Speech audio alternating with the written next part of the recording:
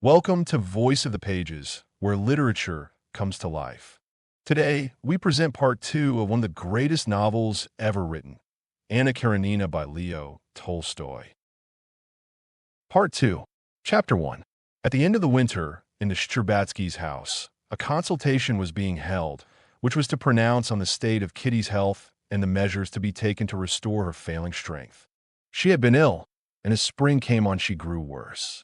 The family doctor gave her cod liver oil, then iron, then nitrate of silver, but as the first and the second and the third were alike in doing no good, and as his advice when spring came was to go abroad, a celebrated physician was called in. The celebrated physician, a very handsome man, still youngish, asked to examine the patient. He maintained, with peculiar satisfaction, it seemed, that maiden modesty is a mere relic of barbarism, and that nothing could be more natural than for a man still youngish to handle a young girl naked. He thought it natural because he did it every day and felt and thought, as it seemed to him, no harm as he did it, and consequently he considered modesty in the girl not merely as a relic of barbarism, but also as an insult to himself. There was nothing for it but to submit, since, although all the doctors had studied in the same school, had read the same books, and learned the same science, and though some people said this celebrated doctor was a bad doctor, in the princess's household and circle, it was for some reason accepted that this celebrated doctor alone had some special knowledge, and that he alone could save Kitty. After a careful examination and sounding of the bewildered patient, dazed with shame, the celebrated doctor, having scrupulously washed his hands, was standing in the drawing room talking to the prince. The prince frowned and coughed, listening to the doctor, as a man who had seen something of life, and neither a fool nor an invalid. He had no faith in medicine, and in his heart was furious at the whole farce, especially as he was perhaps the only one who fully comprehended the cause of Kitty's illness. Conceited blockhead, he thought, as he listened to the celebrated doctor's chatter about his daughter's symptoms.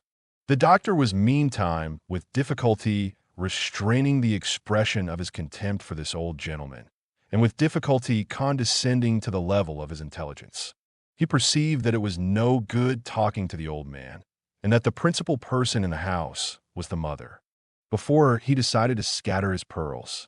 At that instant the princess came into the drawing room with the family doctor. The prince withdrew, trying not to show how ridiculous he thought the whole performance. The princess was distracted and did not know what to do. She felt she had sinned against Kitty. "Well, doctor, decide our fate," said the princess. "Tell me everything. Is there hope?" she meant to say, but her lips quivered, and she could not utter the question. "Well, doctor." "Immediately, princess. I will talk it over with my colleague, and then I will have the honor of laying my opinion before you. So we had better leave you?" "As you please." The princess went out with a sigh. When the doctors were left alone, the family doctor began timidly explaining his opinion, that there was a commencement of tuberculous trouble, but, and so on. The celebrated doctor listened to him, and in the middle of his sentence looked at his big gold watch. "Yes," said he, "but—" The family doctor respectfully ceased in the middle of his observations. "The commencement of the tuberculous process we are not, as you are aware, able to define. Till there are cavities, there is nothing definite. But we may suspect it, and there are indications, malnutrition, nervous excitability, and so on. The question stands thus. In presence of indications of tuberculous process, what is to be done to maintain nutrition? But, there are always moral, spiritual causes at the back in these cases." The family doctor permitted himself to interpolate with a subtle smile. "Yes, that's an understood thing," responded the celebrated physician, again glancing at his watch. "Beg pardon, is the Yasnaya bridge done yet? Or shall I have to drive around?" he asked. "Ah, it is. Oh, well, then I can do it in 20 minutes. So we were saying the problem may be put thus: to maintain nutrition and to give tone to the nerves. The one is in close connection with the other. One must attack both sides at once." "And how about a tour abroad?" asked the family doctor. "I've no liking for foreign tours. And take note, if there's an early stage of tuberculous process, of which we cannot be certain, a foreign tour will be of no use." What is wanted is means of improving nutrition and not for lowering it. And the celebrated doctor expounded his plan of treatment with sodden waters, a remedy obviously prescribed primarily on the ground that they could do no harm. The family doctor listened attentively and respectfully. But in favor of foreign travel, I would urge the change of habits, the removal from conditions calling up reminiscences. And then the mother wishes it, he added. Ah, well, in that case, to be sure, let them go. Only, those German quacks are mischievous. They ought to be persuaded. Well, let them go then. He glanced once more at his watch. Oh, time's up already, and he went to the door. The celebrated doctor announced to the princess. A feeling of what was due from him dictated his doing so, that he ought to see the patient once more. What? Another examination? Cried the mother, with horror. Oh no, only a few details, princess. Come this way. And the mother, accompanied by the doctor, went into the drawing room to Kitty. Wasted and flushed, with a peculiar glitter in her eyes, left there by the agony of shame she had been put through, Kitty stood in the middle of the room. When the doctor came in, she flushed crimson, and her eyes filled with tears. All her illness and treatment struck her as a thing so stupid, ludicrous even. Doctoring her seemed to her as absurd as putting together the pieces of a broken vase. Her heart was broken. Why would they try to cure her with pills and powders? But she could not grieve her mother, especially as her mother considered herself to blame. May I trouble you to sit down, princess? The celebrated doctor said to her. He sat down with a smile, facing her, felt her pulse, and again began asking her tiresome questions. She answered him, and all at once got up, furious. Excuse me, doctor, but there is really no object in this. This is the third time you've asked me the same thing. The celebrated doctor did not take offense. Nervous irritability, he said to the princess when Kitty had left the room. However, I had finished, and the doctor began scientifically explaining to the princess, as an exceptionally intelligent woman, the condition of the young princess, and concluded by insisting on the drinking of the waters, which were certainly harmless. At the question, should they go abroad? The doctor plunged into deep meditation, as though resolving a weighty problem. Finally, his decision was pronounced. They were to go abroad, but to put no faith in foreign quacks, and to apply to him in any need. It seemed as though some piece of good fortune had come to pass after the doctor had gone. The mother was much more cheerful when she went back to her daughter, and Kitty pretended to be more cheerful. She had often, almost always, to be pretending now. Really, I'm quite well, Mama. But if you want to go abroad, let's go, she said, and trying to appear interested in the proposed tour, she began talking of the preparations for the journey. Chapter 2. Soon after the doctor, Dolly had arrived.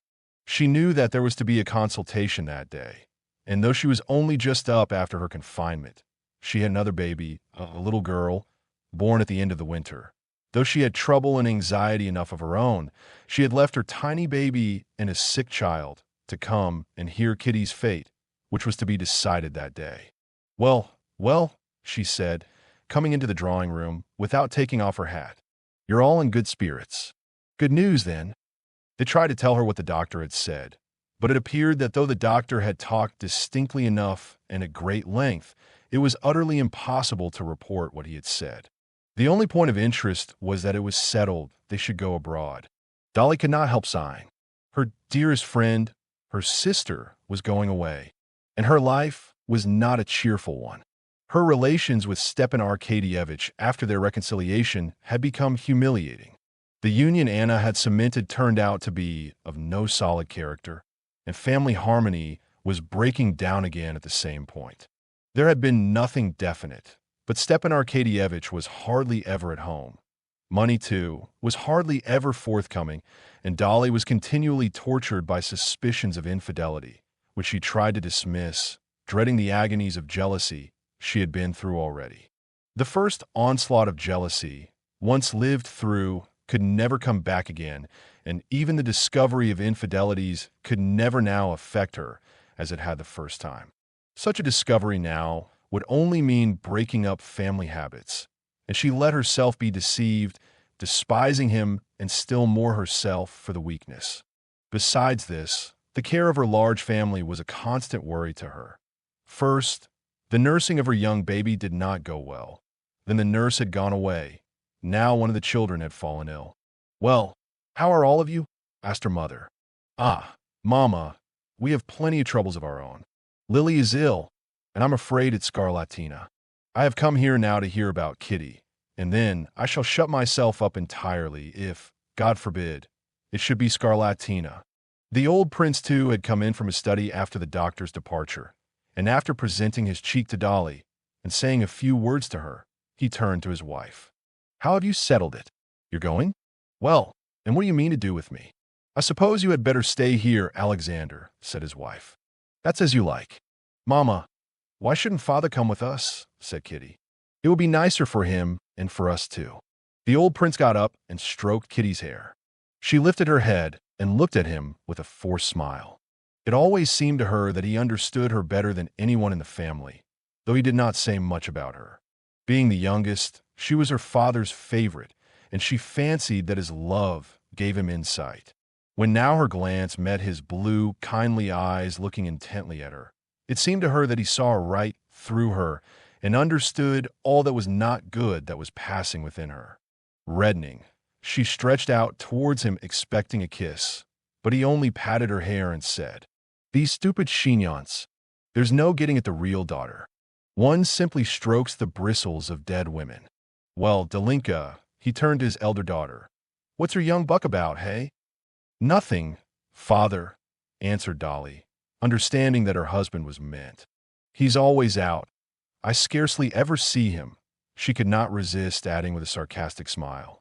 "Why, hasn't he gone into the country yet? To see about selling that forest?" "No, he's still getting ready for the journey." "Oh, that's it," said the prince. "And so, am I to be getting ready for a journey too?" "At your service," he said to his wife, sitting down. "And I tell you what, Katia," he went on to his younger daughter, "you must wake up one fine day and say to yourself, 'Why, I'm quite well and merry and going out again with father for an early morning walk in the frost.'" Hey, what her father said seemed simple enough. Yet at these words Kitty became confused and overcome like a detected criminal. Yes, he sees it all. He understands it all. And in these words he's telling me that though I'm ashamed, I must get over my shame. She could not pluck up spirit to make any answer. She tried to begin, and all at once burst into tears and rushed out of the room. "See what comes of her jokes." The princess pounced down on her husband. "You're always—" She began a string of reproaches. The prince listened to the princess's scolding rather a long while without speaking, but his face was more and more frowning. "She's so much to be pitied, poor child, so much to be pitied, and you don't feel how it hurts her to hear the slightest reference to the cause of it." To be so mistaken in people," said the princess, and by the change in her tone, both Dolly and the prince knew she was speaking of Vronsky. "I don't know why there aren't laws against such base, dishonorable people." I can't bear to hear you," said the prince gloomily, getting up from his low chair and seeming anxious to get away, yet stopping in the doorway. "There are laws, madam, and since you've challenged me to it, I'll tell you who's to blame for it all. You and you and nobody else. Laws against such young gallants there have always been, and there still are. Yes, if there has been nothing that ought not to have been, old as I am, I'd have called him out to the barrier, the young dandy. Yes, and now you physic her and call in these quacks." The prince apparently had plenty more to say, but as soon as the princess heard his tone, she subsided at once and became penitent, as she always did on serious occasions. "Alexander, Alexander," she whispered, moving to him and beginning to weep. As soon as she began to cry, the prince, too, calmed down. He went up to her. "There, that's enough, that's enough. You're wretched too, I know. It can't be helped. There's no great harm done. God is merciful. Thanks," he said, not knowing what he was saying, as he responded to the tearful kiss of the princess that he felt on his hand. And the prince went out of the room. She took off her hat and, morally speaking, tucked up her sleeves and prepared for action. While her mother was attacking her father, she tried to restrain her mother, so far as filial reverence would allow. During the prince's outburst, she was silent. She felt ashamed for her mother and tender towards her father for so quickly being kind again. But when her father left them, she made ready for what was the chief thing needful, to go to Kitty and console her. "I've been meaning to tell you something for a long while. Mama, did you know that Levin meant to make Kitty an offer when he was here the last time? He told Stivus so." "Well, what then?" "I don't understand." "So did Kitty perhaps refuse him?" "She didn't tell you so?" "No, she has said nothing to me either of one or the other. She's too proud. But I know it's all on account of the other." "Yes, but suppose she has refused Levin, and she wouldn't have refused him if it hadn't been for the other, I know. And then, he has deceived her so horribly." It was too terrible for the princess to think how she had sinned against her daughter, and she broke out angrily. "Oh, I really don't understand. Nowadays they will all go their own way, and mother's haven't a word to say in anything. And then, Mama, I'll go up to her." "Well, do." "Did I tell you not to?" said her mother. Chapter 3. When she went into Kitty's little room, a pretty, pink little room, full of knickknacks and view sacks, as fresh and pink and white and gay as Kitty herself had been 2 months ago, Dolly remembered how they had decorated the room the year before together. With what love and gaiety. Her heart turned cold when she saw Kitty sitting on a low chair near the door, her eyes fixed immovably on a corner of the rug. Kitty glanced at her sister, and the cold, rather ill-tempered expression of her face did not change. "I'm just going now, and I shall have to keep in, and you won't be able to come to see me," said Dolly, sitting down beside her. "I want to talk to you." "What about?" Kitty asked swiftly, lifting her head in dismay. "What should it be but your trouble?" "I have no trouble." "Nonsense, Kitty. Do you suppose I could help knowing? I know all about it. And believe me, it's of so little consequence. We've all been through it." Kitty did not speak, and her face had a stern expression. "He's not worth your grieving over him," pursued Darya Alexandrovna, coming straight to the point. "No, because he has treated me with contempt," said Kitty in a breaking voice. "Don't talk of it. Please don't talk of it. But who can have told you so? No one has said that. I'm certain he was in love with you, and would still be in love with you, if it hadn't. Oh, the most awful thing of all for me is this sympathizing," shrieked Kitty, suddenly flying into a passion. She turned round on her chair, flushed crimson, and rapidly moving her fingers, pinched the clasp of her belt first with one hand and then with the other. Dolly knew this trick her sister had of clenching her hands when she was much excited. She knew, too, that in moments of excitement Kitty was capable of forgetting herself and saying a great deal too much, and Dolly would have soothed her, but it was too late. What is it you want to make me feel, said Kitty quickly. "That I've been in love with a man who didn't care a straw for me, and that I'm dying of love for him? And this is said to me by my own sister, who imagines that she's sympathizing with me. I don't want these condolences and humbug. Kitty, you're unjust. Why are you tormenting me?" "But quite the contrary. I see you're unhappy." But Kitty, in her fury, did not hear her. "I've nothing to grieve over and be comforted about. I am too proud ever to allow myself to care for a man who does not love me. Yes, I don't say so either. Only one thing." "Tell me the truth," said Darya Alexandrovna, taking her by the hand. "Tell me, did Levin speak to you?" The mention of Levin's name seemed to deprive Kitty of the last vestige of self-control. She leaped up from her chair, and flinging her clasp on the ground, she gesticulated rapidly with her hands and said, "Why bring Levin in too? I can't understand what you want to torment me for. I've told you, and I say it again, that I have some pride, and never would I do as you're doing. Go back to a man who's deceived you, who has cared for another woman. I can't understand it. You may, but I can't."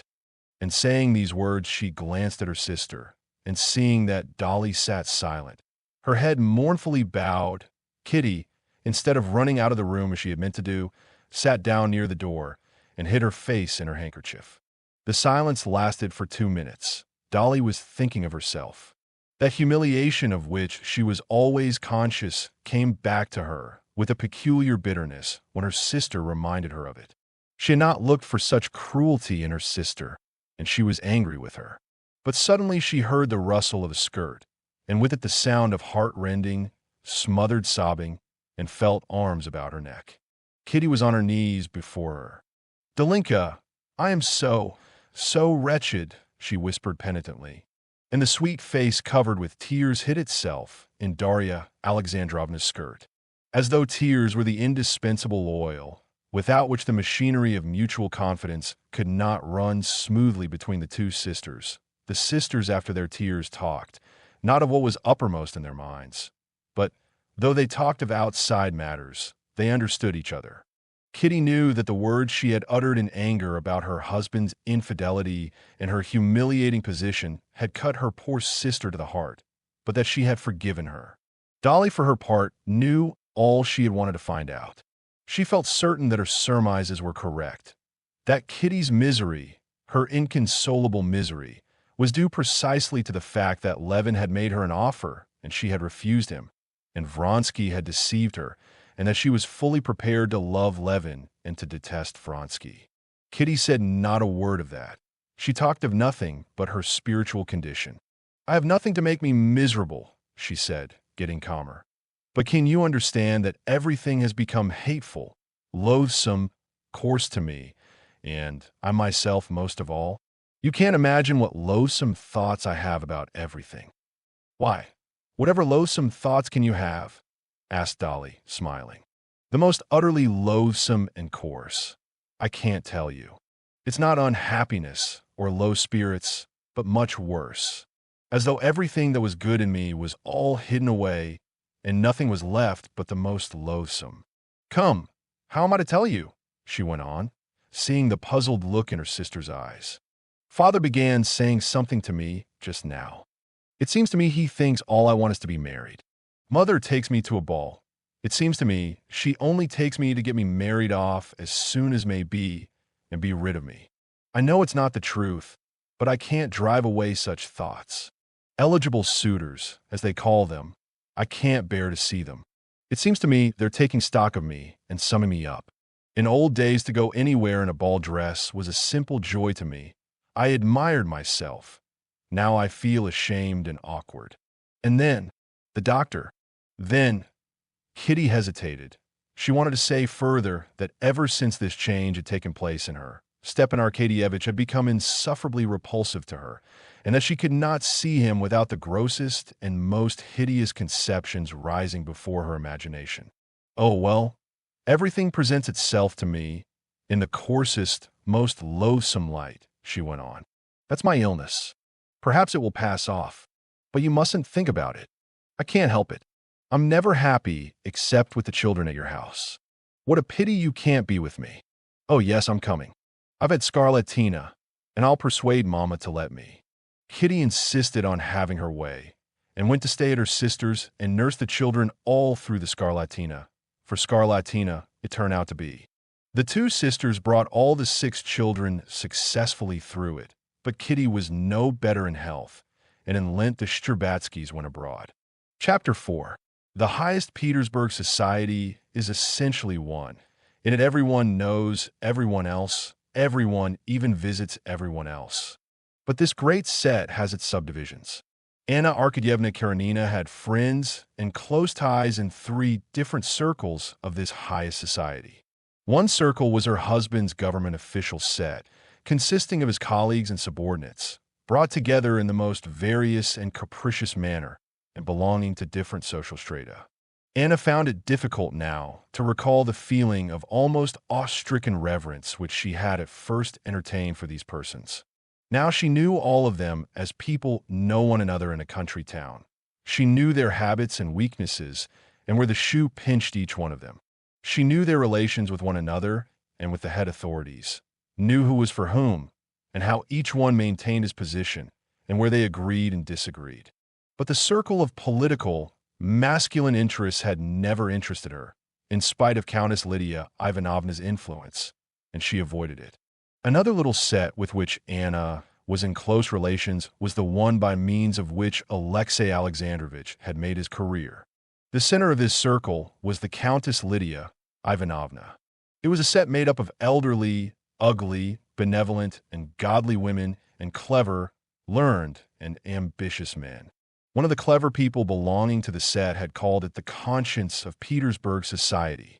Alexei Alexandrovich had the highest esteem for this circle, and Anna, with her special gift for getting on with everyone, had in the early days of her life in Petersburg made friends in this circle also. Now, since her return from Moscow, she had come to feel this set insufferable. It seemed to her that both she and all of them were insincere, and she felt so bored and ill at ease in that world that she went to see the Countess Lydia Ivanovna as little as possible. The third circle with which Anna had ties was preeminently the fashionable world. The world of balls, of dinners, of sumptuous dresses, the world that hung on to the court with one hand, so as to avoid sinking to the level of the demi-monde. For the demi-monde, the members of that fashionable world believed that they despised, though their tastes were not merely similar, but in fact identical. Her connection with this circle was kept up through Princess Betsy Tverskaya, her cousin's wife, who had an income of 120,000 rubles, and who had taken a great fancy to Anna ever since she first came out, showed her much attention, and drew her into her set, making fun of Countess Lydia Ivanovna's coterie. "When I'm old and ugly, I'll be the same," Betsy used to say. "But for a pretty young woman like you, it's early days for that house of charity." Anna had at first avoided as far as she could Princess Tverskaya's world, because it necessitated an expenditure beyond her means, and besides, in her heart, she preferred the first circle. But since her visit to Moscow, she had done quite the contrary. She avoided her serious-minded friends and went out into the fashionable world. There she met Vronsky and experienced an agitating joy at those meetings.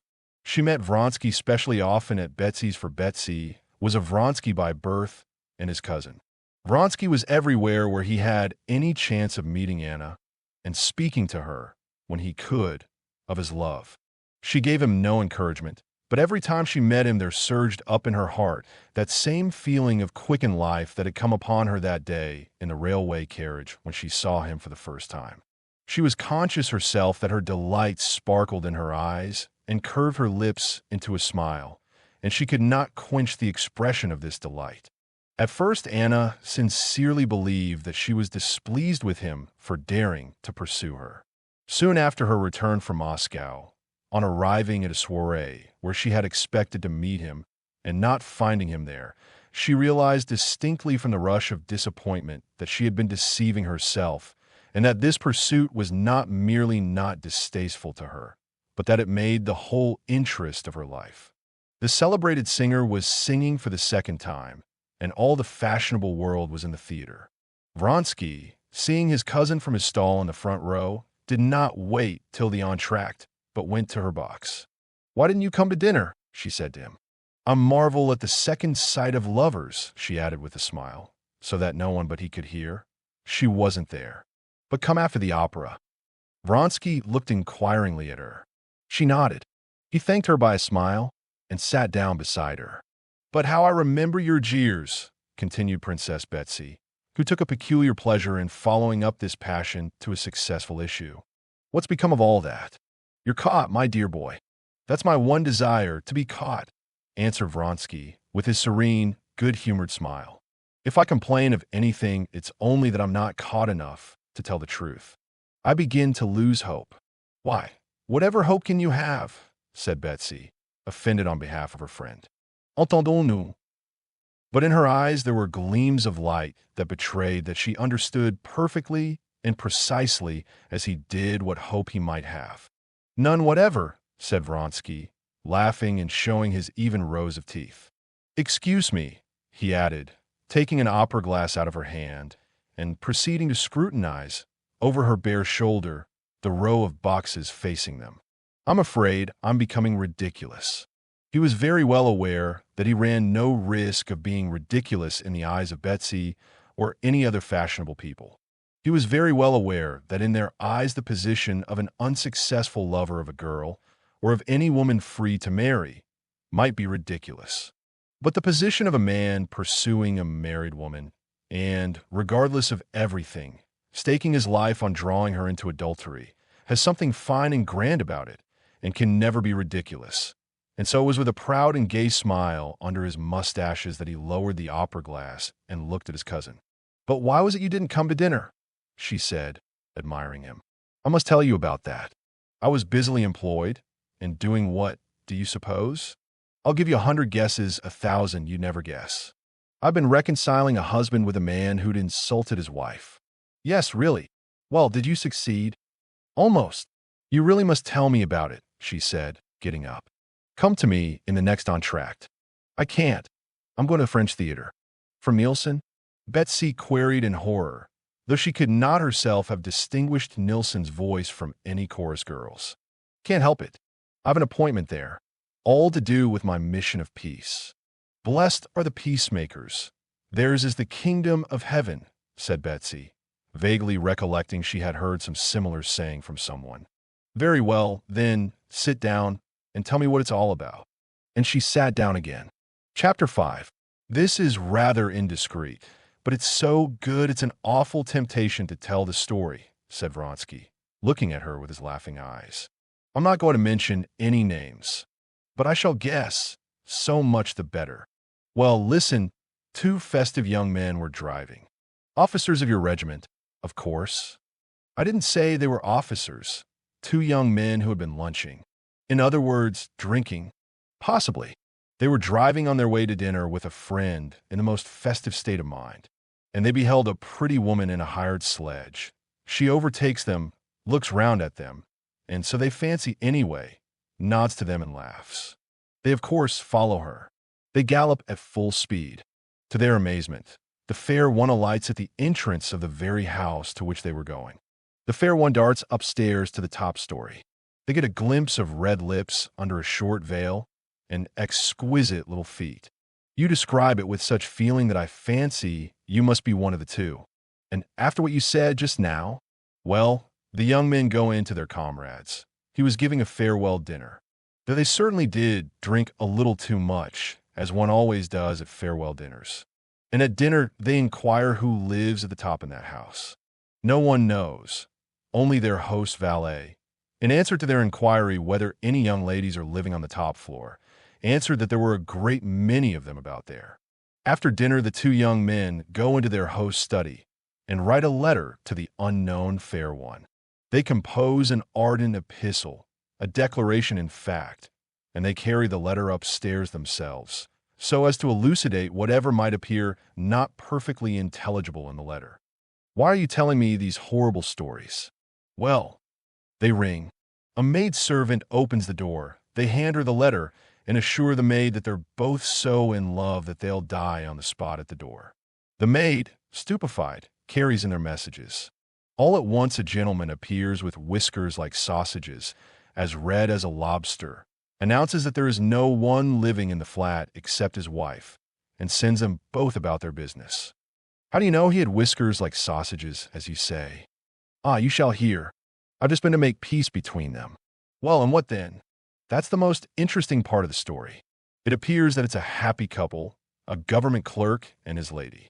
The government clerk lodges a complaint, and I became a mediator, and such a mediator.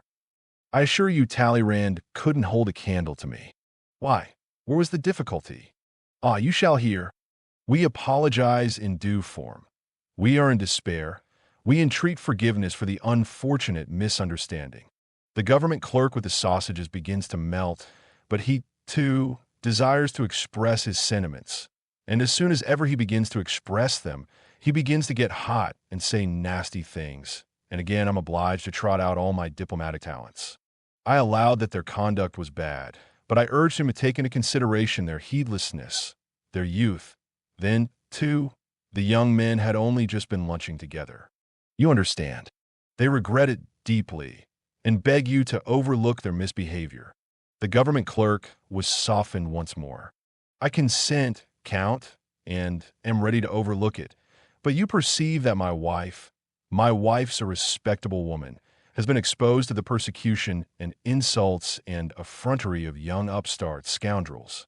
And you must understand, the young upstarts are present all the while, and I have to keep the peace between them. Again, I call out all my diplomacy, and again, as soon as the thing was about an end, our friend the government clerk gets hot and red, and his sausages stand on end with wrath, and once more I launch out into diplomatic wiles. Ah, he must tell you this story, said Betsy, laughing, to a lady who came into her box. "He's been making me laugh so." "Well, bon chance," she added, giving Vronsky one finger the hand in which she held her fan, and with a shrug of her shoulders she twitched down the bodice of her gown that had worked up, so as to be duly naked as she moved forward towards the footlights into the light of the gas and the sight of all eyes. Vronsky drove to the French Theater, where he really had to see the colonel of his regiment, who never missed a single performance there. He wanted to see him, to report on the result of his mediation, which had occupied and amused him for the last 3 days. Petritsky, whom he liked, was implicated in the affair, and the other culprit was a capital fellow and first-rate comrade who had lately joined the regiment, the young Prince Kedrov. And what was most important, the interests of the regiment were involved in it too. Both the young men were in Vronsky's company. The colonel of the regiment was waited upon by the government clerk, Vindin, with a complaint against his officers who had insulted his wife. His young wife, so Vindin told the story, he had been married half a year, was at church with her mother, and suddenly overcome by indisposition, arising from her interesting condition, she could not remain standing. She drove home in the first sledge, a smart-looking one, she came across. On the spot the officers set off in pursuit of her. She was alarmed, and feeling still more unwell, ran up the staircase home. Vindin himself, on returning from his office, heard a ring at their bell and voices, went out, and seeing the intoxicated officers with a letter, he had turned them out. He asked for exemplary punishment. "Yes, it's all very well," said the colonel to Vronsky, whom he had invited to come and see him. "Petritsky's becoming impossible. Not a week goes by without some scandal. This government clerk won't let it drop. He'll go on with the thing." Vronsky saw all the thanklessness of the business, and that there could be no question of a duel in it, that everything must be done to soften the government clerk and hush the matter up. The colonel had called in Vronsky just because he knew him to be an honorable and intelligent man, and, more than all, a man who cared for the honor of the regiment. They talked it over and decided that Petritsky and Kedrov must go with Vronsky to Vindin's to apologize. The colonel and Vronsky were both fully aware that Vronsky's name and rank would be sure to contribute greatly to the softening of the injured husband's feelings. And these two influences were not in fact without effect, though the result remained, as Vronsky had described, uncertain. On reaching the French Theater, Vronsky retired to the foyer with the colonel and reported to him his success or non-success. The colonel, thinking it all over, made up his mind not to pursue the matter further, but then for his own satisfaction proceeded to cross-examine Vronsky about his interview. And it was a long while before he could restrain his laughter, as Vronsky described how the government clerk, after subsiding for a while, would suddenly flare up again as he recalled the details, and how Vronsky, at the last half-word of conciliation, skillfully maneuvered a retreat, shoving Petritsky out before him. "It's a disgraceful story, but killing. Kedrov really can't fight the gentleman. Was he so awfully hot?" he commented, laughing. "But what do you say to Claire today? She's marvelous," he went on, speaking of a new French actress. "However often you see her, every day she's different. It's only the French who can do that." Chapter 6. Princess Betsy drove home from the theater without waiting for the end of the last act. She had only just time to go into her dressing room, sprinkle her long, pale face with powder, rub it, set her dress to rights, and order tea in the big drawing room, when one after another carriages drove up to her huge house in Bolshemorskaya. Her guests stepped out at the wide entrance, and the stout porter, who used to read the newspapers in the mornings behind the glass door, to the edification of the passers-by, noiselessly opened the immense door, letting the visitors pass by him into the house.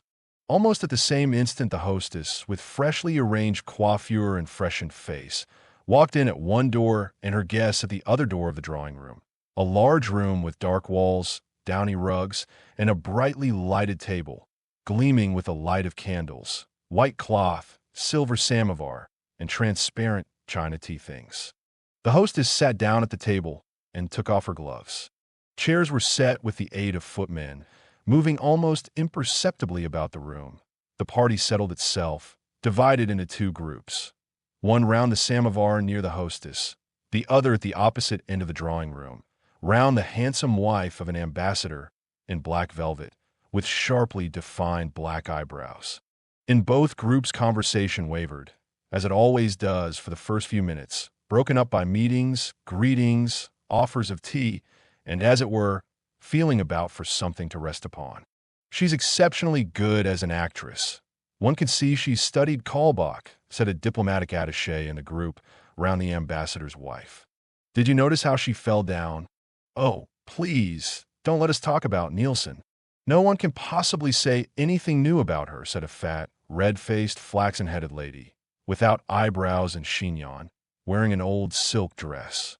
This was Princess Myakaya, noted for her simplicity and the roughness of her manners, and nicknamed Enfant Terrible. Princess Myakaya, sitting in the middle between the two groups and listening to both, took part in the conversation first of one and then of the other. Three people have used that very phrase about Kaulbach to me today already, just as though they had made a compact about it. And I can't see why they like that remark so. The conversation was cut short by this observation, and a new subject had to be thought of again. Do tell me something amusing, but not spiteful, said the ambassador's wife, a great proficient in the art of that elegant conversation called by the English small talk. She addressed the attaché, who was at a loss now what to begin upon. They say that that's a difficult task, that nothing's amusing that isn't spiteful, he began with a smile. But I'll try. Give me a subject. It all lies in the subject. If a subject's given me, it's easy to spin something round it. I often think that the celebrated talkers of the last century would have found it difficult to talk cleverly now. Everything clever is so stale. That has been said long ago. The ambassador's wife interrupted him, laughing. The conversation began amiably, but just because it was too amiable, it came to a stop again.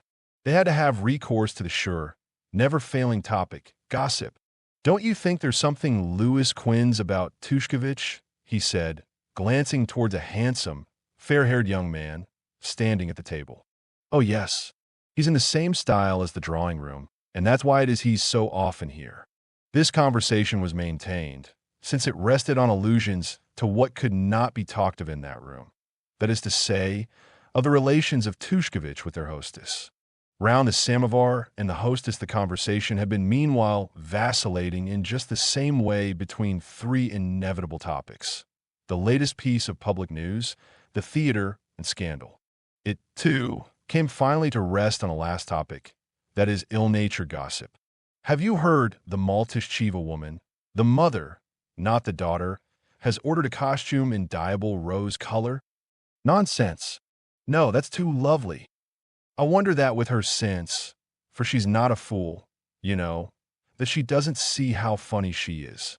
Everyone had something to say in censure or ridicule of the luckless Madame Maltishchiva, and the conversation crackled merrily, like a burning faggot stack.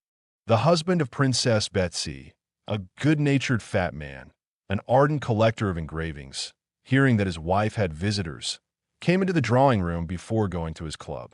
Stepping noiselessly over the thick rugs, he went up to Princess Myakaya. "How did you like Nielsen?" he asked. "Oh, how can you steal upon anyone like that? How you startle me," she responded. "Please don't talk to me about the opera. You know nothing about music. I'd better meet you on your own ground and talk about your majolica and engravings.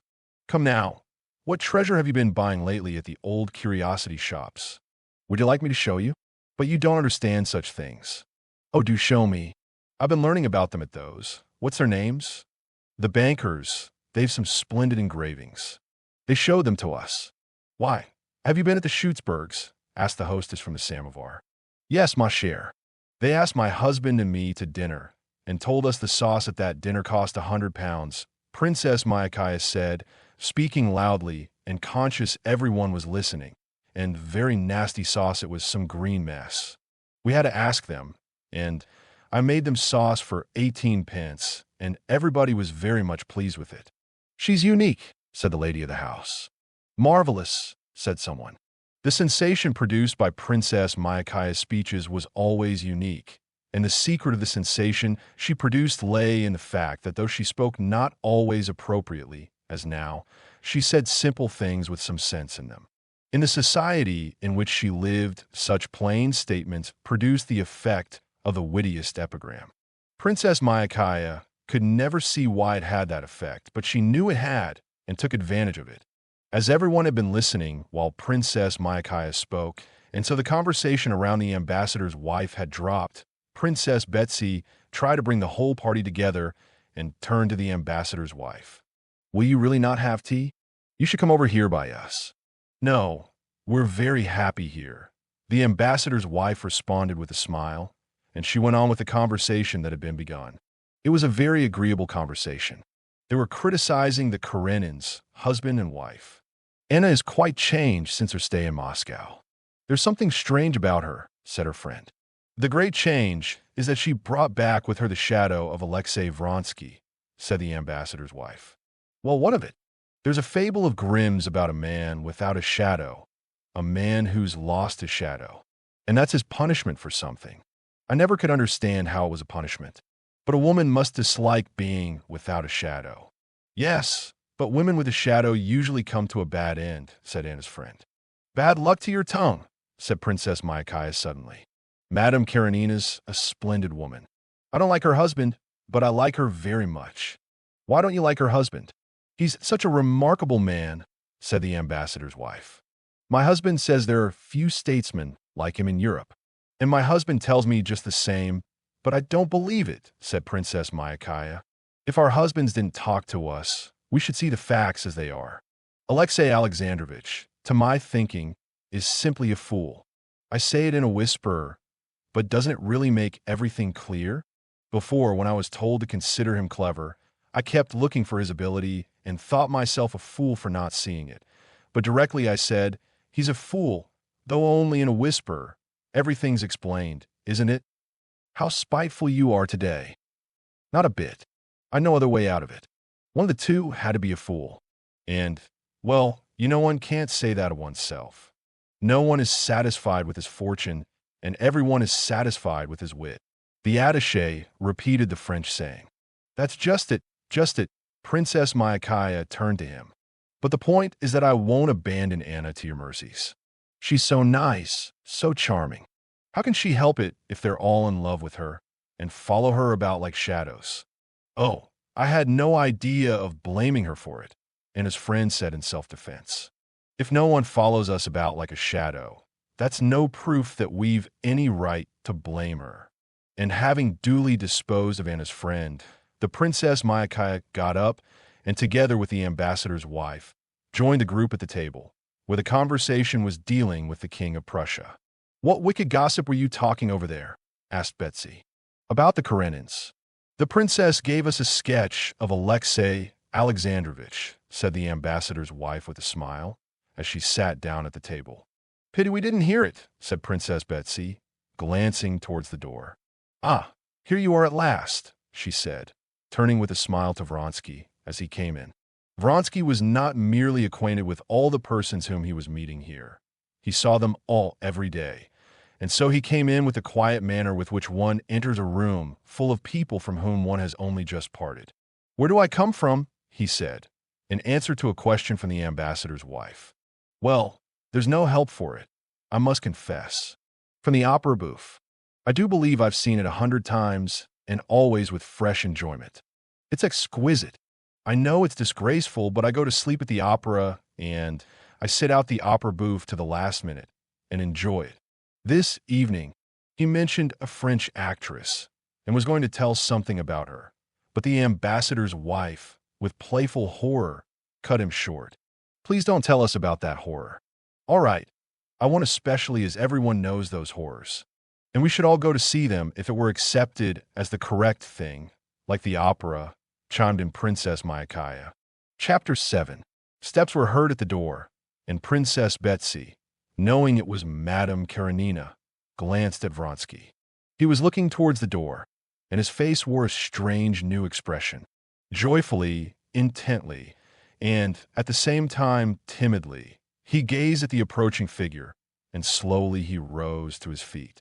Anna walked into the drawing room, holding herself extremely erect, as always, looking straight before her and moving with her swift, resolute, and light step that distinguished her from all other society women. She crossed the short space to her hostess, shook hands with her, smiled, and with the same smile looked around at Vronsky. Vronsky bowed low and pushed a chair up for her. She acknowledged this only by a slight nod, flushed a little, and frowned. But immediately, while rapidly greeting her acquaintances and shaking the hands proffered to her, she addressed Princess Betsy. "I have been at Countess Lydia's and meant to have come here earlier, but I stayed on. Sir John was there. He's very interesting." "Oh, that's this missionary?" "Yes. He told us about the life in India. Most interesting things." The conversation, interrupted by her coming in, flickered up again like the light of a lamp being blown out. "Sir John?" "Yes, Sir John. I've seen him. He speaks well. The Vlasieva girl's quite in love with him." "And is it true the younger Vlasieva girl's to marry Topov?" "Yes, they say it's quite a settled thing. I wonder at the parents. They say it's a marriage for love." "For love? What antediluvian notions you have. Can one talk of love in these days?" said the ambassador's wife. "What's to be done? It's a foolish old fashion that's kept up still," said Vronsky. "So much the worse for those who keep up the fashion. The only happy marriages I know are marriages of prudence." "Yes, but then how often the happiness of these prudent marriages flies away like dust just because that passion turns up that they have refused to recognize," said Vronsky. "But by marriages of prudence, we mean those in which both parties have sown their wild oats already. That's like scarlatina. One has to go through it and get it over. Then they ought to find out how to vaccinate for love, like smallpox." "I was in love in my young days with a deacon," said the Princess Myakaya. "I don't know that it did me any good." "No, I imagine, joking apart, that to know love, one must make mistakes and then correct them," said Princess Betsy. "Even after marriage," said the ambassador's wife playfully. "It's never too late to mend." The attaché repeated the English proverb. "Just so," Betsy agreed. "One must make mistakes and correct them. What do you think about it?" She turned to Anna, who, with a faintly perceptible resolute smile on her lips, was listening in silence to the conversation. "I think," said Anna, playing with the glove she had taken off, "I think of so many men, so many minds, certainly so many hearts, so many kinds of love." Vronsky was gazing at Anna, and with a fainting heart waiting for what she would say. He sighed as after a danger escaped when she uttered these words. Anna suddenly turned to him. "Oh, I have had a letter from Moscow. They write me that Kitty Shecherbatsky is very ill." "Really?" said Vronsky, knitting his brows. Anna looked sternly at him. "That doesn't interest you?" "On the contrary, it does very much." "What was it exactly they told you, if I may know?" he questioned. Anna got up and went to Betsy. "Give me a cup of tea," she said, standing at her table. While Betsy was pouring out the tea, Vronsky went up to Anna. "What is it they write to you?" he repeated. "I often think men have no understanding of what's not honorable, though they're always talking of it," said Anna, without answering him. "I've wanted to tell you so a long while," she added, and moving a few steps away, she sat down at a table in a corner covered with albums. "I don't quite understand the meaning of your words," he said, handing her the cup. She glanced towards the sofa beside her, and he instantly sat down. "Yes, I have been wanting to tell you," she said, not looking at him. "You behaved wrongly, very wrongly." "Do you suppose I don't know that I've acted wrongly? But who was the cause of my doing so?" "What do you say that to me for?" she said, glancing severely at him. "You know what for," he answered boldly and joyfully, meeting her glance and not dropping his eyes. Not he, but she was confused. "That only shows you have no heart," she said. But her eyes said that she knew he had a heart, and that was why she was afraid of him. "What you spoke of just now was a mistake and not love. Remember that I have forbidden you to utter that word, that hateful word," said Anna, with a shudder. But at once she felt that by that very word, forbidden, she had shown that she acknowledged certain rights over him, and by that very fact was encouraging him to speak of love. "I have long meant to tell you this," she went on, looking resolutely into his eyes, and hot all over from the burning flush on her cheeks. "I've come on purpose this evening knowing I should meet you. I have come to tell you that this must end. I have never blushed before anyone, and you force me to feel to blame for something." He looked at her and was struck by a new spiritual beauty in her face. "What do you wish of me?" he said simply and seriously. "I want you to go to Moscow and ask for Kitty's forgiveness," she said. "You don't wish that?" he said. He saw she was saying what she forced herself to say, not what she wanted to say. "If you love me, as you say," she whispered, "do so that I may be at peace." His face grew radiant. "Don't you know that you're all my life to me? But I know no peace, and I can't give it to you. All myself and love, yes. I can't think of you and myself apart. You and I are one to me, and I see no chance before us of peace for me or for you. I see a chance of despair, of wretchedness, or I see a chance of bliss. What bliss? Can it be there's no chance of it?" He murmured with his lips, but she heard. She strained every effort of her mind to say what ought to be said. But instead of that, she let her eyes rest on him, full of love, and made no answer. "It's come," he thought in ecstasy. "When I was beginning to despair, and it seemed there would be no end, it's come. She loves me. She owns it. Then do this for me. Never say such things to me, and let us be friends," she said in words. But her eyes spoke quite differently. "Friends we shall never be, you know that yourself. Whether we shall be the happiest or the wretchedest of people, that's in your hands." She would have said something, but he interrupted her. "I ask one thing only. I ask for the right to hope, to suffer as I do. But if even that cannot be, command me to disappear, and I disappear. You shall not see me if my presence is distasteful to you. I don't want to drive you away. Only don't change anything. Leave everything as it is," he said in a shaky voice. "Here's your husband." At that instant, Alexei Alexandrovich did in fact walk into the room with his calm, awkward gait. Glancing at his wife and Vronsky, he went up to the lady of the house, and sitting down for a cup of tea, began talking in his deliberate, always audible voice, in his habitual tone of banter, ridiculing someone. "Your Rambouillet is in full conclave," he said, looking round at all the party, the Graces and the Muses. But Princess Betsy could not endure that tone of his, sneering, as she called it, using the English word, and like a skillful hostess, she at once brought him into a serious conversation on the subject of universal conscription. Alexei Alexandrovich was immediately interested in the subject and began seriously defending the new imperial decree against Princess Betsy, who had attacked it. Vronsky and Anna still sat at the little table. "This is getting indecorous," whispered one lady, with an expressive glance at Madame Karenina, Vronsky, and her husband. "What did I tell you?" said Anna's friend. But not only those ladies, almost everyone in the room, even the Princess Maikaya and Betsy herself, looked several times in the direction of the two who had withdrawn from the general circle, as though that were a disturbing fact. Alexei Alexandrovich was the only person who did not once look in that direction, and was not diverted from the interesting discussion he had entered upon. Noticing the disagreeable impression that was being made on everyone, Princess Betsy slipped someone else in her place to listen to Alexei Alexandrovich, and went up to Anna. "I'm always amazed at the clearness and precision of your husband's language," she said. "The most transcendental ideas seem to be within my grasp when he's speaking." "Oh, yes," said Anna, radiant with a smile of happiness, and not understanding a word of what Betsy had said. She crossed over to the big table and took part in the general conversation. Alexei Alexandrovich, after staying half an hour, went up to his wife and suggested that they should go home together. But she answered, not looking at him, that she was staying to supper. Alexei Alexandrovich made his bows and withdrew. The fat old Tatar, Madame Karenina's coachman, was with difficulty holding one of her pair of grays, chilled with the cold and rearing at the entrance. A footman stood opening the carriage door.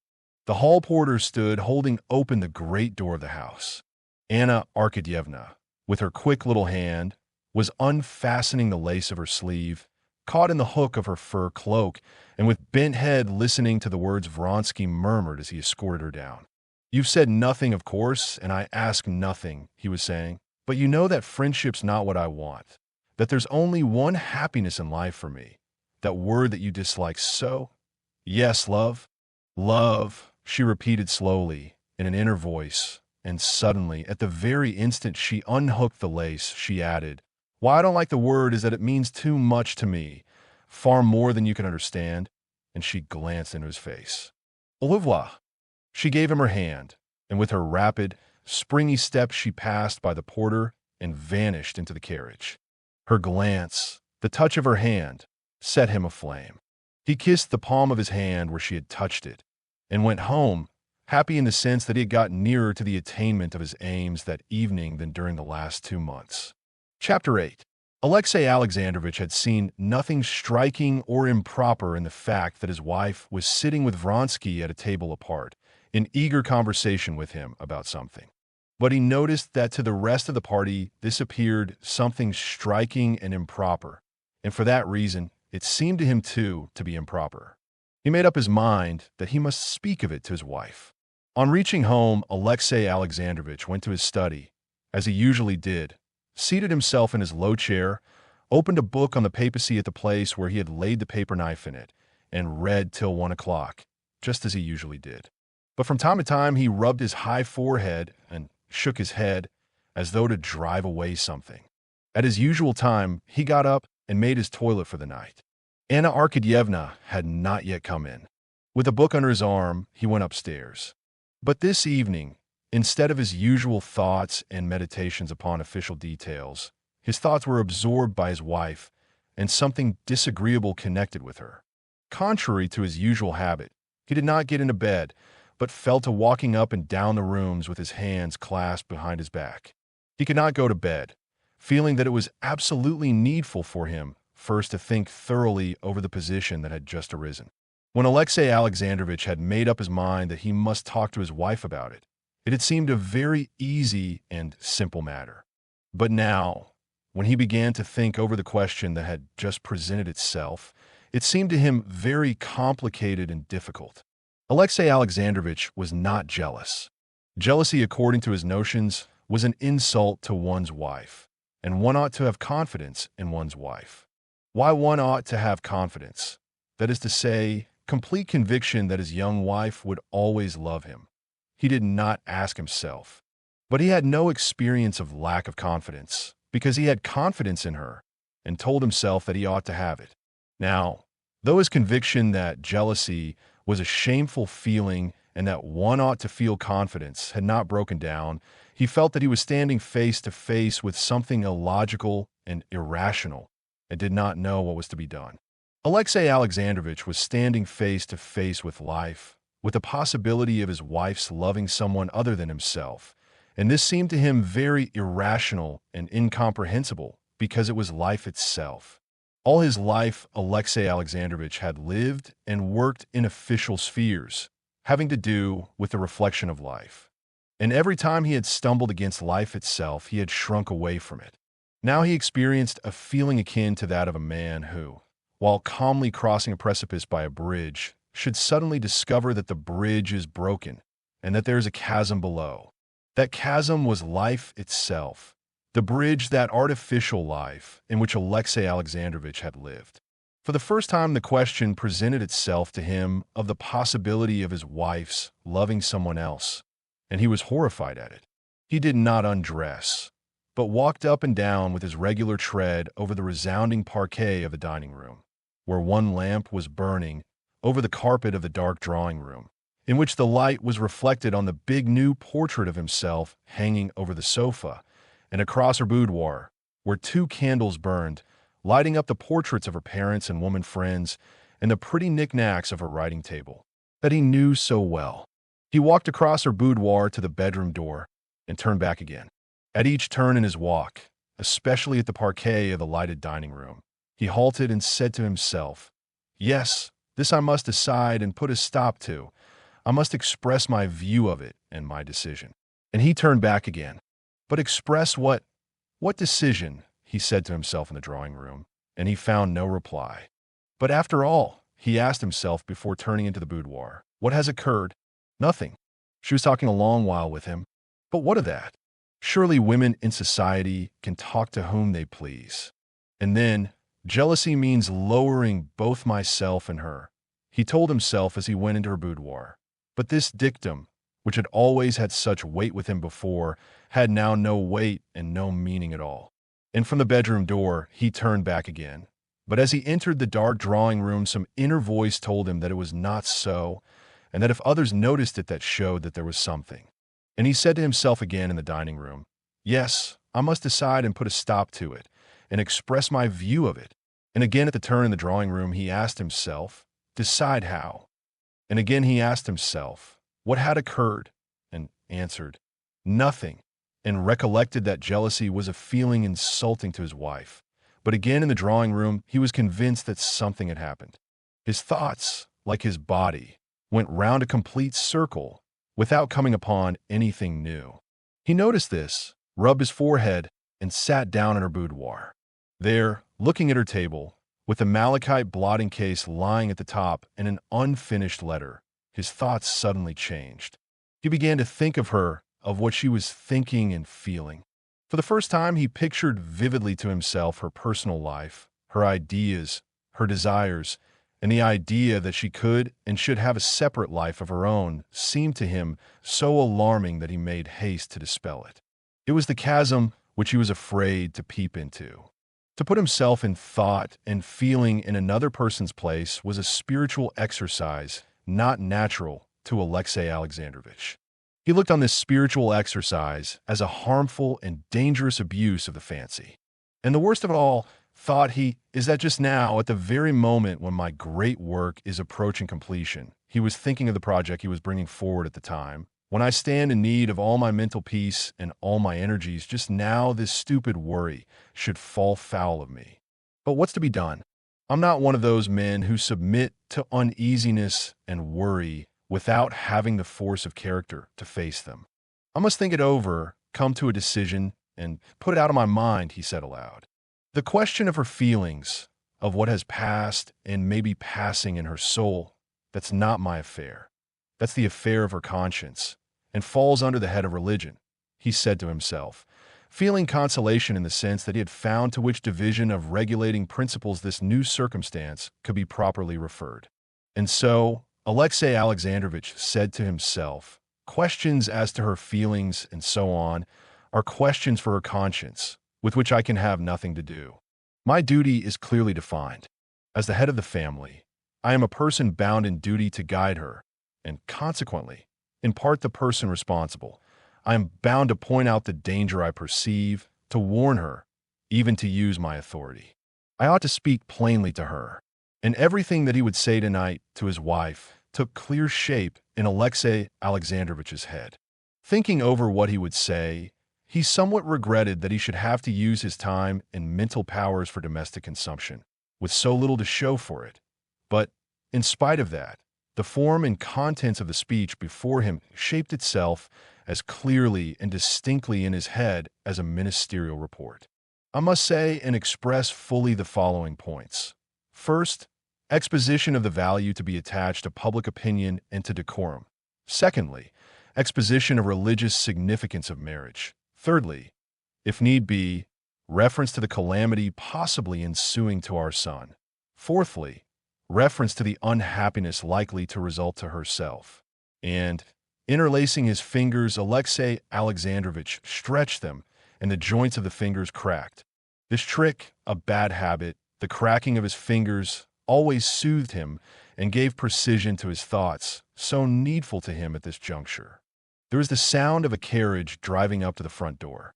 Alexei Alexandrovich halted in the middle of the room. A woman's step was heard mounting the stairs. Alexei Alexandrovich, ready for his speech, stood compressing his crossed fingers, waiting to see if the crack would not come again. One joint cracked. Already, from the sound of light steps on the stairs, he was aware that she was close, and though he was satisfied with his speech, he felt frightened of the explanation confronting him. Chapter 9. Anna came in with hanging head, playing with the tassels of her hood. Her face was brilliant and glowing, but this glow was not one of brightness. It suggested the fearful glow of a conflagration in the midst of a dark night. On seeing her husband, Anna raised her head and smiled, as though she had just waked up. "You're not in bed? What a wonder," she said, letting fall her hood, and without stopping, she went on into the dressing room. "It's late, Alexei Alexandrovich," she said, when she had gone through the doorway. "Anna, it's necessary for me to have a talk with you." "With me?" she said wonderingly. She came out from behind the door of the dressing room and looked at him. "Why, what is it? What about?" she asked, sitting down. "Well, let's talk, if it's so necessary. But it would be better to get to sleep." Anna said what came to her lips and marveled, hearing herself, at her own capacity for lying. How simple and natural were her words, and how likely that she was simply sleepy. She felt herself clad in an impenetrable armor of falsehood. She felt that some unseen force had come to her aid and was supporting her. "Anna, I must warn you," he began. "Warn me?" she said. "Of what?" She looked at him so simply, so brightly, that anyone who did not know her as her husband knew her could not have noticed anything unnatural, either in the sound or the sense of her words. But to him, knowing her, knowing that whenever he went to bed 5 minutes later than usual, she noticed it and asked him the reason. To him, knowing that every joy, every pleasure and pain that she felt she communicated to him at once. To him, now to see that she did not care to notice his state of mind, that she did not care to say a word about herself, meant a great deal. He saw that the inmost recesses of her soul, that had always hitherto lain open before him, were closed against him.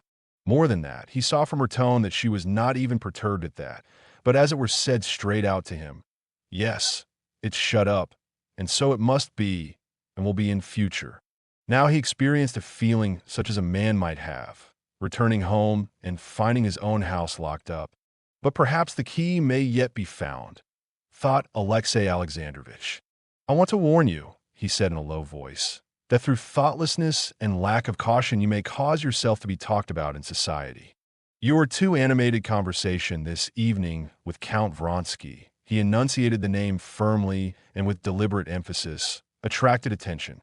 He talked and looked at her laughing eyes, which frightened him now with their impenetrable look, and as he talked, he felt all the uselessness and idleness of his words. "You're always like that," she answered, as though completely misapprehending him, and of all he had said only taking the last phrase. "One time you don't like my being dull, and another time you don't like my being lively. I wasn't dull. Does that offend you?" Alexei Alexandrovich shivered and bent his hands to make the joints crack. "Oh, please don't do that. I do so dislike it," she said. "Anna, is this you?"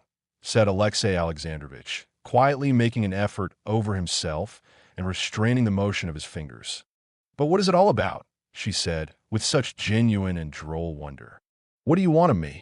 Alexei Alexandrovich paused and rubbed his forehead and his eyes. "This is what I meant to say to you," he went on coldly and composedly, "and I beg you to listen to it. I consider jealousy, as you know, a humiliating and degrading feeling, and I shall never allow myself to be influenced by it. But there are certain rules of decorum which cannot be disregarded with impunity. This evening it was not I observed it, but judging by the impression made on the company, everyone observed that your conduct and deportment were not altogether what could be desired." "I positively don't understand," said Anna, shrugging her shoulders. "He doesn't care," she thought. "But other people noticed it, and that's what upsets him. You're not well, Alexei Alexandrovich," she added, and she got up and would have gone towards the door, but he moved forward as though he would stop her. His face was ugly and forbidding, as Anna had never seen him. She stopped, and bending her head back and on one side, began with her rapid hand taking out her hairpins. "Well, I'm listening to what's to come," she said, calmly and ironically. "And indeed I listen with interest, for I should like to understand what's the matter." She spoke and marveled at the confident, calm, and natural tone in which she was speaking and the choice of the words she used. "To enter into all the details of your feelings I have no right, and besides, I regard that as useless and even harmful," began Alexei Alexandrovich. "Ferreting in one's soul, one often ferrets out something that might have lain there unnoticed.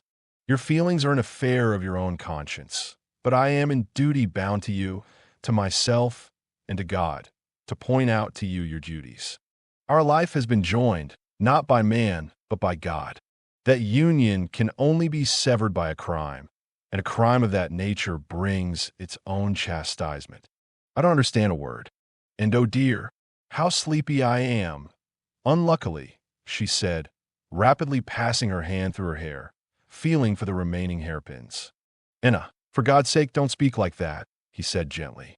Perhaps I am mistaken, but believe me, what I say as much for myself as for you. I am your husband, and I love you.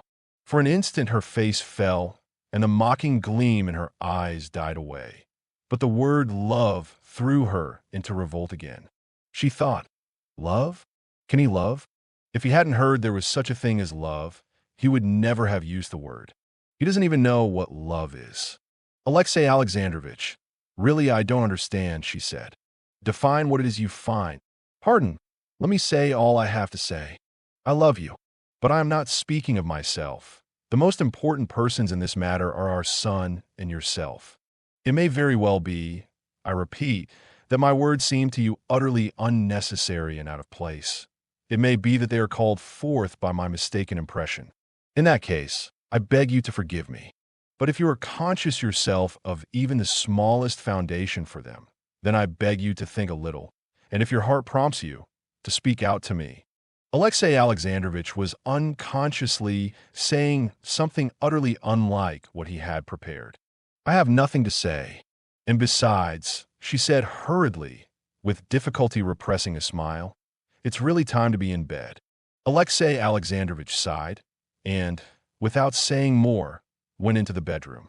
When she came into the bedroom, he was already in bed. His lips were sternly compressed, and his eyes looked away from her. Anna got into her bed and lay expecting every minute that he would begin to speak to her again. She both feared his speaking and wished for it. But he was silent. She waited for a long while without moving and had forgotten about him. She thought of that other. She pictured him and felt how her heart was flooded with emotion and guilty delight at the thought of him. Suddenly she heard an even, tranquil snore. For the first instant Alexei Alexandrovich seemed, as it were, appalled at his own snoring, and ceased. But after an interval of 2 breathings the snore sounded again, with a new tranquil rhythm. It's late, she whispered with a smile. A long while she lay, not moving, with open eyes, whose brilliance she almost fancied she could herself see in the darkness. Chapter 10. From that time a new life began for Alexei Alexandrovich and for his wife. Nothing special happened. Anna went out into society, as she had always done, was particularly often at Princess Betsy's, and met Vronsky everywhere. Alexei Alexandrovich saw this, but could do nothing. All his efforts to draw her into open discussion she confronted with a barrier which he could not penetrate, made up of a sort of amused perplexity. Outwardly everything was the same, but their inner relations were completely changed. Alexei Alexandrovich, a man of great power in the world of politics, felt himself helpless in this. Like an ox with head bent, submissively he awaited the blow which he felt was lifted over him.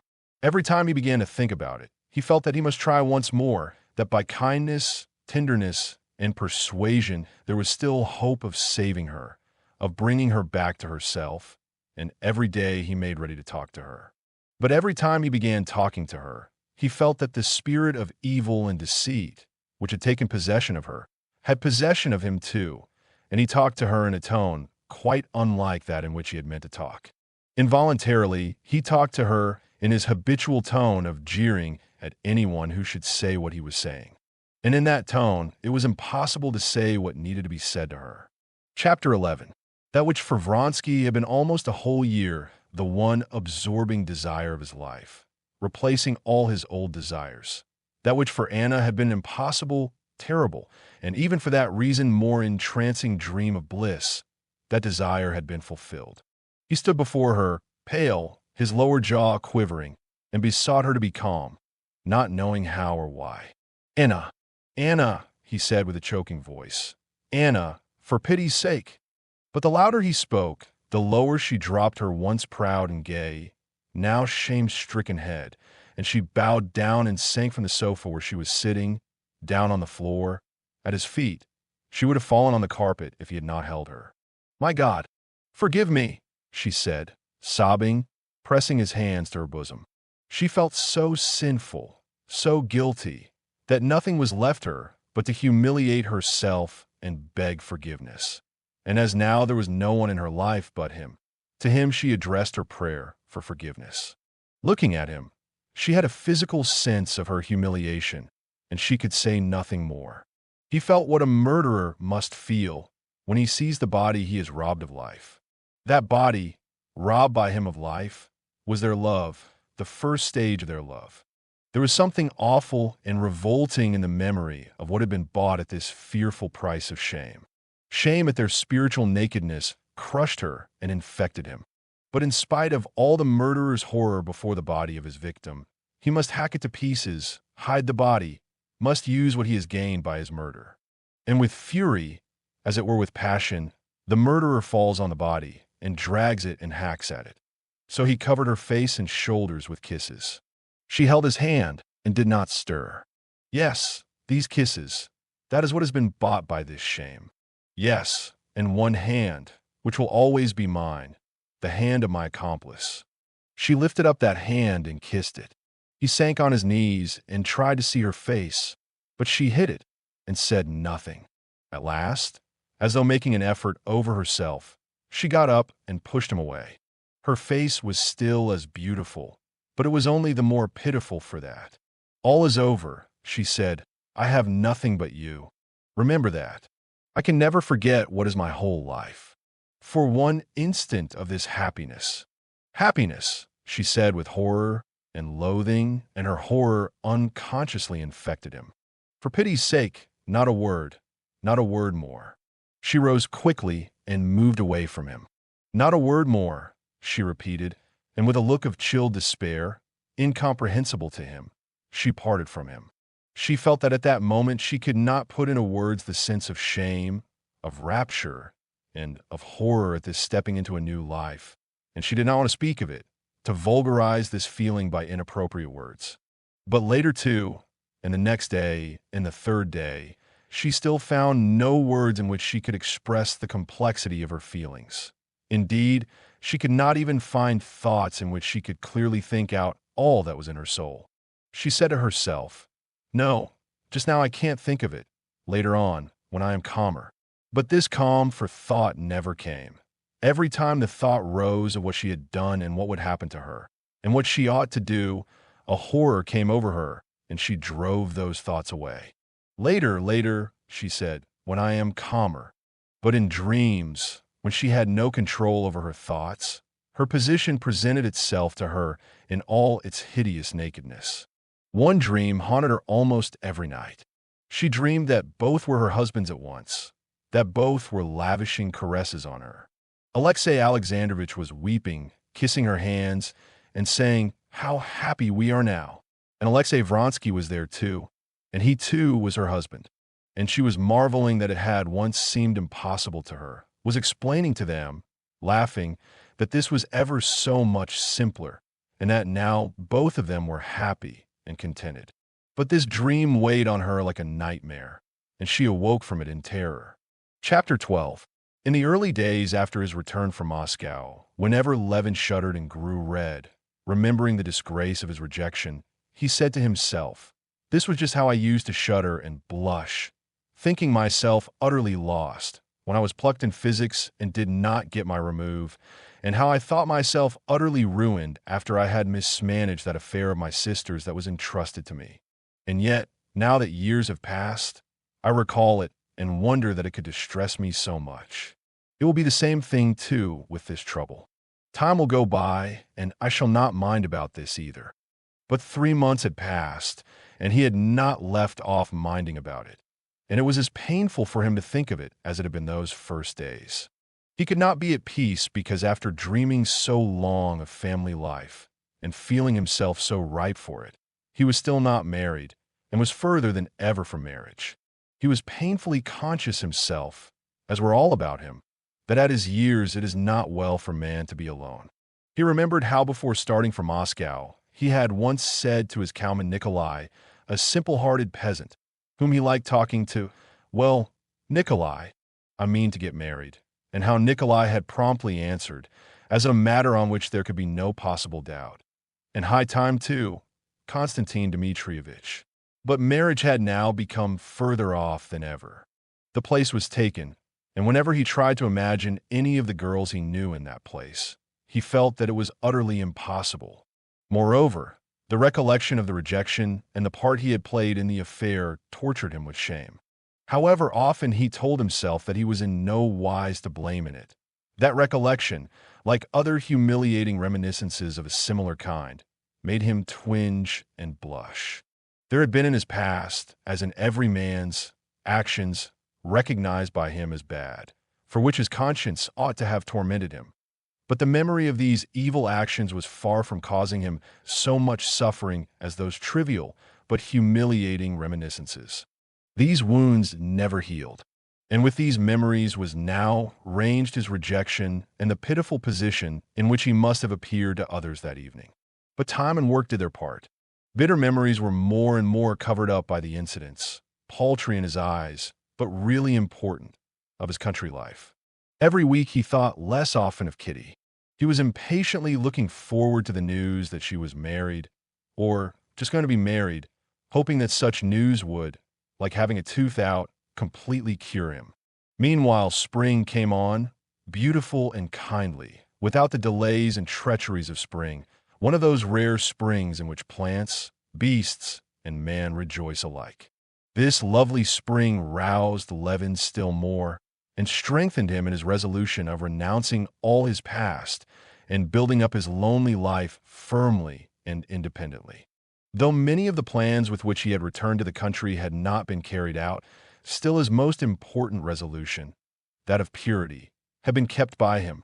He was free from that shame, which had usually harassed him after a fall, and he could look everyone straight in the face. In February, he had received a letter from Marya Nikolaevna telling him that his brother Nikolai's health was getting worse, but that he would not take advice. And in consequence of this letter, Levin went to Moscow to his brother's and succeeded in persuading him to see a doctor and to go to a watering place abroad. He succeeded so well in persuading his brother and in lending him money for the journey without irritating him, that he was satisfied with himself in that matter. In addition to his farming, which called for special attention in spring, and in addition to reading, Levin had begun that winter work on agriculture, the plan of which turned on taking into account the character of the laborer on the land as one of the unalterable data of the question, like the climate and the soil, and consequently deducing all the principles of scientific culture, not simply from the data of soil and climate, but from the data of soil, climate, and a certain unalterable character of the laborer. Thus, in spite of his solitude, or in consequence of his solitude, his life was exceedingly full. Only rarely he suffered from an unsatisfied desire to communicate his stray ideas to someone besides Agafia Mihailovna. With her, indeed, he not infrequently fell into discussion upon physics, the theory of agriculture, and especially philosophy. Philosophy was Agafia Mihailovna's favorite subject. Spring was slow in unfolding. For the last few weeks, it had been steadily fine, frosty weather. In the daytime, it thawed in the sun, but at night, there were even 7 degrees of frost. There was such a frozen surface on the snow that they drove the wagons anywhere off the roads. Easter came in the snow. Then all of a sudden, on Easter Monday, a warm wind sprang up, storm clouds swooped down, and for 3 days and 3 nights the warm, driving rain fell in streams.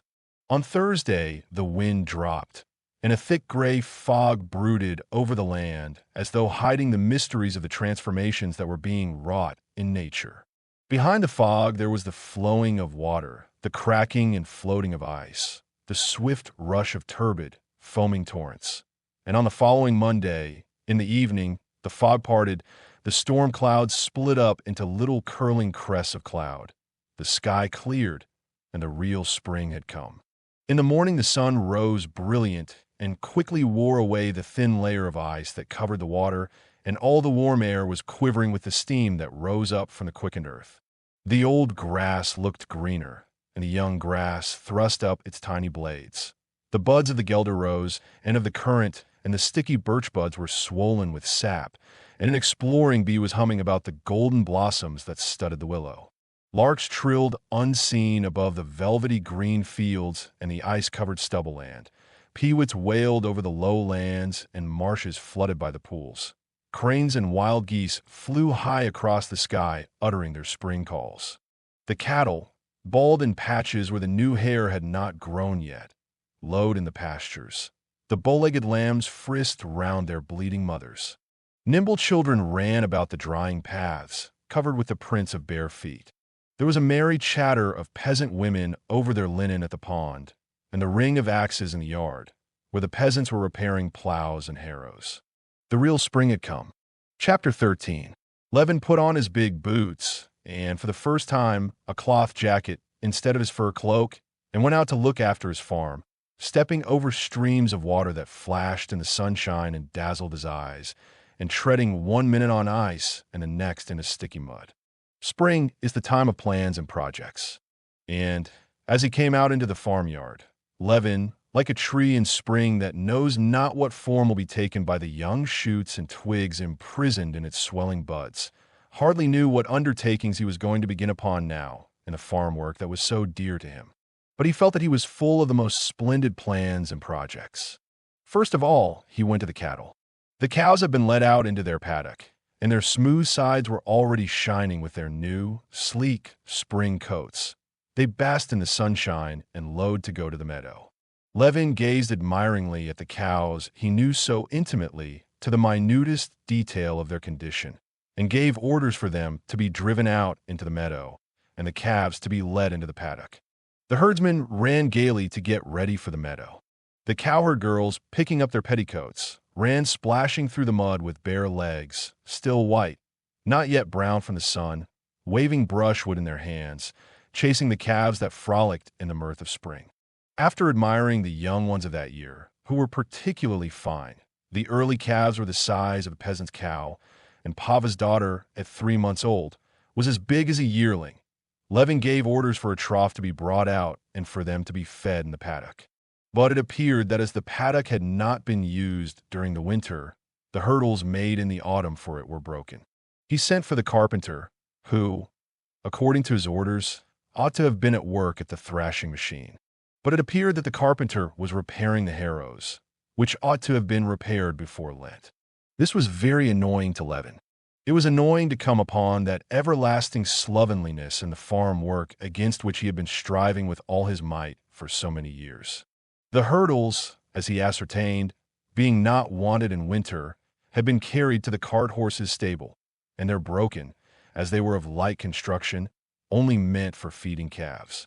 Moreover, it was apparent also that the harrows and all the agricultural implements, which he had directed to be looked over and repaired in the winter, for which very purpose he had hired 3 carpenters, had not been put into repair, and the harrows were being repaired when they ought to have been harrowing the field. Levin sent for his bailiff, but immediately went off himself to look for him. The bailiff, beaming all over like everyone that day, in a sheepskin bordered with astrakhan, came out of the barn, twisting a bit of straw in his hands. "Why isn't the carpenter at the thrashing machine?" "Oh, I meant to tell you yesterday. The harrows want repairing. Here it's time they got to work in the fields." "But what were they doing in the winter, then?" "But what did you want a carpenter for?" "Where are the hurdles for the calves' paddock?" "I ordered them to be got ready." "What would you have with those peasants?" said the bailiff, with a wave of his hand. "It's not those peasants, but this bailiff," said Levin, getting angry.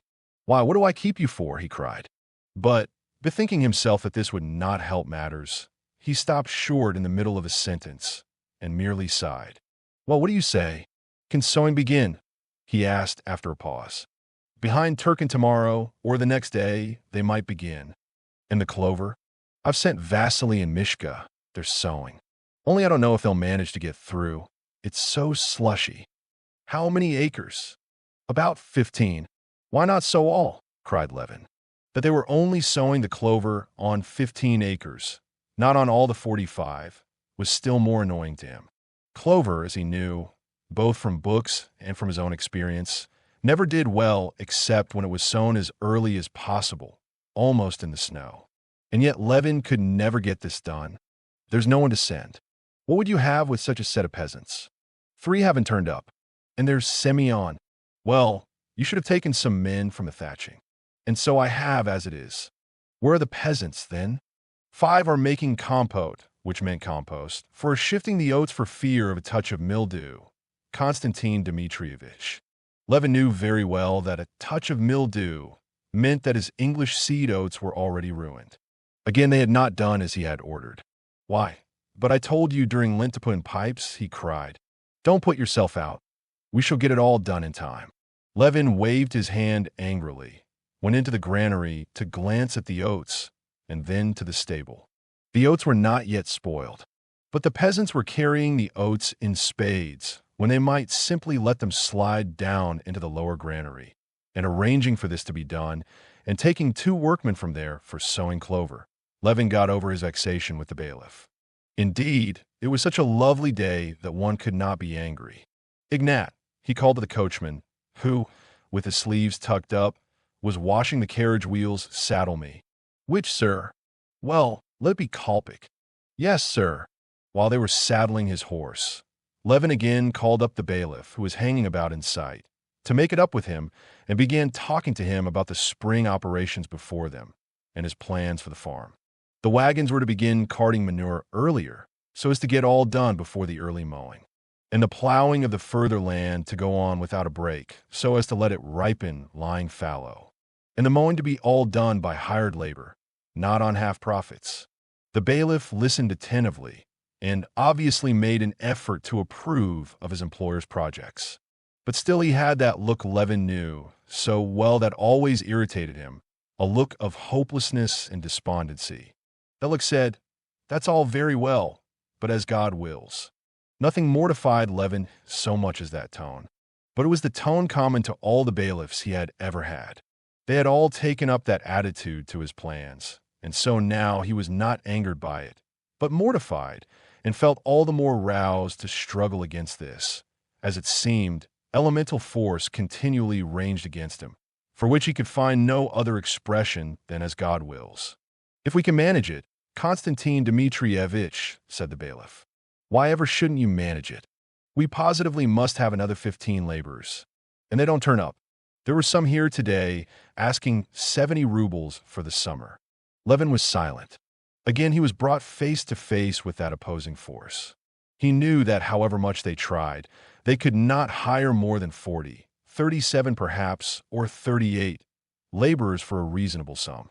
Some 40 had been taken on, and there were no more. But still he could not help struggling against it. "Send to Shuri, to Cheferovka. If they don't come, we must look for them." "Oh, I'll send, to be sure," said Vasily Fedorovitch despondently. "But there are the horses, too. They're not good for much. We'll get some more." "I know, of course," Levin added, laughing. "You always want to do with as little and as poor quality as possible. But this year I'm not going to let you have things your own way. I'll see to everything myself. Why, I don't think you take much rest as it is. It cheers us up to work under the master's eye. So, there's sowing clover behind the birchdale. I'll go and have a look at them," he said, getting onto the little bay cob, Kolpik, who was led up by the coachman. "You can't get across the streams, Konstantin Dmitrievich," the coachman shouted. "All right, I'll go by the forest." And Levin rode through the slush of the farmyard to the gate and out into the open country, his good little horse, after his long inactivity, stepping out gallantly, snorting over the pools and asking, as it were, for guidance. If Levin had felt happy before in the cattle pens and farmyard, he felt happier yet in the open country, swaying rhythmically with the ambling paces of his good little cob, drinking in the warm yet fresh scent of the snow and the air, as he rode through his forest over the crumbling, wasted snow, still left in parts and covered with dissolving tracks. He rejoiced over every tree, with the moss reviving on its bark and the buds swelling on its shoots. When he came out of the forest, in the immense plain before him, his grass fields stretched in an unbroken carpet of green, without one bare place or swamp, only spotted here and there in the hollows with patches of melting snow. He was not put out of temper even by the sight of the peasants' horses and colts trampling down his young grass. He told a peasant he met to drive them out, nor by the sarcastic and stupid reply of the peasant iPad, whom he met on the way, and asked, "Well, iPad, shall we soon be sowing?" "We must get the plowing done first, Konstantin Dmitrievich," answered iPad. The further he rode, the happier he became, and plans for the land rose to his mind, each better than the last, to plant all his fields with hedges along the southern borders, so that the snow should not lie under them, to divide them up into 6 fields of arable and 3 of pasture and hay, to build a cattle yard at the further end of the estate, and to dig a pond, and to construct movable pens for the cattle as a means of manuring the land. And then 800 acres of wheat, 300 of potatoes, and 400 of clover, and not 1 acre exhausted.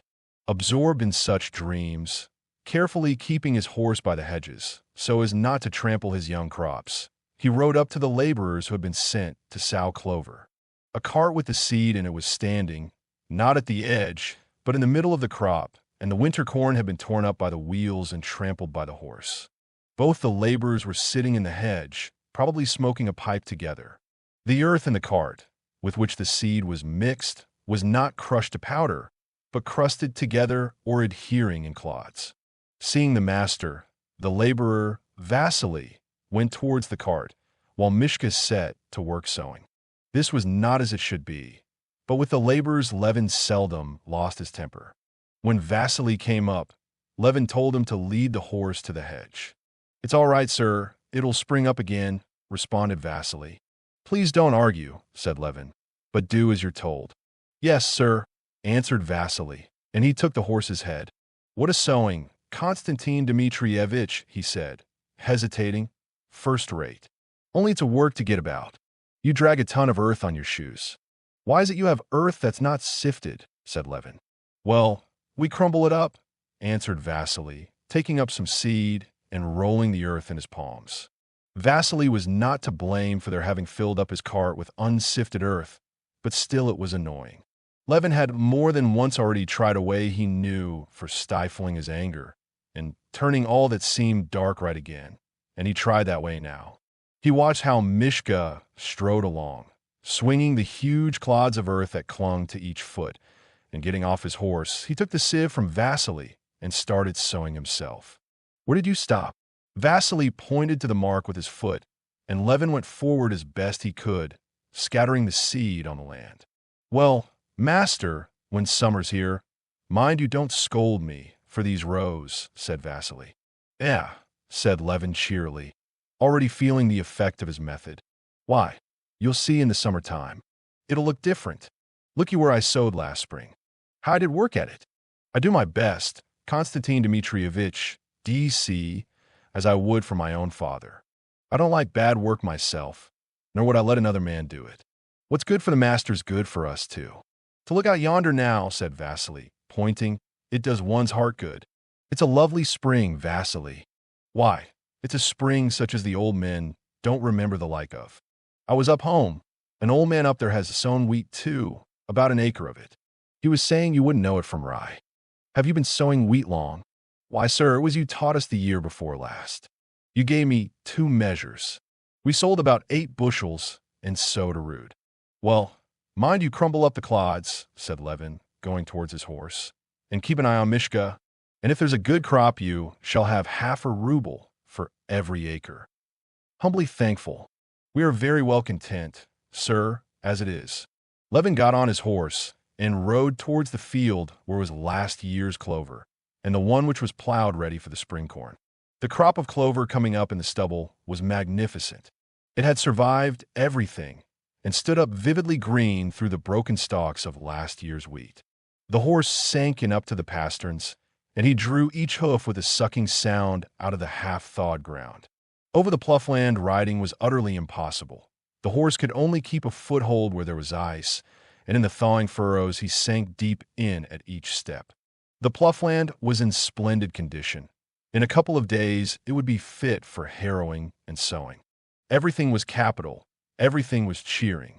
Levin rode back across the streams, hoping the water would have gone down. And he did in fact get across, and startled 2 ducks.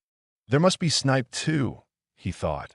And just as he reached the turning homewards, he met the forest keeper, who confirmed his theory about the snipe. Levin went home at a trot, so as to have time to eat his dinner and get his gun ready for the evening. Chapter 14.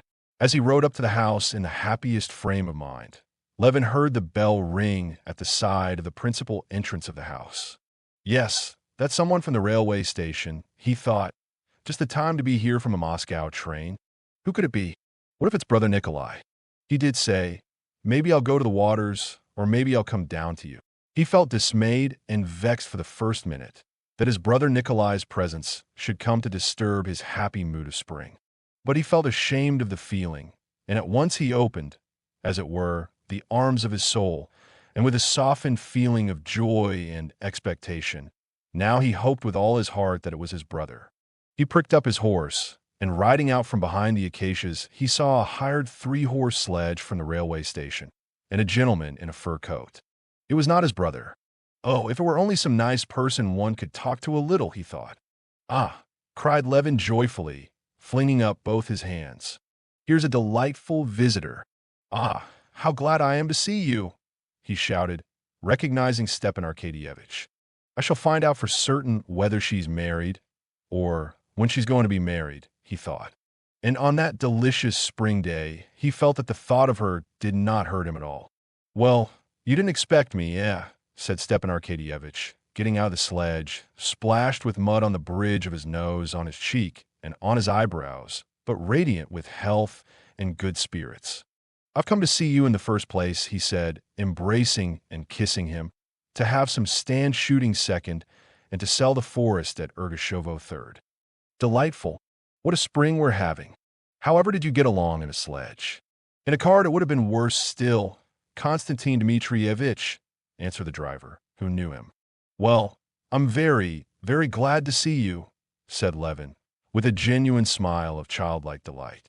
Levin led his friend to the room set apart for visitors, where Stepan Arkadyevitch's things were carried also, a bag, a gun in a case, a satchel for cigars. Leaving him there to wash and change his clothes, Levin went off to the counting house to speak about the plowing and clover. Agafia Mihailovna, always very anxious for the credit of the house, met him in the hall with inquiries about dinner. Do just as you like, only let it be as soon as possible, he said, and went to the bailiff. When he came back, Stepan Arkadyevitch, washed and combed, came out of his room with a beaming smile, and they went upstairs together. Well, I'm glad I managed to get away to you. Now I shall understand what the mysterious business is that you are always absorbed in here. No, really, I envy you. What a house! How nice it all is! So bright, so cheerful, said Stepan Arkadyevitch, forgetting that it was not always spring and fine weather like that day. And your nurse is simply charming. A pretty maid in an apron might be even more agreeable, perhaps, but for your severe monastic style, it does very well. Stepan Arkadyevitch told him many interesting pieces of news. Especially interesting to Levin was the news that his brother, Sergei Ivanovitch, was intending to pay him a visit in the summer. Not one word did Stepan Arkadyevitch say in reference to Kitty and the Strabatskys. He merely gave him greetings from his wife. Levin was grateful to him for his delicacy and was very glad of his visitor. As always happened with him during his solitude, a mass of ideas and feelings had been accumulating within him, which he could not communicate to those about him.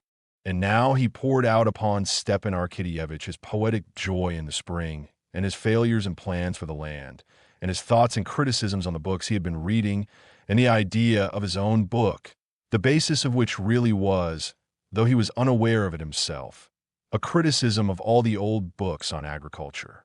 Stepan Arkadyevitch, always charming, understanding everything at the slightest reference, was particularly charming on this visit, and Levin noticed in him a special tenderness, as it were, and a new tone of respect that flattered him. The efforts of Agafia, Mihailovna, and the cook that the dinner should be particularly good only ended in the two famished friends attacking the preliminary course, eating a great deal of bread and butter, salt goose, and salted mushrooms, and in Levin's finally ordering the soup to be served without the accompaniment of little pies, with which the cook had particularly meant to impress their visitor. But though Stepan Arkadyevitch was accustomed to very different dinners, he thought everything excellent. The herb brandy and the bread and the butter, and above all the salt goose and the mushrooms and the nettle soup and the chicken and white sauce and the white Crimean wine. Everything was superb and delicious. Splendid, splendid, he said, lighting a fat cigar after the roast. I feel as if, coming to you, I had landed on a peaceful shore after the noise and jolting of a steamer. And so you maintain that the laborer himself is an element to be studied and to regulate the choice of methods in agriculture. Of course, I'm an ignorant outsider, but I should fancy theory and its application will have its influence on the laborer too. Yes, but wait a bit. I'm not talking of political economy. I'm talking of the science of agriculture. It ought to be like the natural sciences and to observe given phenomena and the laborer in his economic ethnographical. At that instant, Agafia Mihailovna came in with jam. "Oh, Agafia Mihailovna," said Stepan Arkadyevitch, kissing the tips of his plump fingers. "What salt goose, what herb brandy? What do you think, isn't it time to start, Kostya?" he added. Levin looked out of the window at the sun sinking behind the bare treetops of the forest. "Yes, it's time," he said. "Kuzma, get ready the trap," and he ran downstairs. Stepan Arkadyevitch, going down, carefully took the canvas cover off his varnished gun case with his own hands and, opening it, began to get ready his expensive new-fashioned gun. Kuzma, who already sent it a big tip, never left Stepan Arkadyevitch's side and put on him both his stockings and boots, a task which Stepan Arkadyevitch readily left him. "Kostya, give orders that if the merchant Ryabinin comes, I told him to come today. He's to be brought in and to wait for me." "Why? Do you mean to say you're selling the forest to Ryabinin?" "Yes." "Do you know him?" "To be sure I do. I have had to do business with him positively and conclusively." Stepan Arkadyevitch laughed. Positively and conclusively were the merchant's favorite words. "Yes, it's wonderfully funny the way he talks. She knows where her master's going," he added, patting Laska, who hung about Levin, whining and licking his hands, his boots, and his gun. The trap was already at the steps when they went out. "I told them to bring the trap around. Or would you rather walk?" "No, we'd better drive," said Stepan Arkadyevitch, getting into the trap. He sat down, tucked the tiger-skin rug round him, and lighted a cigar. "How is it you don't smoke?" "A cigar is a sort of thing, not exactly a pleasure, but the crown and outward sign of pleasure. Come, this is life. How splendid it is. This is how I should like to live." "Why? Who prevents you?" said Levin, smiling. "No, you're a lucky man. You got everything you like. You like horses, and you have them. Dogs, you have them. Shooting, you have it. Farming, you have it. Perhaps because I rejoice in what I have and don't fret for what I haven't," said Levin, thinking of Kitty. Stepan Arkadyevitch comprehended, looked at him, but said nothing. Levin was grateful to Oblonsky for noticing, with his never-failing tact, that he dreaded conversation about the Shcherbatskys, and so saying nothing about them. But now Levin was longing to find out what was tormenting him so, yet he had not the courage to begin. "Come, tell me how things are going with you," said Levin, bethinking himself that it was not nice of him to think only of himself. Stepan Arkadyevitch's eyes sparkled merrily. "You don't admit, I know, that one can be fond of new rolls when one has had one's rations of bread. To your mind it's a crime, but I don't count life as life without love," he said, taking Levin's question his own way. "What am I to do? I'm made that way. And really, one does so little harm to anyone and gives oneself so much pleasure." "What? Is there something new, then?" queried Levin. "Yes, my boy, there is. There, do you see, you know the type of Ossian's women. Women, such as one sees in dreams. Well, these women are sometimes to be met in reality, and these women are terrible. Woman, don't you know, is such a subject that however much you study it, it's always perfectly new. Well, then, it would be better not to study it. No, some mathematician has said that enjoyment lies in the search for truth, not in the finding it." Levin listened in silence, and in spite of all the efforts he made, he could not in the least enter into the feelings of his friend and understand his sentiments and the charm of studying such women. Chapter 15. The place fixed on for the stand shooting was not far above a stream in a little aspen copse. On reaching the copse, Levin got out of the trap and led Oblonsky to a corner of a mossy, swampy glade, already quite free from snow. He went back himself to a double birch tree on the other side, and leaning his gun on the fork of a dead lower branch, he took off his full overcoat, fastened his belt again, and worked his arms to see if they were free. Gray old Laska, who had followed them, sat down warily opposite him and pricked up her ears. The sun was setting behind a thick forest, and in the glow of sunset the birch trees, dotted about in the aspen copse, stood out clearly with their hanging twigs and their buds swollen almost to bursting. From the thickest parts of the copse, where the snow still remained, came the faint sound of narrow, winding threads of water running away. Tiny birds twittered and now and then fluttered from tree to tree. In the pauses of complete stillness, there came the rustle of last year's leaves, stirred by the thawing of the earth and the growth of the grass. Imagine. One can hear and see the grass growing, Levin said to himself, noticing a wet, slate-colored aspen leaf moving beside a blade of young grass. He stood, listened, and gazed sometimes down at the wet mossy ground, sometimes at Laska listening all alert, sometimes at the sea of bare treetops that stretched on the slope below him, sometimes at the darkening sky, covered with white streaks of cloud. A hawk flew high over a forest far away with slow sweep of its wings. Another flew with exactly the same motion in the same direction and vanished. The birds twittered more and more loudly and busily in the thicket. An owl hooted not far off, and Laska, starting, stepped cautiously a few steps forward, and putting her head on one side, began to listen intently. Beyond the stream was heard the cuckoo. Twice she uttered her usual cuckoo call, and then gave a hoarse, hurried call and broke down. Imagine. The cuckoo already, said Stepan Arkadyevitch, coming out from behind a bush. Yes, I hear it, answered Levin, reluctantly breaking the stillness with his voice, which sounded disagreeable to himself. Now it's coming. Stepan Arkadyevitch's figure again went behind the bush, and Levin saw nothing but the bright flash of a match, followed by the red glow and blue smoke of a cigarette. TCHK, TCHK, came the snapping sound of Stepan Arkadyevitch cocking his gun. What's that cry? Asked Oblonsky, drawing Levin's attention to a prolonged cry, as though a colt were whinnying in a high voice in play. Oh, don't you know it? That's the hare. But enough talking. Listen, it's flying, almost shrieked Levin, cocking his gun. They heard a shrill whistle in the distance, and in the exact time, so well known to the sportsman, 2 seconds later, another, a third, and after the third whistle the hoarse, guttural cry could be heard. Levin looked about him to right and to left, and there, just facing him against the dusky blue sky above the confused mass of tender shoots of the aspens, he saw the flying bird. It was flying straight towards him. The guttural cry, like the even tearing of some strong stuff, sounded close to his ear.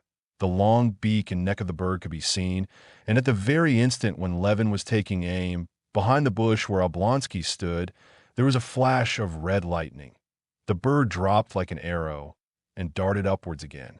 Again came the red flash and the sound of a blow, and fluttering its wings as though trying to keep up in the air, the bird halted, stopped still an instant, and fell with a heavy splash on the slushy ground. Can I have missed it? Shouted Stepan Arkadyevitch, who could not see for the smoke.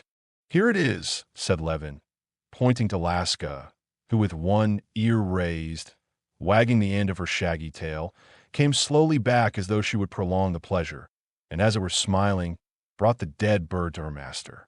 Well, I'm glad you were successful, said Levin, who at the same time had a sense of envy that he had not succeeded in shooting the snipe.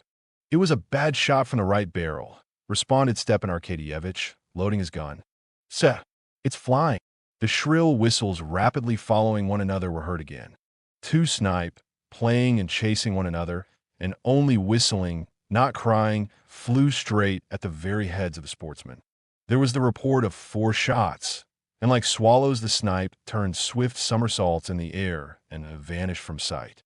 The stand shooting was capital. Stepan Arkadyevitch shot 2 more birds and Levin too, of which one was not found. It began to get dark. Venus, bright and silvery, shone with her soft light low down in the west behind the birch trees, and high up in the east twinkled the red lights of Arcturus. Over his head, Levin made out the stars of the Great Bear and lost them again. The snipe had ceased flying, but Levin resolved to stay a little longer till Venus, which he saw below a branch of birch, should be above it, and the stars of the Great Bear should be perfectly plain. Venus had risen above the branch, and the ear of the Great Bear with its shaft was now all plainly visible against the dark blue sky. Yet still he waited. "Isn't it time to go home?" said Stepan Arkadyevitch. It was quite still now in the copse, and not a bird was stirring. "Let's stay a little while," answered Levin. "As you like." They were standing now about 15 paces from one another. "Stiva," said Levin unexpectedly, "how is it you don't tell me whether your sister-in-law's married yet, or when she's going to be?" Levin felt so resolute and serene that no answer, he fancied, could affect him. But he had never dreamed of what Stepan Arkadyevitch replied. "She's never thought of being married, and isn't thinking of it, but she's very ill, and the doctors have sent her abroad. They're positively afraid she may not live." "What?" cried Levin. "Very ill? What is wrong with her? How has she—" While they were saying this, Laska, with ears pricked up, was looking upwards at the sky and reproachfully at them. "They have chosen a time to talk," she was thinking. "It's on the wing. Here it is, yes, it is. They'll miss it," thought Laska. But at that very instant, both suddenly heard a shrill whistle which, as it were, smote on their ears, and both suddenly seized their guns, and 2 flashes gleamed, and 2 bangs sounded at the very same instant. The snipe, flying high above, instantly folded its wings and fell into a thicket, bending down the delicate shoots. "Splendid! Together!" cried Levin, and he ran with Laska into the thicket to look for the snipe. Oh, yes. What was it that was unpleasant, he wondered. Yes, Kitty's ill. Well, it can't be helped. I'm very sorry, he thought. She's found it. Isn't she a clever thing? He said, taking the warm bird from Laska's mouth and packing into the almost full game bag. I've got it, Stiva, he shouted. Chapter 16. On the way home, Levin asked all details of Kitty's illness and the Shcherbatskys' plans, and though he would have been ashamed to admit it, he was pleased at what he heard. He was pleased that there was still hope, and still more pleased that she should be suffering who had made him suffer so much. But when Stepan Arkadyevitch began to speak of the causes of Kitty's illness, and mentioned Vronsky's name, Levin cut him short.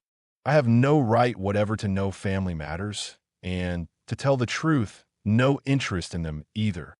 Stepan Arkadyevitch smiled hardly perceptibly, catching the instantaneous change he knew so well in Levin's face, which had become as gloomy as it had been bright a minute before. Have you quite settled about the forest with Ryabinin?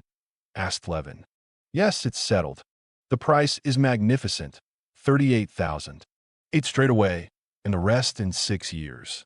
I've been bothering about it for ever so long. No one would give more. Then you've as good as given away your forest for nothing, said Levin gloomily. How do you mean for nothing? Said Stepan Arkadyevitch with a good-humored smile, knowing that nothing would be right in Levin's eyes now. Because the forest is worth at least 150 rubles the acre, answered Levin. Oh, these farmers, said Stepan Arkadyevitch playfully. Your tone of contempt for us poor townsfolk. But when it comes to business, we do it better than anyone. I assure you I have reckoned it all out, he said, and the forest is fetching a very good price. So much so that I'm afraid of this fellow's crying off, in fact. You know it's not timber, said Stepan Arkadyevitch, hoping by this distinction to convince Levin completely of the unfairness of his doubts. And it won't run to more than 25 yards of faggots per acre, and he's giving me at the rate of 70 rubles the acre. Levin smiled contemptuously. I know, he thought, that fashion not only in him, but in all city people who, after being twice in 10 years in the country, pick up 2 or 3 phrases and use them in season and out of season, firmly persuaded that they know all about it. Timber run to so many yards the acre. He says those words without understanding them himself. I wouldn't attempt to teach you what you write about in your office, said he, and if need arose, I should come to you to ask about it. But you're so positive you know all the lore of the forest. It's difficult. Have you counted the trees? How count the trees? Said Stepan Arkadyevitch, laughing, still trying to draw his friend out of his ill temper. Count the sands of the sea, number the stars. Some higher power might do it. Oh, well, the higher power of Ryabanin can. Not a single merchant ever buys a forest without counting the trees, unless they get it given them for nothing, as you're doing now. I know your forest. I go there every year shooting, and your forest worth 150 rubles an acre paid down, while he's giving you 60 by installments. So that in fact you're making him a present of 30,000. Come, don't let your imagination run away with you, said Stepan Arkadyevitch piteously. Why was it none would give it then?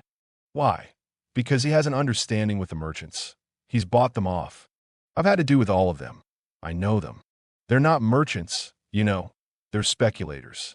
He wouldn't look at a bargain that gave him 10–15% profit, but holds back to buy a ruble's worth for 20 kopecks. Well, enough of it. You're out of temper.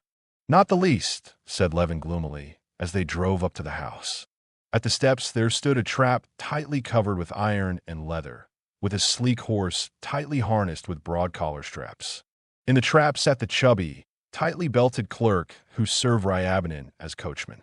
Ryabanin himself was already in the house, and met the friends in the hall. Ryabanin was a tall, thinnish, middle-aged man, with mustache and a projecting, clean-shaven chin and prominent, muddy-looking eyes. He was dressed in a long-skirted blue coat with buttons below the waist at the back, and wore high boots wrinkled over the ankles and straight over the calf, with big galoshes drawn over them. He rubbed his face with his handkerchief, and wrapping round him his coat, which sat extremely well as it was, he greeted them with a smile, holding out his hand to Stepan Arkadyevitch, as though he wanted to catch something. "So here you are," said Stepan Arkadyevitch, giving him his hand. "That's capital. I did not venture to disregard your Excellency's commands, though the road was extremely bad. I positively walked the whole way, but I am here at my time. Konstantin Dmitrievitch, my respects." He turned to Levin, trying to seize his hand too. But Levin, scowling, made as though he did not notice his hand, and took out the snipe. "Your honors have been diverting yourselves with the chase? What kind of bird may it be, pray?" added Ryabanin, looking contemptuously at the snipe. "A great delicacy, I suppose." And he shook his head disapprovingly, as though he had grave doubts whether this game were worth the candle. "Would you like to go into my study?" Levin said in French to Stepan Arkadyevitch, scowling morosely. "Go into my study. You can talk there." "Quite so, where you please," said Ryabanin with contemptuous dignity, as though wishing to make it felt that others might be in difficulties as to how to behave, but that he could never be in any difficulty about anything. On entering the study, Ryabanin looked about, as his habit was, as though seeking the holy picture, but when he had found it, he did not cross himself. He scanned the bookcases and bookshelves, and with the same dubious air with which he had regarded the snipe, he smiled contemptuously and shook his head disapprovingly, as though by no means willing to allow that this game were worth the candle. "Well, have you brought the money?" asked Oblonsky. "Sit down." "Oh, don't trouble about the money. I've come to see you to talk it over." "What is there to talk over? But do sit down." "I don't mind if I do," said Ryabanin, sitting down and leaning his elbows on the back of his chair in a position of the intensest discomfort to himself. "You must knock it down a bit, Prince. It would be too bad. The money is ready conclusively to the last farthing. As to paying the money down, there'll be no hitch there." Levin, who had meanwhile been putting his gun away in the cupboard, was just going out of the door, but catching the merchant's words, he stopped. "Why, you've got the forest for nothing as it is," he said. "He came to me too late, or I'd have fixed the price for him." Ryabanin got up, and in silence, with a smile, he looked Levin down and up. "Very close about money is Konstantin Dmitrievitch," he said with a smile, turning to Stepan Arkadyevitch. "There's positively no dealing with him. I was bargaining for some wheat of him, and a pretty price I offered too. Why should I give you my goods for nothing? I didn't pick it up on the ground, nor steal it either. Mercy on us. Nowadays, there's no chance at all of stealing. With the open courts and everything done in style, nowadays there's no question of stealing. We're just talking things over like gentlemen. His Excellency's asking too much for the forest. I can't make both ends meet over it. I must ask for a little concession. But is the thing settled between you or not? If it's settled, it's useless haggling. But if it's not, said Levin, I'll buy the forest. The smile vanished at once from Ryabin's face. A hawk-like, greedy, cruel expression was left upon it. With rapid, bony fingers he unbuttoned his coat, revealing a shirt, bronze waistcoat buttons, and a watch chain, and quickly pulled out a fat old pocketbook. Here you are. The forest is mine, he said, crossing himself quickly and holding out his hand. Take the money. It's my forest. That's Ryabin's way of doing business. He doesn't haggle over every halfpenny, he added, scowling and waving the pocketbook. I wouldn't be in a hurry if I were you, said Levin. Come, really, said Oblonsky in surprise. I've given my word, you know. Levin went out of the room, slamming the door. Ryabin looked towards the door and shook his head with a smile. It's all youthfulness, positively nothing but boyishness. Why, I'm buying it, upon my honor. Simply believe me, for the glory of it, that Ryabin and no one else should have bought the copse of Oblonsky. And as to the profits, why, I must make what God gives. In God's name, if you would kindly sign the title deed. Within an hour the merchant, stroking his big overcoat neatly down and hooking up his jacket, with the agreement in his pocket, seated himself in his tightly covered trap and drove homewards. Ugh, these gentle folks, he said to the clerk. They're a nice lot. That's so, responded the clerk, handing him the reins and buttoning the leather apron. But I can't congratulate you on the purchase, Mikhail Ignatitch. Well, well. Chapter 17. Stepan Arkadyevitch went upstairs with his pocket bulging with notes, which the merchant had paid him for 3 months in advance. The business of the forest was over, the money in his pocket. Their shooting had been excellent, and Stepan Arkadyevitch was in the happiest frame of mind, and so he felt specially anxious to dissipate the ill humor that had come upon Levin.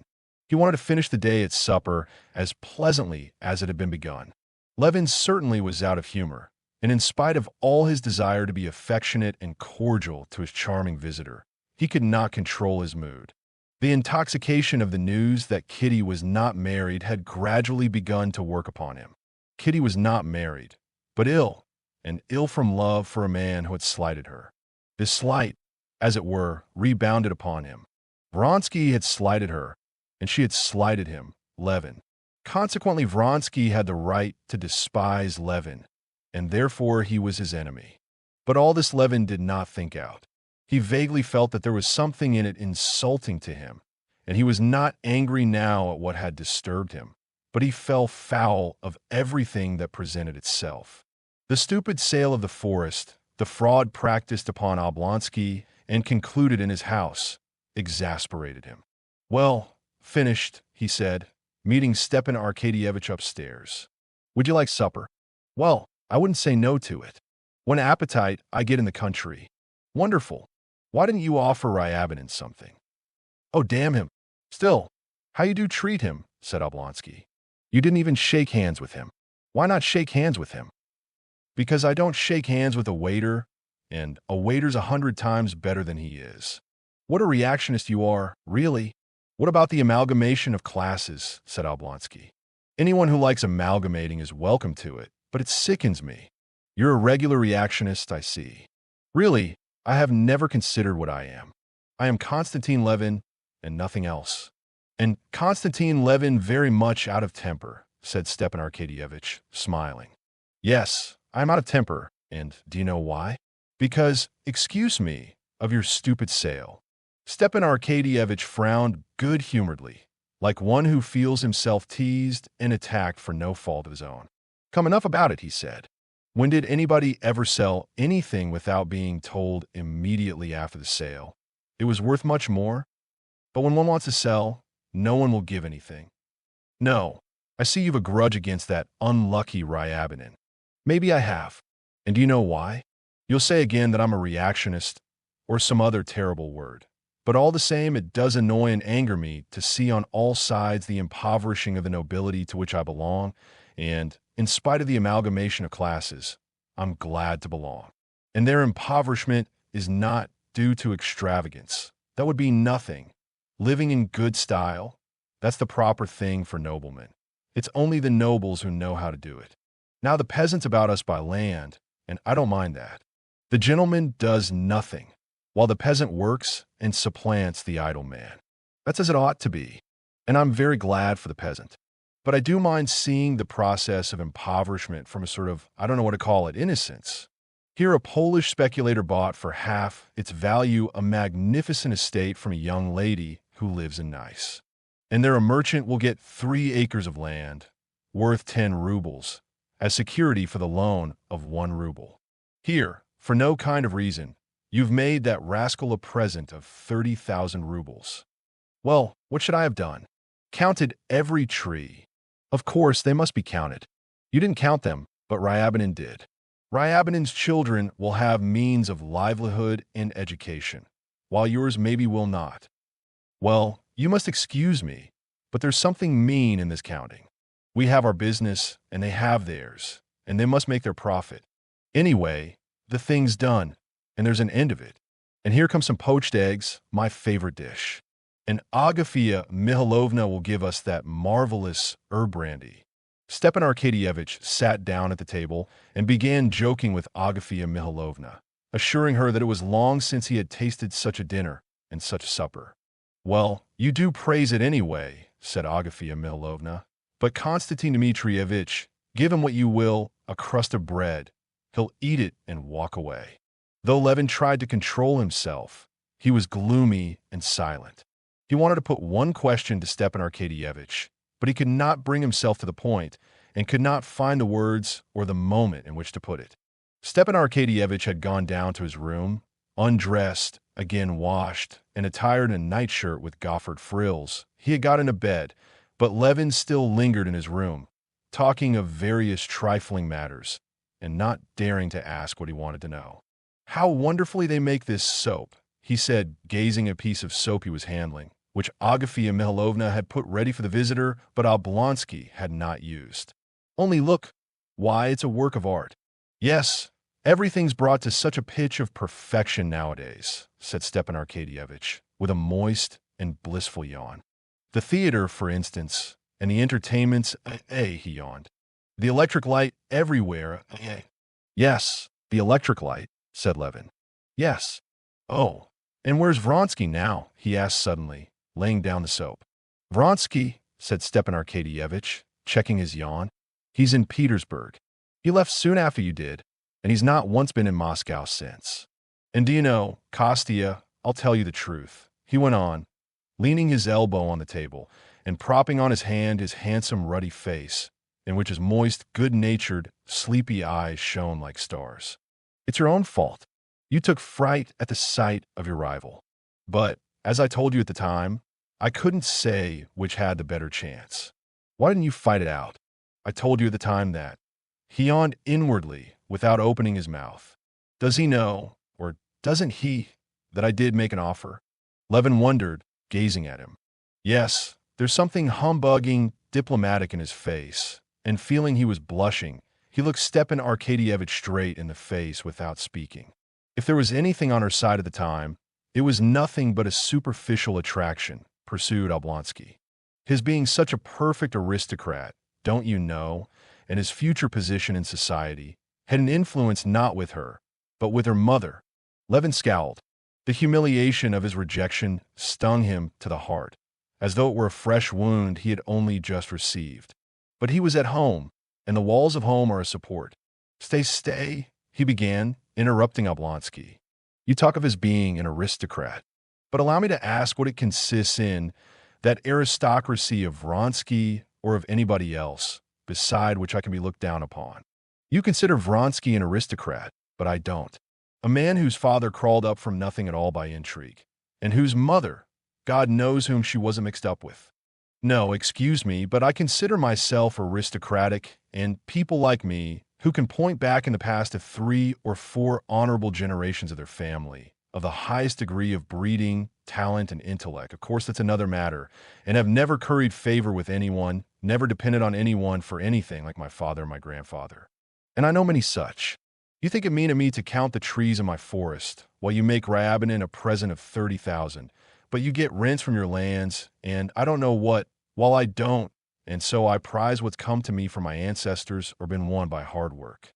We are aristocrats, and not those who can only exist by favor of the powerful of this world, and who can be bought for tuppence halfpenny. Well, but whom are you attacking?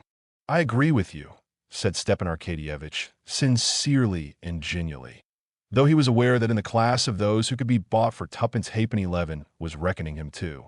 Levin's warmth gave him genuine pleasure. Whom are you attacking? Though a good deal is not true that you say about Vronsky, but I won't talk about that. I tell you straight out, if I were you, I should go back with me to Moscow and… No, I don't know whether you know it or not, but I don't care. And I tell you, I did make an offer and was rejected, and Katerina Alexandrovna is nothing now to me but a painful and humiliating reminiscence. Whatever for? What nonsense! But we won't talk about it. Please forgive me if I've been nasty, said Levin. Now that he had opened his heart, he became as he had been in the morning. You're not angry with me, Stiva? Please don't be angry, he said, and smiling, he took his hand. Of course not. Not a bit, and no reason to be. I'm glad we've spoken openly. And do you know, stand shooting in the morning is unusually good. Why not go? I couldn't sleep the night anyway, but I might go straight from shooting to the station. Capital. Chapter 18. Although all Vronsky's inner life was absorbed in his passion, his external life unalterably and inevitably followed along the old accustomed lines of his social and regimental ties and interests. The interests of his regiment took an important place in Vronsky's life, both because he was fond of the regiment and because the regiment was fond of him. They were not only fond of Vronsky and his regiment, they respected him too, and were proud of him. Proud that this man, with his immense wealth, his brilliant education and abilities, and the path open before him to every kind of success, distinction, and ambition, had disregarded all that, and of all the interests of life had the interests of his regiment and his comrades nearest to his heart. Vronsky was aware of his comrades' view of him, and in addition to his liking for the life, he felt bound to keep up that reputation. It need not be said that he did not speak of his love to any of his comrades, nor did he betray his secret even in the wildest drinking bouts, though indeed he was never so drunk as to lose all control of himself, and he shut up any of his thoughtless comrades who attempted to allude to his connection. But in spite of that, his love was known to all the town. Everyone guessed with more or less confidence at his relations with Madame Karenina. The majority of the younger men envied him for just what was the most irksome factor in his love: the exalted position of Karenin and the consequent publicity of their connection in society. The greater number of the young women, who envied Anna and had long been weary of hearing her called virtuous, rejoiced at the fulfillment of their predictions, and were only waiting for a decisive turn in public opinion to fall upon her with all the weight of their scorn. They were already making ready their handfuls of mud to fling at her when the right moment arrived. The greater number of the middle-aged people and certain great personages were displeased at the prospect of the impending scandal in society. Vronsky's mother, on hearing of his connection, was at first pleased at it, because nothing to her mind gave such a finishing touch to a brilliant young man as a liaison in the highest society.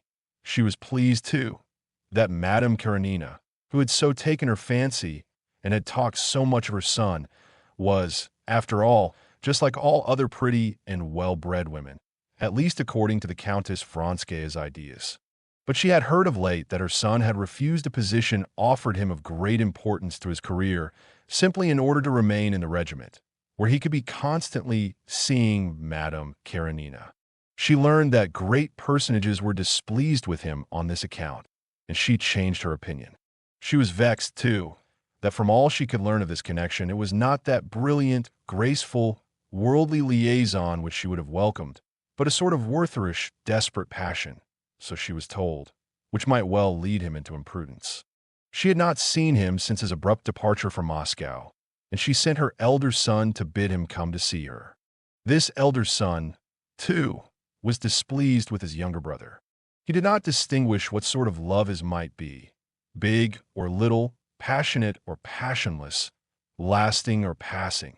He kept a ballet girl himself, though he was the father of a family, so he was lenient in these matters. But he knew that this love affair was viewed with displeasure by those whom it was necessary to please, and therefore he did not approve of his brother's conduct.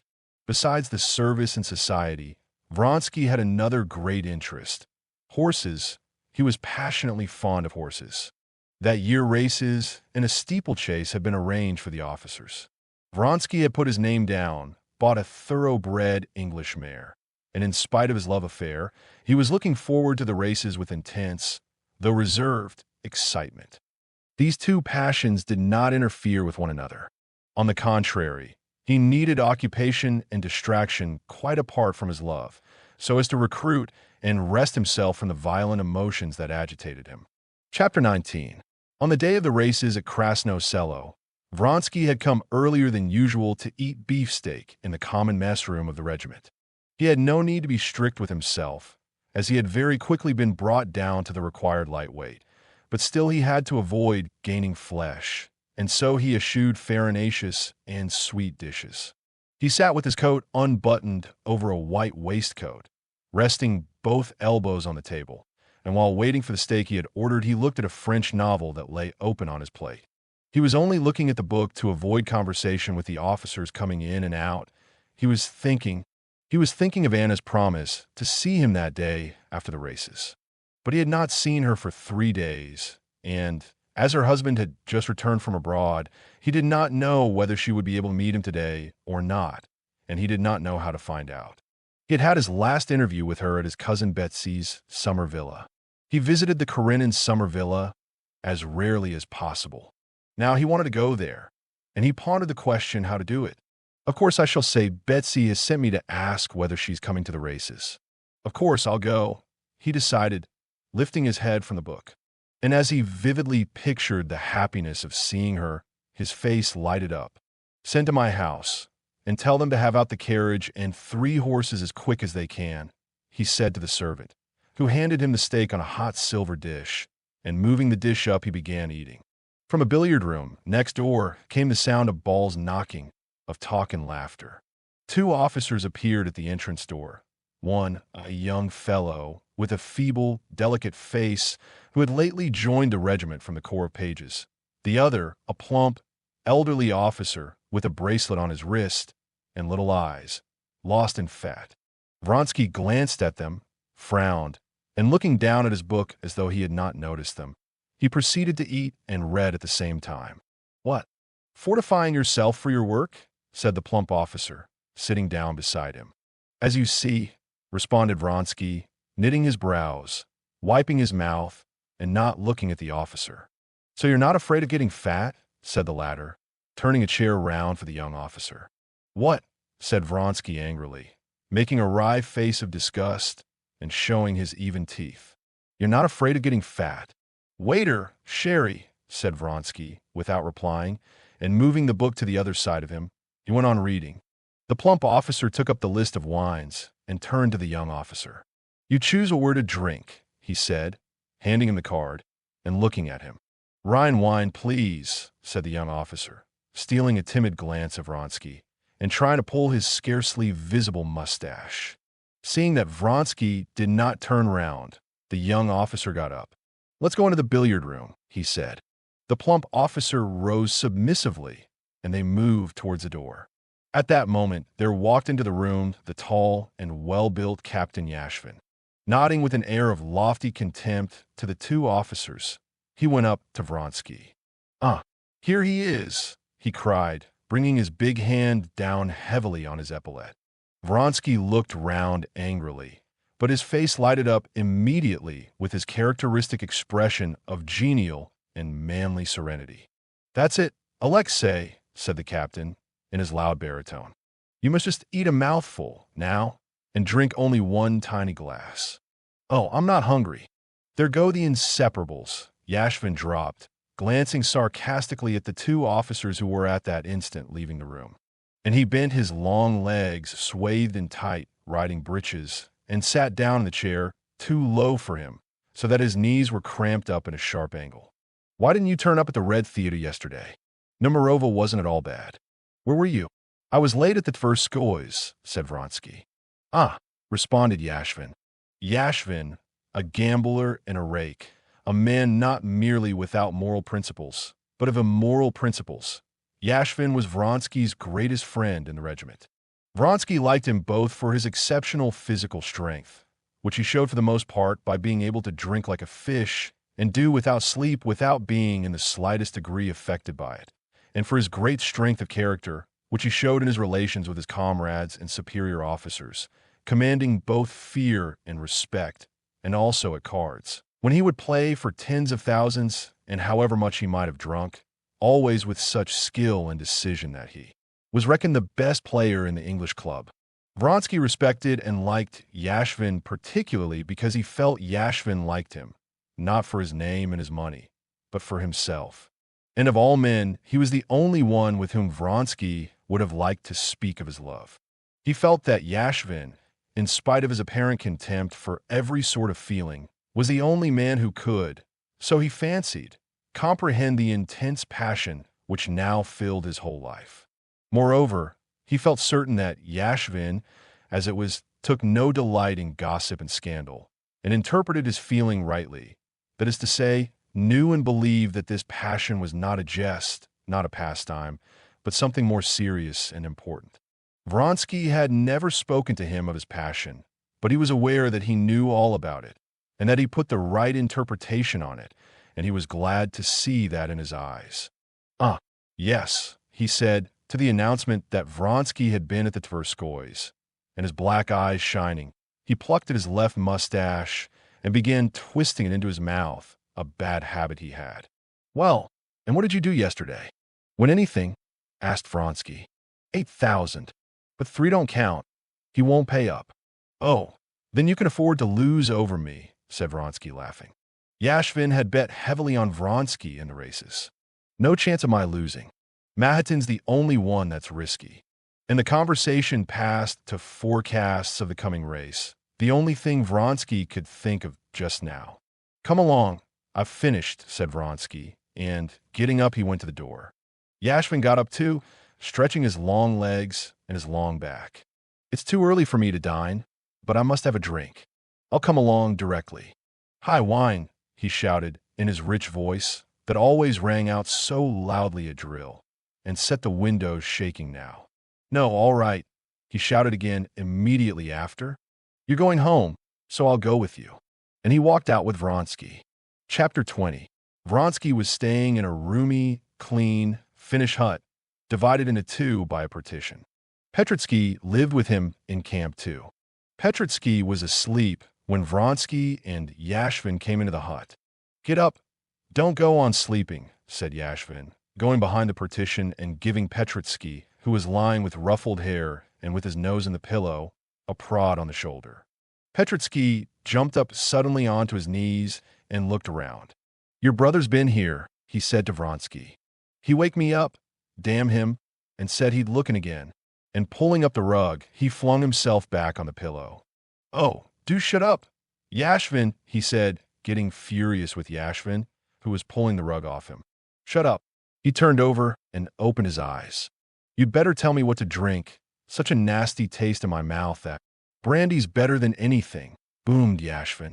"Tereshchenko, brandy for your master and cucumbers," he shouted, obviously taking pleasure in the sound of his own voice.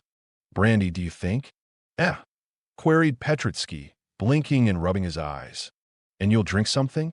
All right then, we'll have a drink together." "Vronsky, have a drink," said Petritsky, getting up and wrapping the tiger-skin rug round him. He went to the door of the partition wall, raised his hands, and hummed in French, "There was a king in Thule." "Vronsky, will you have a drink?" "Go along," said Vronsky, putting on the coat his valet handed to him. "Where are you off to?" asked Yashvin. "Oh, here are your 3 horses," he added, seeing the carriage drive up. "To the stables, and I've got to see Bryansky, too, about the horses," said Vronsky. Vronsky had as a fact promised to call at Bryansky's, some 8 miles from Peterhof, and to bring him some money owing for some horses, and he hoped to have time to get that in too. But his comrades were at once aware that he was not only going there. Petritsky, still humming, winked and made a pout with his lips, as though he would say, "Oh, yes, we know you're Bryansky." "Mind you're not late," was Yashvin's only comment, and to change the conversation, "How's Myron? Is he doing all right?" he inquired, looking out of the window at the middle one of the 3 horses, which he had sold Vronsky. "Stop!" cried Petritsky to Vronsky as he was just going out. "Your brother left a letter and a note for you." "Wait a bit. Where are they?" Vronsky stopped. "Well, where are they?" "Where are they?" "That's just the question," said Petritsky solemnly, moving his forefinger upwards from his nose. "Come, tell me." "This is silly," said Vronsky, smiling. "I have not lighted the fire. Here, somewhere about." "Come, enough fooling. Where's the letter?" "No, I've forgotten really. Or was it a dream?" Wait a bit. But what's the use of getting in a rage? If you drunk 4 bottles yesterday, as I did, you'd forget where you were lying." "Wait a bit. I'll remember." Petritsky went behind the partition and lay down on his bed. "Wait a bit. This was how I was lying, and this was how he was standing. Yes. Here it is." And Petritsky pulled a letter out from under the mattress, where he had hidden it. Vronsky took the letter and his brother's note. It was the letter he was expecting, from his mother, reproaching him for not having been to see her, and the note was from his brother to say that he must have a little talk with him. Vronsky knew that it was all about the same thing. "What business is it of theirs?" thought Vronsky, and crumpling up the letters, he thrust them between the buttons of his coat so as to read them carefully on the road. In the porch of the hut, he was met by 2 officers, one of his regiment and one of another. Vronsky's quarters were always a meeting place for all the officers. "Where are you off to?" "I must go to Peterhof." "Has the mare come from Sarsko?" "Yes, but I've not seen her yet. They say Mahatin's gladiator's lame." "Nonsense. But however are you going to race in this mud?" said the other. "Here are my saviors," cried Petritsky, seeing them come in. Before him stood the orderly with a tray of brandy and salted cucumbers. "Here's Yashvin ordering me to drink a pick-me-up." "Well, you did give it to us yesterday," said one of those who had come in. "We didn't let us get a wink of sleep all night." "Oh, didn't we make a pretty finish?" said Petritsky. Volkov climbed onto the roof and began telling us how sad he was. I said, "Let's have music, the funeral march." He fairly dropped asleep on the roof over the funeral march. "Drink it up. You positively must drink the brandy, and then seltzer water and a lot of lemon," said Yashvin, standing over Petritsky like a mother making a child take medicine. "And then a little champagne, just a small bottle. Come, there's some sense in that." "Stop a bit, Vronsky. We'll all have a drink." "No, goodbye, all of you. I'm not going to drink today." "Why, are you gaining weight?" "All right, then we must have it alone. Give us the seltzer water and lemon." "Vronsky," shouted someone when he was already outside. "Well, you'd better get your hair cut. It'll weigh you down, especially at the top." Vronsky was in fact beginning, prematurely, to get a little bald. He laughed gaily, showing his even teeth, and pulling his cap over the thin place, went out and got into his carriage. "To the stables," he said, and was just pulling out the letters to read them through, but he thought better of it, and put off reading them so as not to distract his attention before looking at the mare. Later, Chapter 21. The temporary stable, a wooden shed, had been put up close to the race course, and there his mare was to have been taken the previous day. He had not yet seen her there. During the last few days, he had not ridden her out for exercise himself, but had put her in the charge of the trainer, and so now he positively did not know in what condition his mare had arrived yesterday, and was today. He had scarcely got out of his carriage when his groom, the so-called stable boy, recognizing the carriage some way off, called the trainer. A dry-looking Englishman, in high boots and a short jacket, clean-shaven, except for a tuft below his chin, came to meet him, walking with the uncouth gait of jockey, turning his elbows out and swaying from side to side. "Well, how's Frou-Frou?" Vronsky asked in English. "All right, sir." The Englishman's voice responded somewhere in the inside of his throat. "Better not go in," he added, touching his hat. "I've put a muzzle on her, and the mare's fidgety. Better not go in, it'll excite the mare." "No, I'm going in. I want to look at her." "Come along, then," said the Englishman, frowning and speaking with his mouth shut, and with swinging elbows, he went on in front with his disjointed gait. They went into the little yard in front of the shed. A stable boy, spruce and smart in his holiday attire, met them with a broom in his hand and followed them. In the shed there were 5 horses in their separate stalls, and Vronsky knew that his chief rival, Gladiator, a very tall chestnut horse, had been brought there and must be standing among them. Even more than his mare, Vronsky longed to see Gladiator, whom he had never seen. But he knew that, by the etiquette of the race course, it was not merely impossible for him to see the horse, but improper even to ask questions about him. Just as he was passing along the passage, the boy opened the door into the second horse box on the left, and Vronsky caught a glimpse of a big chestnut horse with white legs. He knew that this was Gladiator, but, with the feeling of a man turning away from the sight of another man's open letter, he turned round and went into Frou-Frou's stall. "The horse is here belonging to Mac." "Mac? I never can say the name," said the Englishman, over his shoulder, pointing his big finger and dirty nail towards Gladiator's stall. "Mahitin? Yes, he's my most serious rival," said Vronsky. "If you were riding him," said the Englishman, "I'd bet on you." "Frou-Frou's more nervous. He's stronger," said Vronsky, smiling at the compliment to his riding. "In a steeplechase, it all depends on riding and on pluck," said the Englishman. Of pluck, that is, energy and courage, Vronsky did not merely feel that he had enough. What was of far more importance, he was firmly convinced that no one in the world could have more of this pluck than he had. "Don't you think I want more thinning down?"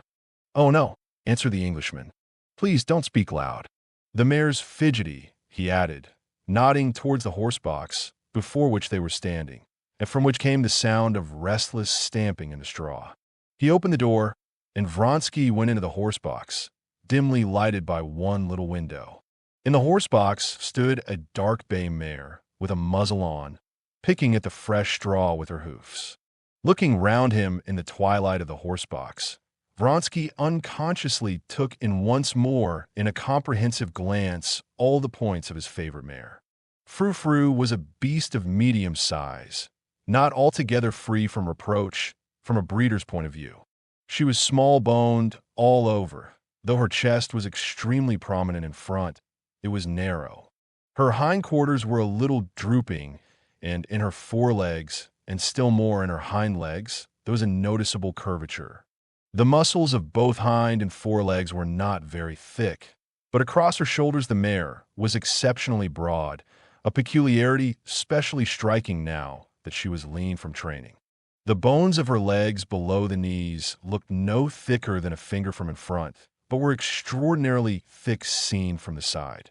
She looked altogether, except across the shoulders, as it were, pinched in at the sides and pressed out in depth.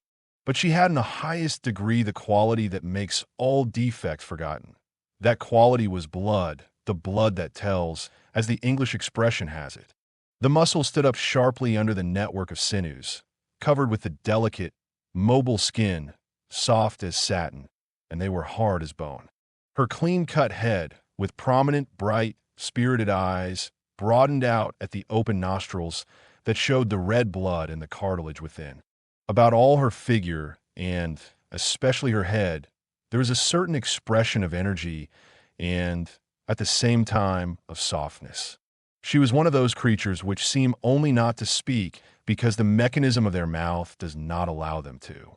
To Vronsky, at any rate, it seemed that she understood all he felt at that moment, looking at her. Directly Vronsky went towards her, she drew in a deep breath, and, turning back her prominent eye till the white looked bloodshot, she started at the approaching figures from the opposite side, shaking her muzzle and shifting lightly from one leg to the other. "There, you see how fidgety she is," said the Englishman. "There, darling." "There," said Vronsky, going up to the mare and speaking soothingly to her. But the nearer he came, the more excited she grew. Only when he stood by her head, she was suddenly quieter, while the muscles quivered under her soft, delicate coat. Vronsky patted her strong neck, straightened over her sharp withers a stray lock of her mane that had fallen on the other side, and moved his face near her dilated nostrils, transparent as a bat's wing. She drew a loud breath and snorted out through her tense nostrils, started, pricked up her sharp ear, and put out her strong, black lip towards Vronsky, as though she would nip hold of his sleeve. But remembering the muzzle, she shook it and again began restlessly stamping one after the other her shapely legs. "Quiet, darling, quiet," he said, patting her again over her hindquarters, and with a glad sense that his mare was in the best possible condition, he went out of the horse box. The mare's excitement had infected Vronsky. He felt that his heart was throbbing, and that he too, like the mare, longed to move, to bite. It was both dreadful and delicious. "Well, I rely on you then," he said to the Englishman, 6:30 on the ground. "All right," said the Englishman. "Oh, where are you going, my lord?" he asked suddenly, using the title my lord, which he had scarcely ever used before. Vronsky, in amazement, raised his head and stared, as he knew how to stare, not into the Englishman's eyes, but at his forehead, astounded at the impertinence of his question. But realizing that in asking this the Englishman had been looking at him not as an employer, but as a jockey, he answered, "I've got to go to Bryansky's. I shall be home within an hour." "How often I'm asked that question today," he said to himself, and he blushed, a thing which rarely happened to him.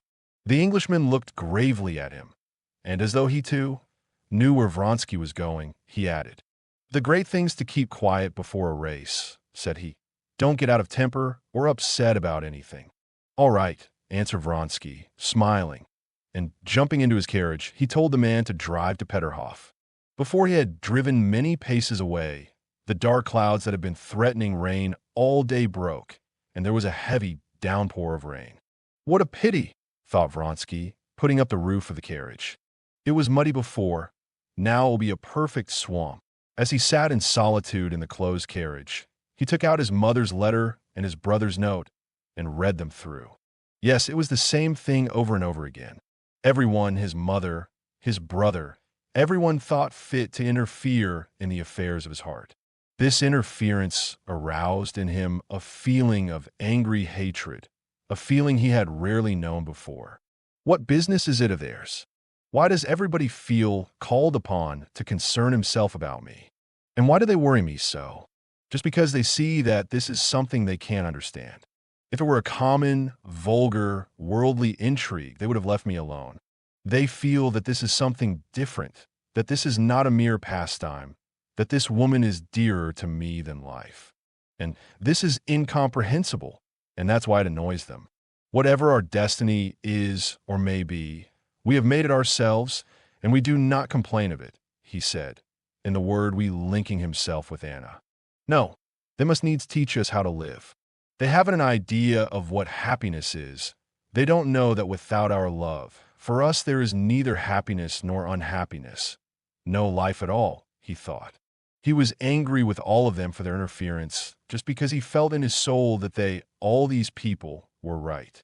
He felt that the love that bound him to Anna was not a momentary impulse, which would pass, as worldly intrigues do pass, leaving no other traces in the life of either but pleasant or unpleasant memories. He felt all the torture of his own and her position, all the difficulty there was for them, conspicuous as they were in the eye of all the world, in concealing their love, in lying and deceiving, and in lying, deceiving, feigning, and continually thinking of others, when the passion that united them was so intense that they were both oblivious of everything else but their love. He vividly recalled all the constantly recurring instances of inevitable necessity for lying and deceit, which were so against his natural bent. He recalled particularly vividly the shame he had more than once detected in her at this necessity for lying and deceit. And he experienced the strange feeling that had sometimes come upon him since his secret love for Anna. This was a feeling of loathing for something, whether for Alexei Alexandrovitch or for himself, or for the whole world, he could not have said, but he always drove away this strange feeling.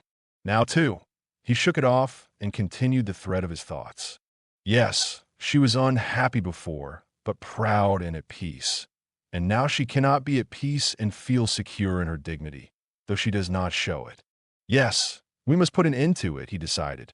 And for the first time, the idea clearly presented itself that it was essential to put an end to this false position, and the sooner the better. Throw up everything, she and hide ourselves somewhere alone with our love, he said to himself. Chapter 22. The rain did not last long, and by the time Vronsky arrived, his shaft horse trotting at full speed and dragging the trace horses galloping through the mud, with their reins hanging loose, the sun had peeped out again.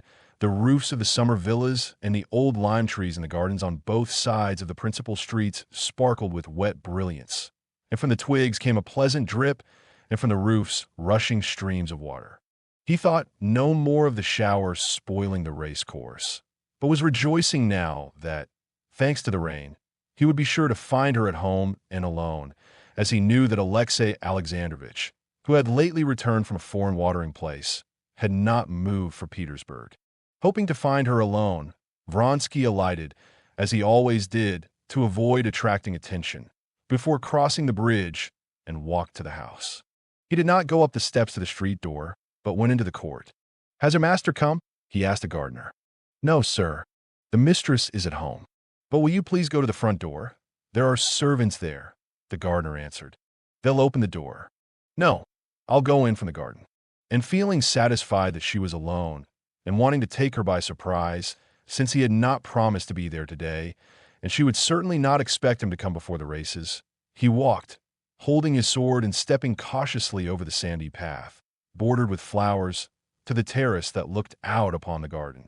Vronsky forgot now all that he had thought on the way of the hardships and difficulties of their position. He thought of nothing but that he would see her directly, not in imagination, but living all of her, as she was in reality. He was just going in, stepping on his whole foot so as not to creak, up the worn steps of the terrace, when he suddenly remembered what he always forgot, and what caused the most torturing side of his relations with her son with his questioning, hostile as he fancied, eyes. This boy was more often than anyone else a check upon their freedom. When he was present, both Vronsky and Anna did not merely avoid speaking of anything that they could not have repeated before everyone. They did not even allow themselves to refer by hints to anything the boy did not understand. They had made no agreement about this. It had settled itself. They would have felt it wounding themselves to deceive the child. In his presence, they talked like acquaintances. But in spite of this caution, Vronsky often saw the child's intent, bewildered glance fixed upon him, and a strange shyness, uncertainty, at one time friendliness, at another coldness and reserve in the boy's manner to him, as though the child felt that between this man and his mother there existed some important bond, the significance of which he could not understand. As a fact, the boy did feel that he could not understand this relation, and he tried painfully, and was not able to make clear to himself what feeling he ought to have for this man. With a child's keen instinct for every manifestation of feeling, he saw distinctly that his father, his governess, his nurse, all did not merely dislike Vronsky, but looked on him with horror and aversion, though they never said anything about him, while his mother looked on him as her greatest friend. What does it mean? Who is he? How ought I to love him? If I don't know, it's my fault. Either I'm stupid or a naughty boy, thought the child. And this was what caused his dubious, inquiring, sometimes hostile, expression, and the shyness and uncertainty which Vronsky found so irksome. This child's presence always and infallibly called up in Vronsky that strange feeling of inexplicable loathing which he had experienced of late. This child's presence called up, both in Vronsky and in Anna, a feeling akin to the feeling of a sailor who sees by the compass that the direction in which he is swiftly moving is far from the right one, but that to arrest his motion is not in his power, that every instant is carrying him further and further away, and that to admit to himself his deviation from the right direction is the same as admitting his certain ruin. This child, with his innocent outlook upon life, was the compass that showed them the point to which they had departed from what they knew, but did not want to know. This time Seryoza was not at home, and she was completely alone. She was sitting on the terrace waiting for the return of her son, who had gone out for his walk and been caught in the rain. She had sent a manservant and a maid out to look for him. Dressed in a white gown, deeply embroidered, She was sitting in a corner of the terrace behind some flowers and did not hear him. Bending her curly black head, she pressed her forehead against a cool watering pot that stood on the parapet, and both her lovely hands, with the rings he knew so well, clasped the pot. The beauty of her whole figure, her head, her neck, her hands, struck Vronsky every time as something new and unexpected. He stood still, gazing at her in ecstasy. But directly he would have made a step to come nearer to her, she was aware of his presence, pushed away the watering pot, and turned her flushed face towards him. "What's the matter? You are ill," he said to her in French, going up to her. He would have run to her, but remembering that there might be spectators, he looked round towards the balcony door and reddened a little, as he always reddened, feeling that he had to be afraid and be on his guard. "No, I'm quite well," she said, getting up and pressing his outstretched hand tightly. "I did not expect—" "Mercy! What cold hands," he said. "You startled me," she said. "I'm alone and expecting Serioza. He's out for a walk. They'll come in from this side." But, in spite of her efforts to be calm, her lips were quivering. "Forgive me for coming, but I couldn't pass the day without seeing you," he went on, speaking French, as he always did to avoid using the stiff Russian plural form, so impossibly frigid between them, and a dangerously intimate singular. "Forgive you? I'm so glad. But you're ill or worried," he went on, not letting go her hands and bending over her. "What were you thinking of?" "Always the same thing," she said with a smile. She spoke the truth. If ever at any moment she had been asked what she was thinking of, she could have answered truly, of the same thing, of her happiness and her unhappiness. She was thinking, just when he came upon her, of this. Why was it, she wondered, that to others, to Betsy, she knew of her secret connection with Tushkevich? It was all easy, while to her it was such torture. Today this thought gained special poignancy from certain other considerations. She asked him about the races. He answered her questions, and, seeing that she was agitated, trying to calm her, he began telling her in the simplest tone the details of his preparations for the races. Tell him or not tell him, she thought, looking into his quiet, affectionate eyes. He is so happy, so absorbed in his races that he won't understand as he ought. He won't understand all the gravity of this fact to us.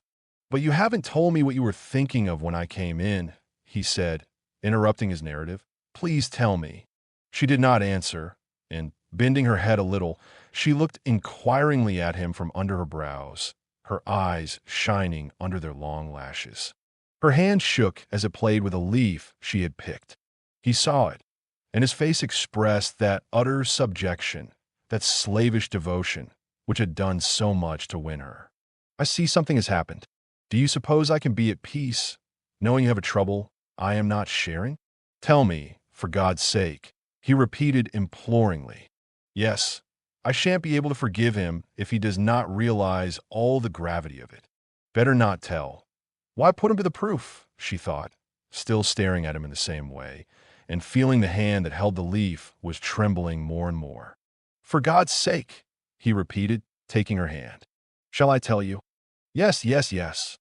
"I'm with child," she said, softly and deliberately. The leaf in her hand shook more violently, but she did not take her eyes off him, watching how he would take it. He turned white, would have said something, but stopped. He dropped her hand, and his head sank on his breast. Yes, he realizes all the gravity of it, she thought, and gratefully she pressed his hand. But she was mistaken in thinking he realized the gravity of the fact, as she, a woman, realized it. On hearing it, he felt come upon him with tenfold intensity that strange feeling of loathing of someone. But at the same time, he felt that the turning point he had been longing for had come now, that it was impossible to go on concealing things from her husband, and it was inevitable in one way or another that they should soon put an end to their unnatural position. But besides that, her emotion physically affected him in the same way. He looked at her with a look of submissive tenderness, kissed her hand, got up, and, in silence, paced up and down the terrace. "Yes," he said, going up to her resolutely. "Neither you nor I have looked on our relations as a passing amusement, and now our fate is sealed. It is absolutely necessary to put an end," he looked round as he spoke, "to the deception in which we are living." "Put an end? I'll put an end." "Alexei," she said softly. She was calmer now, and her face lighted up with a tender smile. "Leave your husband and make our life one." "It is one as it is," she answered, scarcely audibly. "Yes, but altogether, altogether." "But how, Alexei? Tell me how," she said in melancholy mockery at the hopelessness of her own position. "Is there any way out of such a position? Am I not the wife of my husband? There is a way out of every position. We must take our line," he said. "Anything's better than the position in which you're living. Of course, I see how you torture yourself over everything. The world and your son and your husband."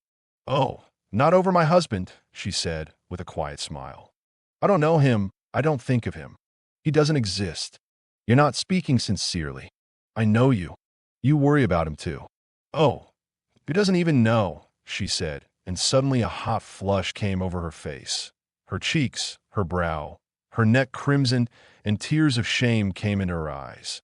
"But we won't talk of him." Chapter 23.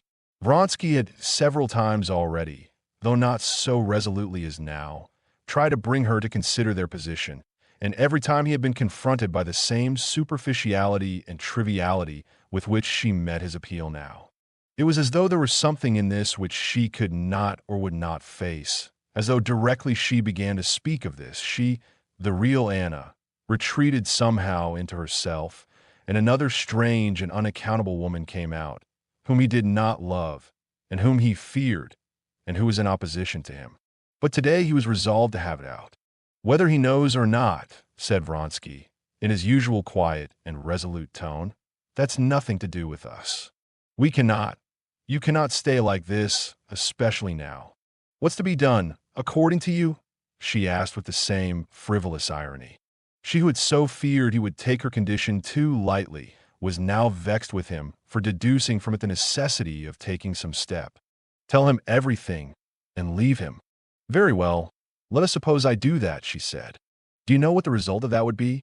I can tell you it all beforehand." And a wicked light gleamed in her eyes that had been so soft a minute before.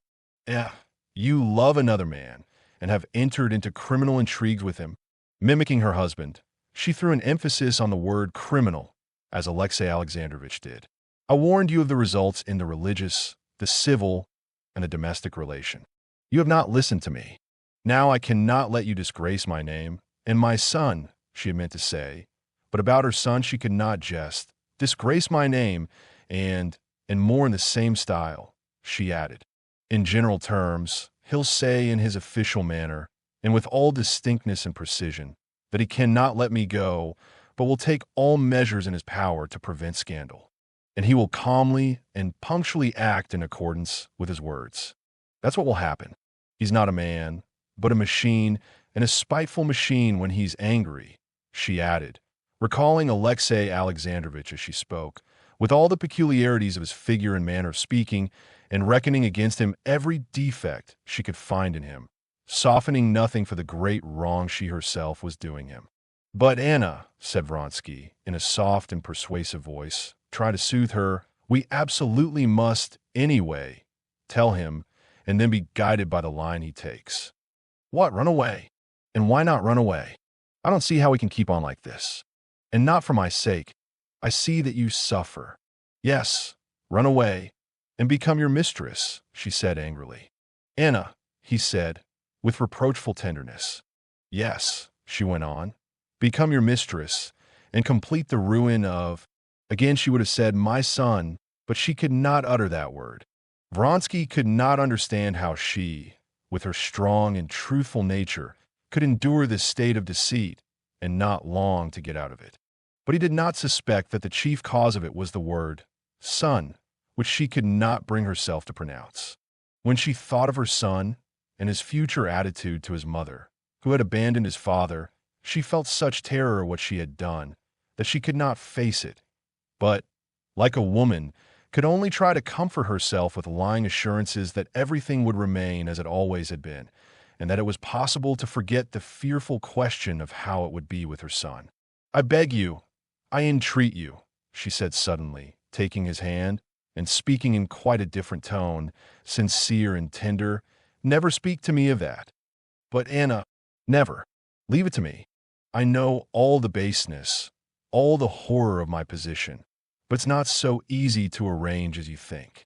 And leave it to me and do what I say. Never speak to me of it. Do you promise me? No, no, promise. I promise everything, but I can't be at peace, especially after what you have told me. I can't be at peace when you can't be at peace. She repeated. Yes, I am worried sometimes, but that will pass if you will never talk about this. When you talk about it, it's only then it worries me. I don't understand, he said.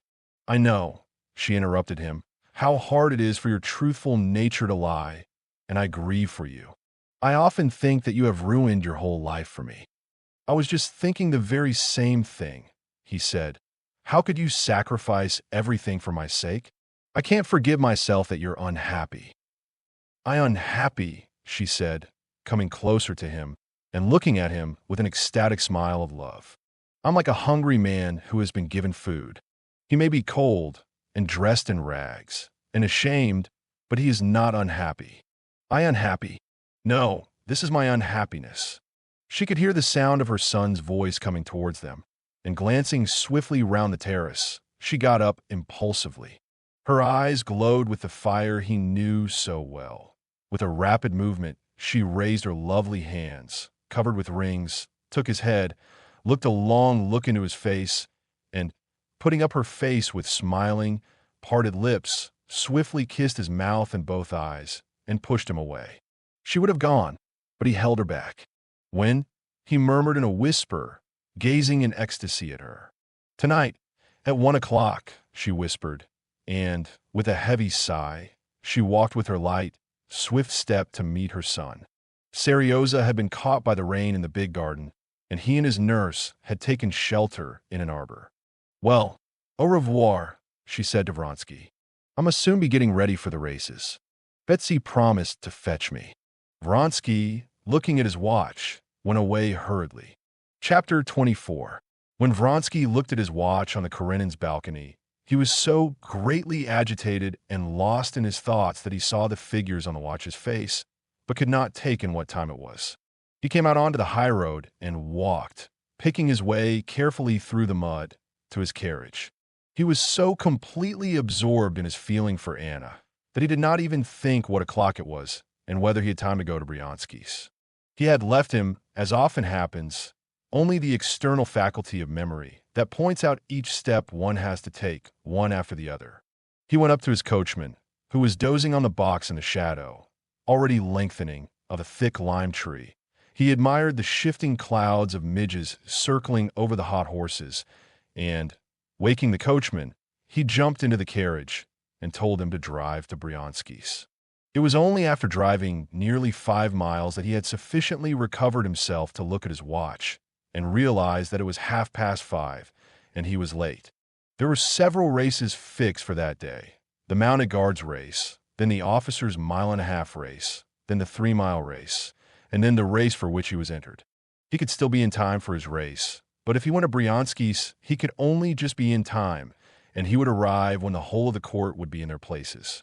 That would be a pity, but he had promised Bryansky to come, and so he decided to drive on, telling the coachman not to spare the horses. He reached Bryansky's, spent 5 minutes there, and galloped back. This rapid drive calmed him. All that was painful in his relations with Anna, all the feeling of indefiniteness left by their conversation, had slipped out of his mind. He was thinking now with pleasure and excitement of the race, of his being anyhow, in time, and now, and then the thought of the blissful interview awaiting him that night flashed across his imagination like a flaming light. The excitement of the approaching race gained upon him as he drove further and further into the atmosphere of the races, overtaking carriages driving up from the summer villas or out of Petersburg. At his quarters, no one was left at home. All were at the races, and his valet was looking out for him at the gate. While he was changing his clothes, his valet told him that the second race had begun already, that a lot of gentlemen had been to ask for him, and a boy had twice run up from the stables. Dressing without hurry, He never hurried himself and never lost his self-possession. Vronsky drove to the sheds. From the sheds, he could see a perfect sea of carriages and people on foot, soldiers surrounding the racecourse, and pavilions swarming with people. The second race was apparently going on, for just as he went into the sheds, he heard a bell ringing. Going towards the stable, he met the white-legged chestnut, Mahotin's gladiator, being led to the racecourse in a blue forage horsecloth, with what looked like huge ears edged with blue. "Where's Cord?" he asked the stable boy. In the stable, putting on the saddle. In the open horse box stood Frou-Frou, saddled ready. They were just going to lead her out. "I'm not too late." All right, said the Englishman. "Don't upset yourself." Vronsky once more took in one glance the exquisite lines of his favorite mare, who was quivering all over, and with an effort he tore himself from the sight of her and went out of the stable. He went towards the pavilions at the most favorable moment for escaping attention. The mile-and-a-half race was just finishing, and all eyes were fixed on the horse guard in front and the light hussar behind, urging their horses on with a last effort close to the winning post. From the center and outside of the ring, all were crowding to the winning post, and a group of soldiers and officers of the horse guard were shouting loudly their delight at the expected triumph of their officer and comrade. Vronsky moved into the middle of the crowd unnoticed, almost at the very moment when the bell rang at the finish of the race, and the tall, mud-spattered horse guard who came in first, bending over the saddle, let go the reins of his panting gray horse that looked dark with sweat. The horse, stiffening out its legs, with an effort stopped its rapid course, and the officer of the horse guards looked round him like a man waking up from a heavy sleep and just managed to smile. A crowd of friends and outsiders pressed round him.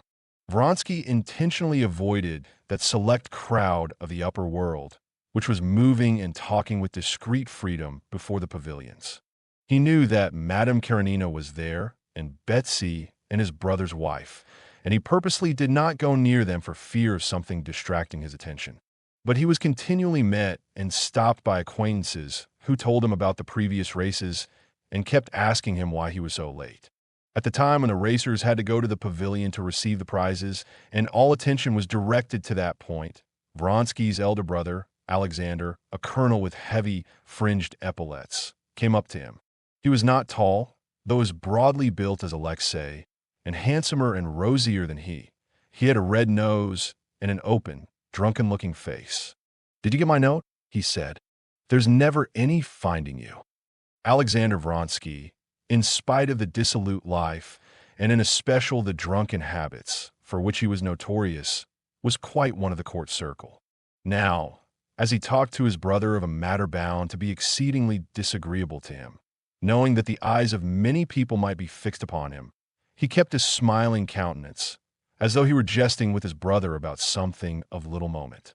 "I got it, and I really can't make out what you are worrying yourself about," said Alexei. "I'm worrying myself because the remark has just been made to me that you weren't here, and that you were seen in Peterhof on Monday. There are matters which only concern those directly interested in them, and the matter you are so worried about is—" "Yes, but if so, you may as well cut the service. I beg you not to meddle, and that's all I have to say." Alexei Vronsky's frowning face turned white, and his prominent lower jaw quivered, which happened rarely with him. Being a man of very warm heart, he was seldom angry, but when he was angry, and when his chin quivered, then, as Alexander Vronsky knew, he was dangerous.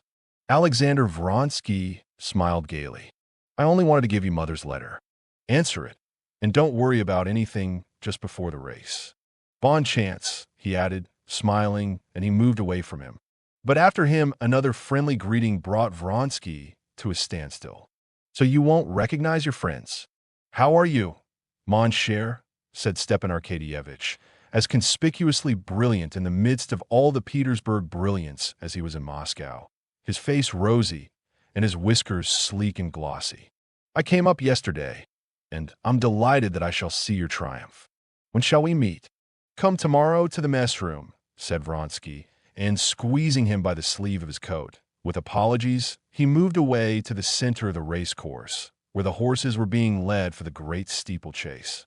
The horses who had run in the last race were being led home, steaming and exhausted by the stable boys, and one after another the fresh horses for the coming race made their appearance, for the most part English racers, wearing horse cloths and looking with their drawn-up bellies like strange, huge birds. On the right was led in Frou-Frou, lean and beautiful, lifting up her elastic, rather long pasterns as though moved by springs. Not far from her, they were taking the rug off the lop-eared gladiator. The strong, exquisite, perfectly correct lines of the stallion, with his superb hindquarters and excessively short pasterns almost over his hoofs, attracted Vronsky's attention in spite of himself. He would have gone up to his mare, but he was again detained by an acquaintance. "Oh, there's Karenin," said the acquaintance with whom he was chatting. "He's looking for his wife, and she's in the middle of the pavilion. Didn't you see her?" "No," answered Vronsky, and without even glancing round towards the pavilion where his friend was pointing out Madame Karenina, he went up to his mare. Vronsky had not had time to look at the saddle, about which he had to give some direction, when the competitors were summoned to the pavilion to receive their numbers and places in the row at starting. 17 officers, looking serious and severe, many with pale faces, met together in the pavilion and drew the numbers. Vronsky drew the number 7. The cry was heard, "Mount!" Feeling that with the others riding in a race, he was the center upon which all eyes were fastened. Vronsky walked up to his mare in that state of nervous tension in which he usually became deliberate and composed in his movements. Cord, in honor of the races, had put on his best clothes, a black coat buttoned up, a stiffly starched collar, which propped up his cheeks, a round black hat, and top boots. He was calm and dignified as ever, and was with his own hands holding Frou-Frou by both reins, standing straight in front of her. Frou-Frou was still trembling as though in a fever. Her eye, full of fire, glanced sideways at Vronsky. Vronsky slipped his finger under the saddle girth. The mare glanced aslant at him, drew up her lip, and twitched her ear. The Englishman puckered up his lips, intending to indicate a smile that anyone should verify his saddling. "Get up. You won't feel so excited." Vronsky looked round for the last time at his rivals. He knew that he would not see them during the race. 2 were already riding forward to the point from which they would start. Galtzin, a friend of Vronsky's and one of his more formidable rivals, was moving round a bay horse that would not let him mount. A little light hussar in tight, riding breeches rode off at a gallop, crouched up like a cat on the saddle, in imitation of English jockeys. Prince Kuzovlev sat with a white face on his thoroughbred mare from the Grabovsky stud, while an English groom led her by the bridle. Vronsky and all his comrades knew Kuzovlev and his peculiarity of weak nerves and terrible vanity. They knew that he was afraid of everything, afraid of riding a spirited horse. But now, just because it was terrible, because people broke their necks, and there was a doctor standing at each obstacle and an ambulance with a cross on it, and a sister of mercy, he had made up his mind to take part in the race. Their eyes met, and Vronsky gave him a friendly and encouraging nod. Only one he did not see, his chief rival, Mahitin on Gladiator. "Don't be in a hurry," said Cord to Vronsky, "and remember one thing. Don't hold her in at the fences, and don't urge her on. Let her go as she likes." All right, said Vronsky, taking the reins. "If you can, lead the race, but don't lose heart till the last minute, even if you're behind." Before the mare had time to move, Vronsky stepped with an agile, vigorous movement into the steel-toothed stirrup and lightly and firmly seated himself on the creaking leather of the saddle. Getting his right foot in the stirrup, he smoothed the double reins, as he always did, between his fingers, and Cord let go. As though she did not know which foot to put first, Frou-Frou started, dragging at the reins with her long neck, and as though she were on springs, shaking her rider from side to side. Cord quickened his step, following him. The excited mare, trying to shake off her rider first on one side and then the other, pulled at the reins, and Vronsky tried in vain with voice and hand to soothe her. They were just reaching the dammed up stream on their way to the starting point. Several of the riders were in front and several behind, when suddenly Vronsky heard the sound of a horse galloping in the mud behind him, and he was overtaken by Mahitin on his white-legged, lop-eared gladiator. Mahitin smiled, showing his long teeth, but Vronsky looked angrily at him. He did not like him, and regarded him now as his most formidable rival. He was angry with him for galloping past and exciting his mare. Frou-Frou started into a gallop. Her left foot forward made 2 bounds and, fretting at the tightened reins, passed into a jolting trot, bumping her rider up and down. Cord, too, scowled and followed Vronsky almost at a trot. Chapter 25. There were 17 officers in all riding in this race. The race course was a large 3-mile ring of the form of an ellipse in front of the pavilion. On this course 9 obstacles had been arranged. The stream, a big and solid barrier 5 feet high, just before the pavilion, a dry ditch, a ditch full of water, a precipitous slope, an Irish barricade, one of the most difficult obstacles, consisting of a mound fenced with brushwood, beyond which was a ditch out of sight for the horses, so that the horse had to clear both obstacles or might be killed. Then 2 more ditches filled with water and 1 dry one, and the end of the race was just facing the pavilion. But the race began not in the ring, but 200 yards away from it, and in that part of the course was the first obstacle, a dammed-up stream, 7 feet in breadth, which the racers could leap or wade through as they preferred. 3 times they were ranged ready to start, but each time some horse thrust itself out of line, and they had to begin again. The umpire who was starting them, Colonel Sestrin, was beginning to lose his temper, when at last for the 4th time he shouted away, and the racers started. Every eye, every opera glass, was turned on the brightly colored group of riders at the moment they were in line to start. "They're off! They're starting!" was heard on all sides after the hush of expectation. And little groups and solitary figures among the public began running from place to place to get a better view. In the very first minute, the close group of horsemen drew out, and it could be seen that they were approaching the stream in 2s and 3s, and one behind another. To the spectators, it seemed as though they had all started simultaneously, but to the racers there were seconds of difference that had great value to them.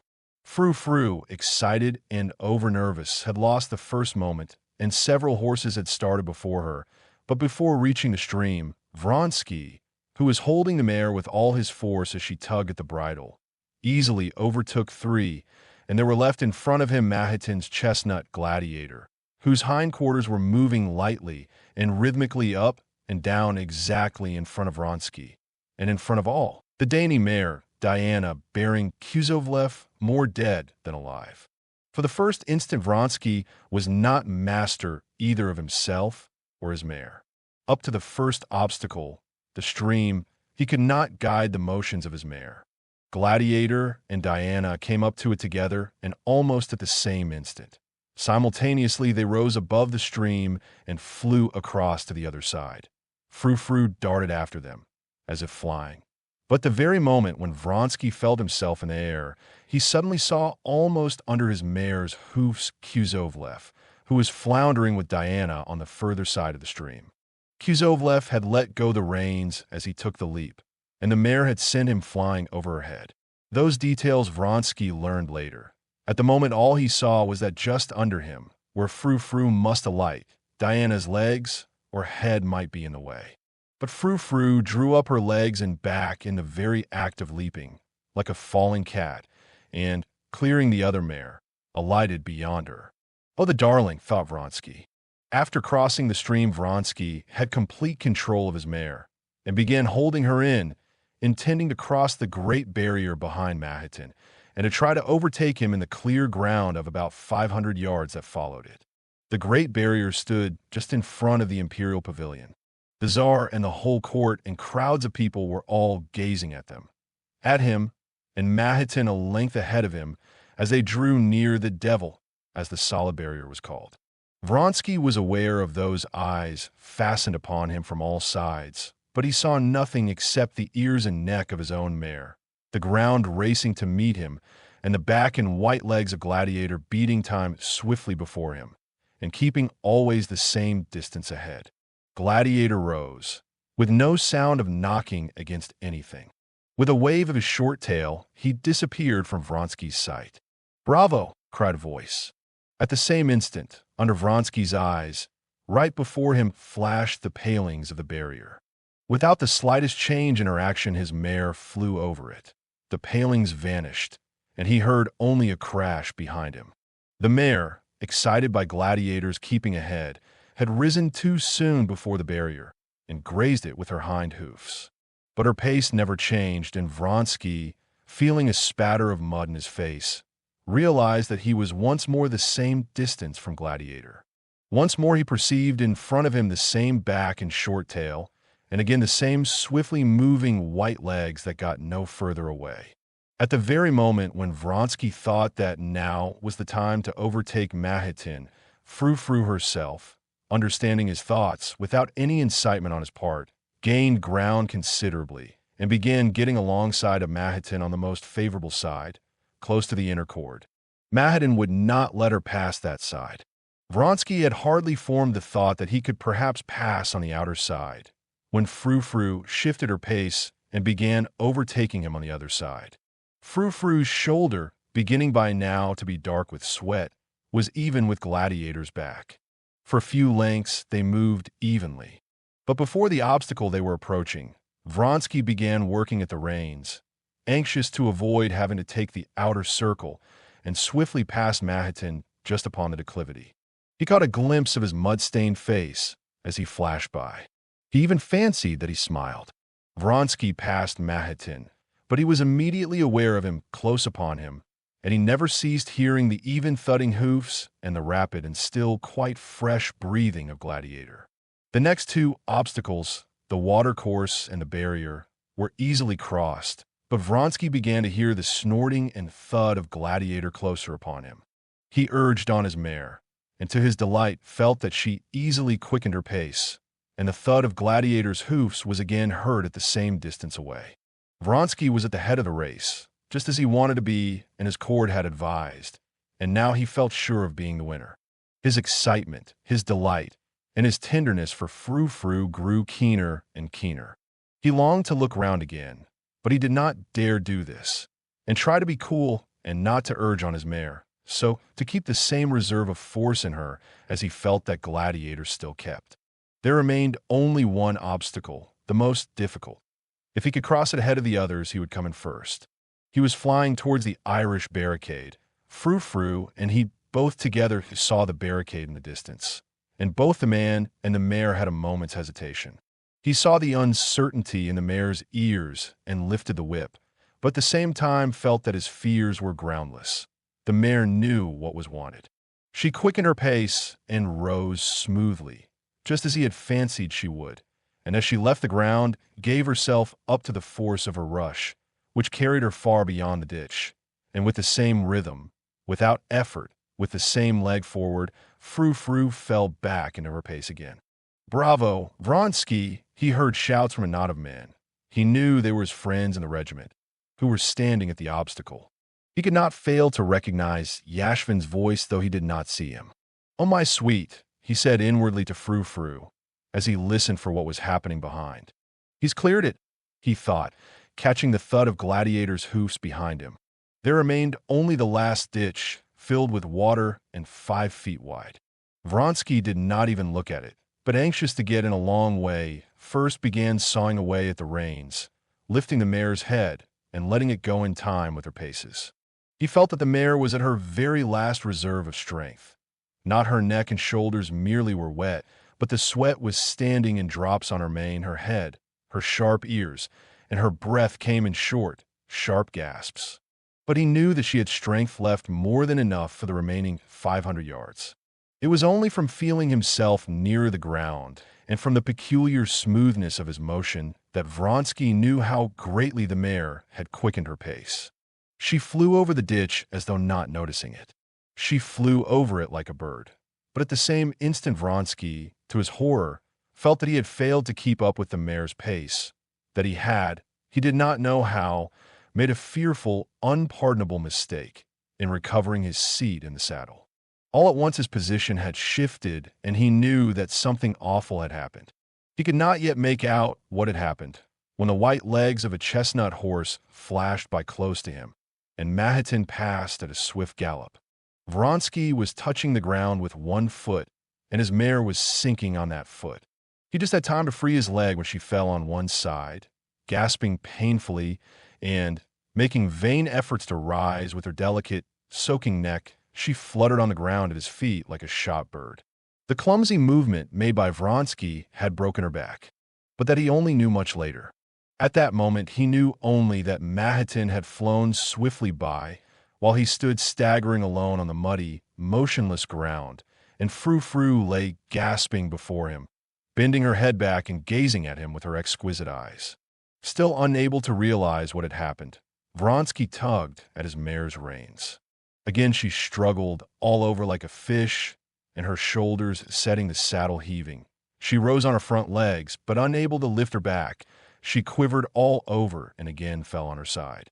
With a face hideous with passion, his lower jaw trembling, and his cheeks white, Vronsky kicked her with his heel in the stomach and again fell to tugging at the rein. She did not stir, but thrusting her nose into the ground, she simply gazed at her master with her speaking eyes. Hey," groaned Vronsky, clutching at his head. What have I done?" he cried. "The race lost. And my fault. Shameful, unpardonable. And the poor darling, ruined mare. What have I done?"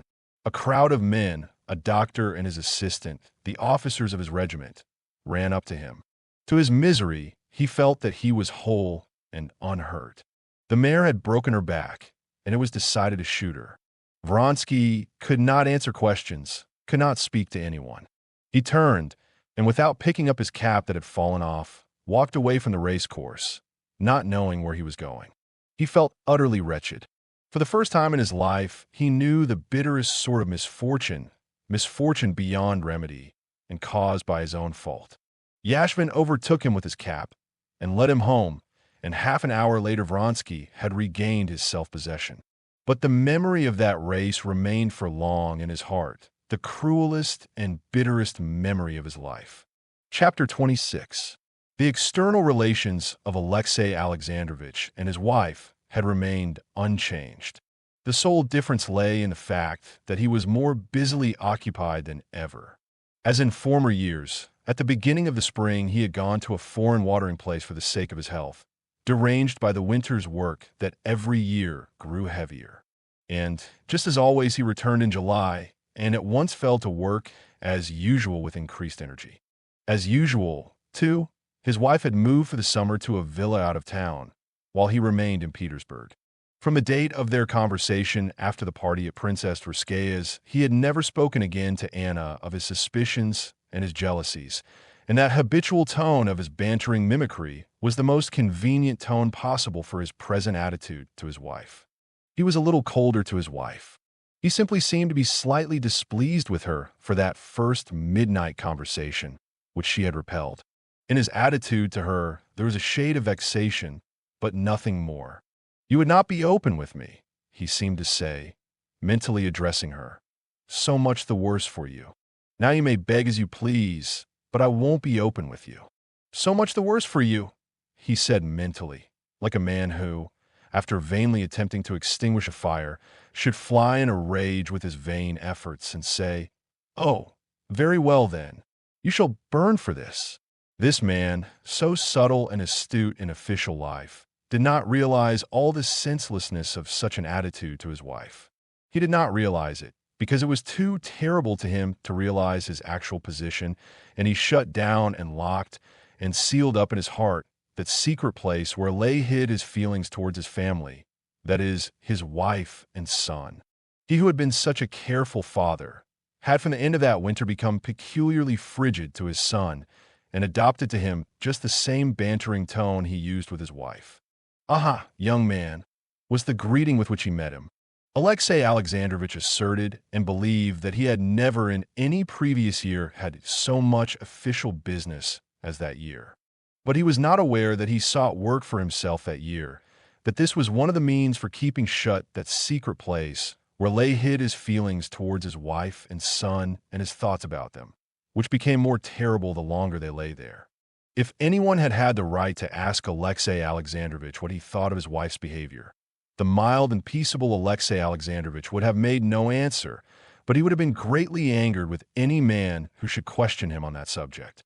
For this reason, there positively came into Alexei Alexandrovich's face a look of haughtiness and severity whenever anyone inquired after his wife's health. Alexei Alexandrovich did not want to think at all about his wife's behavior, and he actually succeeded in not thinking about it at all. Alexei Alexandrovich's permanent summer villa was in Peterhof, and the Countess Lydia Ivanovna used as a rule to spend the summer there, close to Anna, and constantly seeing her. That year, Countess Lydia Ivanovna declined to settle in Peterhof, was not once at Anna Arkadyevna's, and in conversation with Alexei Alexandrovich hinted at the unsuitability of Anna's close intimacy with Betsy and Vronsky. Alexei Alexandrovich sternly cut her short, roundly declaring his wife to be above suspicion, and from that time began to avoid Countess Lydia Ivanovna. He did not want to see, and did not see, that many people in society cast dubious glances on his wife. He did not want to understand, and did not understand, why his wife had so particularly insisted on staying at Tsarskoe, where Betsy was staying and not far from the camp of Vronsky's regiment. He did not allow himself to think about it, and he did not think about it. But all the same, though he never admitted it to himself, and had no proofs, not even suspicious evidence, in the bottom of his heart he knew beyond all doubt that he was a deceived husband, and he was profoundly miserable about it. How often during those 8 years of happy life with his wife, Alexei Alexandrovich had looked at other men's faithless wives and other deceived husbands and asked himself, how can people descend to that? How is it they don't put an end to such a hideous position? But now, when the misfortune had come upon himself, he was so far from thinking of putting an end to the position that he would not recognize it at all, would not recognize it just because it was too awful, too unnatural. Since his return from abroad, Alexei Alexandrovich had twice been at their country villa. Once he dined there, another time he spent the evening there with a party of friends, but he had not once stayed the night there, as it had been his habit to do in previous years. The day of the races had been a very busy day for Alexei Alexandrovich, but when mentally sketching out the day in the morning, he made up his mind to go to their country house to see his wife immediately after dinner, and from there to the races, which all the court were to witness, and at which he was bound to be present. He was going to see his wife, because he had determined to see her once a week to keep up appearances. And besides, on that day, as it was the 15th, he had to give his wife some money for her expenses, according to their usual arrangement. With his habitual control over his thoughts, though he thought all this about his wife, he did not let his thoughts stray further in regard to her. That morning was a very full one for Alexei Alexandrovich. The evening before, Countess Lydia Ivanovna had sent him a pamphlet by a celebrated traveler in China, who was staying in Petersburg, and with it she enclosed a note begging him to see the traveler himself, as he was an extremely interesting person from various points of view, and likely to be useful. Alexei Alexandrovich had not had time to read the pamphlet through in the evening, and finished it in the morning. Then people began arriving with petitions, and there came the reports, interviews, appointments, dismissals, apportionment of rewards, pensions, grants, notes, the workaday round, as Alexei Alexandrovich called it, that always took up so much time. Then there was private business of his own, a visit from the doctor and the steward who managed his property. The steward did not take up much time. He simply gave Alexei Alexandrovich the money he needed together with a brief statement of the position of his affairs, which was not altogether satisfactory, as it had happened that during that year, owing to increased expenses, more had been paid out than usual, and there was a deficit. But the doctor, a celebrated Petersburg doctor, who was an intimate acquaintance of Alexei Alexandrovich, took up a great deal of time. Alexei Alexandrovich had not expected him that day, and was surprised at his visit, and still more so when the doctor questioned him very carefully about his health, listened to his breathing, and tapped at his liver. Alexei Alexandrovich did not know that his friend Lydia Ivanovna, noticing that he was not as well as usual that year, had begged the doctor to go and examine him. "Do this for my sake," the Countess Lydia Ivanovna had said to him. "I will do it for the sake of Russia." "Countess," replied the doctor. "A priceless man," said the Countess Lydia Ivanovna. The doctor was extremely dissatisfied with Alexei Alexandrovich. He found the liver considerably enlarged and the digestive powers weakened, while the course of mineral waters had been quite without effect. He prescribed more physical exercise as far as possible, and, as far as possible, less mental strain, and, above all, no worry. In other words, just what was as much out of Alexei Alexandrovich's power as abstaining from breathing. Then he withdrew, leaving in Alexei Alexandrovich an unpleasant sense that something was wrong with him, and that there was no chance of curing it. As he was coming away, the doctor chanced to meet on the staircase an acquaintance of his, Sludin, who was secretary of Alexei Alexandrovich's department. They had been comrades at the university, and though they rarely met, they thought highly of each other and were excellent friends, and so there was no one to whom the doctor would have given his opinion of a patient so freely as to Sludin. "How glad I am you've been seeing him," said Sludin. "He's not well, and I fancy—" "Well, what do you think of him?" "I'll tell you," said the doctor, beckoning over Sludin's head to his coachman to bring the carriage round. "It's just this," said the doctor, taking a finger of his kid glove in his white hands and pulling it. "If you don't strain the strings and then try to break them, you'll find it a difficult job. But strain a string to its very utmost, and the mere weight of one finger on the strained string will snap it." And with his close assiduity, his conscientious devotion to his work, he strained to the utmost, and there's some outside burden weighing on him, and not a light one, concluded the doctor, raising his eyebrows significantly. "Will you be at the races?" he added, as he sank into his seat in the carriage. Yes, to be sure. It does waste a lot of time." The doctor responded vaguely to some reply of Sludin's he had not caught. Directly after the doctor, who had taken up so much time, came the celebrated traveler, and Alexei Alexandrovich. By means of the pamphlet he had only just finished reading, and his previous acquaintance with the subject impressed the traveler by the depth of his knowledge of the subject and the breadth and enlightenment of his view of it. At the same time as the traveler, there was announced a provincial marshal of nobility on a visit to Petersburg, with whom Alexei Alexandrovich had to have some conversation. After his departure, he had to finish the daily routine of business with his secretary, and then he still had to drive round to call on a certain great personage on a matter of grave and serious import. Alexei Alexandrovich only just managed to be back by 5 o'clock, his dinner hour, and after dining with his secretary, he invited him to drive with him to his country villa and to the races. Though he did not acknowledge it to himself, Alexei Alexandrovich always tried nowadays to secure the presence of a third person in his interviews with his wife. Chapter 27. Anna was upstairs, standing before the looking-glass, and, with Anushka's assistance, pinning the last ribbon on her gown when she heard carriage wheels crunching the gravel at the entrance. "It's too early for Betsy," she thought, and glancing out of the window, she caught sight of the carriage and the black hat of Alexei Alexandrovich, and the ears that she knew so well sticking up each side of it. How unlucky! Can he be going to stay the night? She wondered, and the thought of all that might come of such a chance struck her as so awful and terrible that, without dwelling on it for a moment, she went down to meet him with a bright and radiant face.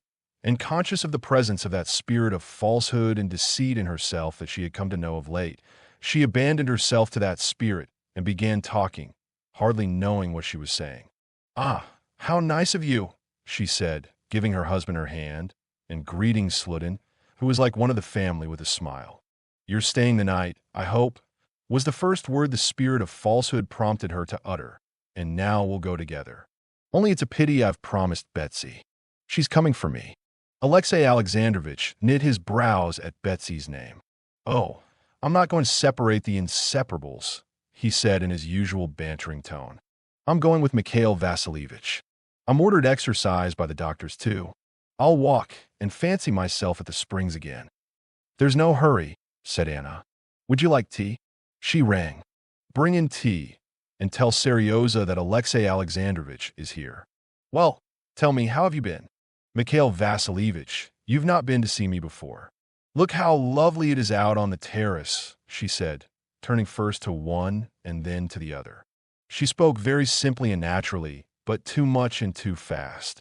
She was the more aware of this from noticing in the inquisitive look Mikhail Vasilievich turned on her that he was, as it were, keeping watch on her. Mikhail Vasilievich promptly went out on the terrace. She sat down beside her husband. "You don't look quite well," she said. "Yes," he said. "The doctor's been with me today and wasted an hour of my time. I feel that someone of our friends must have sent him. My health's so precious, it seems." "No, what did he say?" She questioned him about his health and what he had been doing and tried to persuade him to take a rest and come out to her. All this she said brightly, rapidly, and with a peculiar brilliance in her eyes. But Alexei Alexandrovitch did not now attach any special significance to this tone of hers. He heard only her words and gave them only the direct sense they bore. And he answered simply, though jestingly.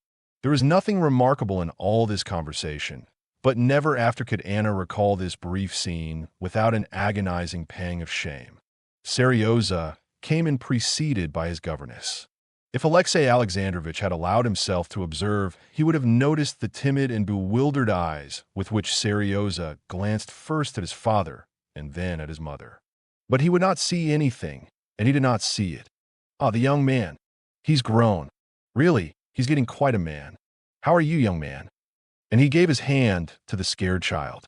Seryoza had been shy of his father before, and now, ever since Alexei Alexandrovitch had taken to calling him young man, and since that insoluble question had occurred to him whether Vronsky were a friend or a foe, he avoided his father.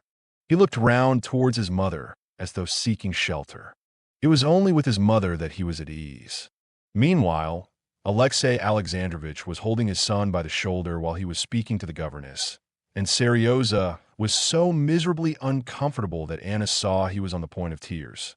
Anna, who had flushed a little the instant her son came in, noticing that Seryoza was uncomfortable, got up hurriedly, took Alexei Alexandrovitch's hand from her son's shoulder, and kissing the boy, led him out onto the terrace, and quickly came back. "It's time to start, though," said she, glancing at her watch. "How is it Betsy doesn't come?" "Yes," said Alexei Alexandrovitch, and getting up, he folded his hands and cracked his fingers. "I've come to bring you some money, too. For nightingales, we know, can't live on fairy tales," he said. "You want it, I expect." "No, I don't." "Yes, I do," she said, not looking at him and crimsoning to the roots of her hair. "But you'll come back here after the races, I suppose?" "Oh, yes," answered Alexei Alexandrovitch. "And here's the glory of Peterhof, Princess Tverskaya," he added, looking out of the window at the elegant English carriage with the tiny seats placed extremely high. "What elegance! Charming. Well, let's be starting too, then." Princess Tverskaya did not get out of her carriage, but her groom, in high boots, a cape, and black hat, darted out at the entrance. "I'm going. Goodbye," said Anna, and, kissing her son, she went up to Alexei Alexandrovitch and held out her hand to him. "It was ever so nice of you to come." Alexei Alexandrovitch kissed her hand. "Well, au revoir, then. You'll come back for some tea." "That's delightful," she said, and went out, gay and radiant.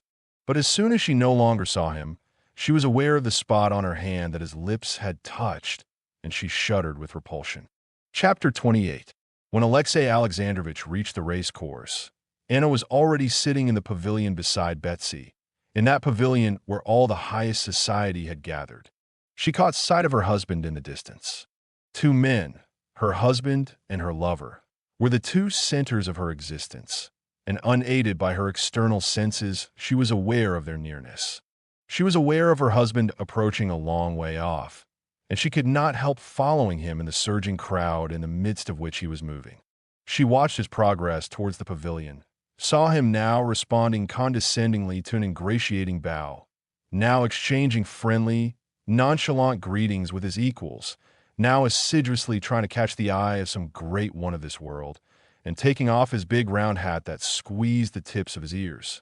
All these ways of his she knew, and all were hateful to her. From his glances towards the ladies' pavilion, he was staring straight at her, but did not distinguish his wife in the sea of muslin, ribbons, feathers, parasols, and flowers. She saw that he was looking for her, but she purposely avoided noticing him. "Alexei Alexandrovitch," Princess Betsy called to him. "I'm sure you don't see your wife. Here she is." He smiled his chilly smile. "There's so much splendor here that one's eyes are dazzled," he said, and he went into the pavilion. He smiled to his wife as a man should smile on meeting his wife after only just parting from her, and greeted the princess and other acquaintances, giving to each what was due. That is to say, jesting with the ladies and dealing out friendly greetings among the men. Below, near the pavilion, was standing an adjutant general of whom Alexei Alexandrovich had a high opinion, noted for his intelligence and culture. Alexei Alexandrovich entered into conversation with him. There was an interval between the races, and so nothing hindered conversation. The adjutant general expressed his disapproval of races. Alexei Alexandrovich replied, defending them.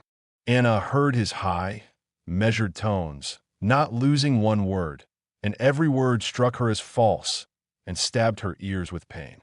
When the 3-mile steeplechase was beginning, she bent forward and gazed with fixed eyes at Vronsky as he went up to his horse and mounted, and at the same time she heard that loathsome, never-ceasing voice of her husband. She was in an agony of terror for Vronsky, but a still greater agony was the never-ceasing, as it seemed to her, stream of her husband's shrill voice with its familiar intonations. "I'm a wicked woman, a lost woman," she thought, "but I don't like lying, I can't endure falsehood." While as for him, her husband, it's the breath of his life, falsehood. He knows all about it. He sees it all. What does he care if he can talk so calmly? If he were to kill me, if he were to kill Vronsky, I might respect him. No, all he wants is falsehood and propriety, Anna said to herself, not considering exactly what it was she wanted of her husband, and how she would have liked to see him behave. She did not understand, either, that Alexei Alexandrovich's peculiar loquacity that day, so exasperating to her, was merely the expression of his inward distress and uneasiness.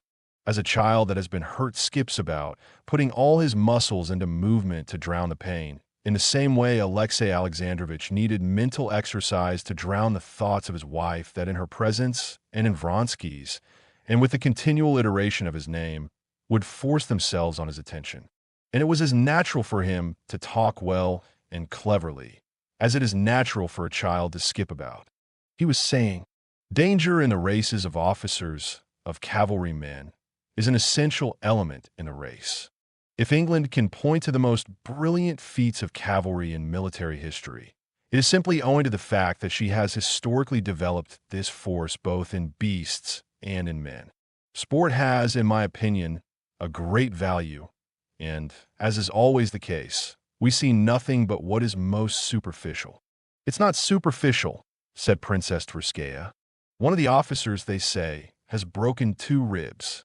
Alexei Alexandrovich smiled his smile, which uncovered his teeth, but revealed nothing more. "We'll admit, Princess, that that's not superficial," he said, "but internal. But that's not the point." And he turned again to the general with whom he was talking seriously. "We mustn't forget that those who are taking part in the race are military men, who have chosen that career, and one must allow that every calling has its disagreeable side. It forms an integral part of the duties of an officer. Low sports, such as prize fighting or Spanish bullfights, are a sign of barbarity, but specialized trials of skill are a sign of development. No, I shan't come another time. It's too upsetting," said Princess Betsy. "Isn't it, Anna?" "It is upsetting, but one can't tear oneself away," said another lady. "If I'd been a Roman woman, I should never have missed a single circus." Anna said nothing, and keeping her opera glass up, gazed always at the same spot. At that moment, a tall general walked through the pavilion. Breaking off what he was saying, Alexei Alexandrovich got up hurriedly, though with dignity, and bowed low to the general. "You're not racing?" the officer asked, chaffing him. "My race is a harder one," Alexei Alexandrovich responded deferentially. And though the answer meant nothing, the general looked as though he had heard a witty remark from a witty man, and fully relished la pointe de la sauce. "There are 2 aspects," Alexei Alexandrovich resumed. "Those who take part and those who look on, and love for such spectacles is an unmistakable proof of a low degree of development in the spectator, I admit, but—" "Princess Bets," sounded Stepan Arkadyevitch's voice from below, addressing Betsy. "Who's your favorite?" "Anna and I are for Kuzovlev," replied Betsy. I'm for Vronsky. A pair of gloves? Done. But it is a pretty sight, isn't it? Alexei Alexandrovich paused while there was talking about him, but he began again directly. I admit that manly sports do not. He was continuing, but at that moment the racers started and all conversation ceased. Alexei Alexandrovich, too, was silent, and everyone stood up and turned towards the stream. Alexei Alexandrovich took no interest in the race, and so he did not watch the racers, but fell listlessly to scanning the spectators with his weary eyes. His eyes rested upon Anna. Her face was white and set. She was obviously seeing nothing and no one but one man. Her hand had convulsively clutched her fan, and she held her breath. He looked at her and hastily turned away, scrutinizing other faces. But here's this lady too, and others very much moved as well. It's very natural, Alexei Alexandrovich told himself. He tried not to look at her, but unconsciously his eyes were drawn to her. He examined that face again, trying not to read what was so plainly written on it, and against his own will, with horror read on it what he did not want to know. The first fall, Kuzovlev's at the stream, agitated everyone, but Alexei Alexandrovich saw distinctly on Anna's pale, triumphant face that the man she was watching had not fallen.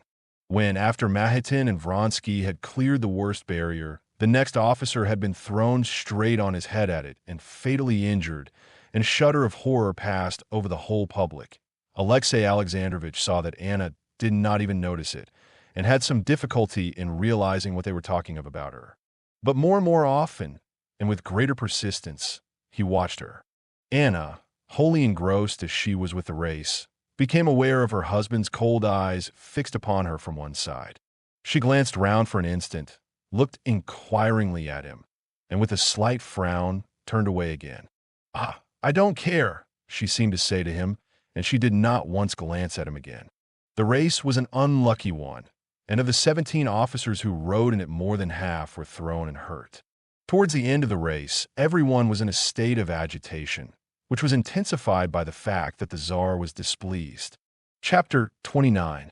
Everyone was loudly expressing disapprobation. Everyone was repeating a phrase someone had uttered, "The lions and gladiators will be the next thing," and everyone was feeling horrified, so that when Vronsky fell to the ground and Anna moaned aloud, there was nothing very out of the way in it. But afterwards a change came over Anna's face, which really was beyond decorum. She utterly lost her head. She began fluttering like a caged bird, at one moment would have got up and moved away, at the next turned to Betsy. Let us go, she said. But Betsy did not hear her. She was bending down, talking to a general who had come up to her. Alexei Alexandrovich went up to Anna and courteously offered her his arm. "Let us go, if you like," he said in French, but Anna was listening to the general and did not notice her husband. "He's broken his leg too, so they say," the general was saying. "This is beyond everything." Without answering her husband, Anna lifted her opera glass and gazed towards the place where Vronsky had fallen. But it was so far off, and there was such a crowd of people about it, that she could make out nothing. She laid down the opera glass and would have moved away, but at that moment an officer galloped up and made some announcement to the Tsar. Anna craned forward, listening. "Stiva! Stiva!"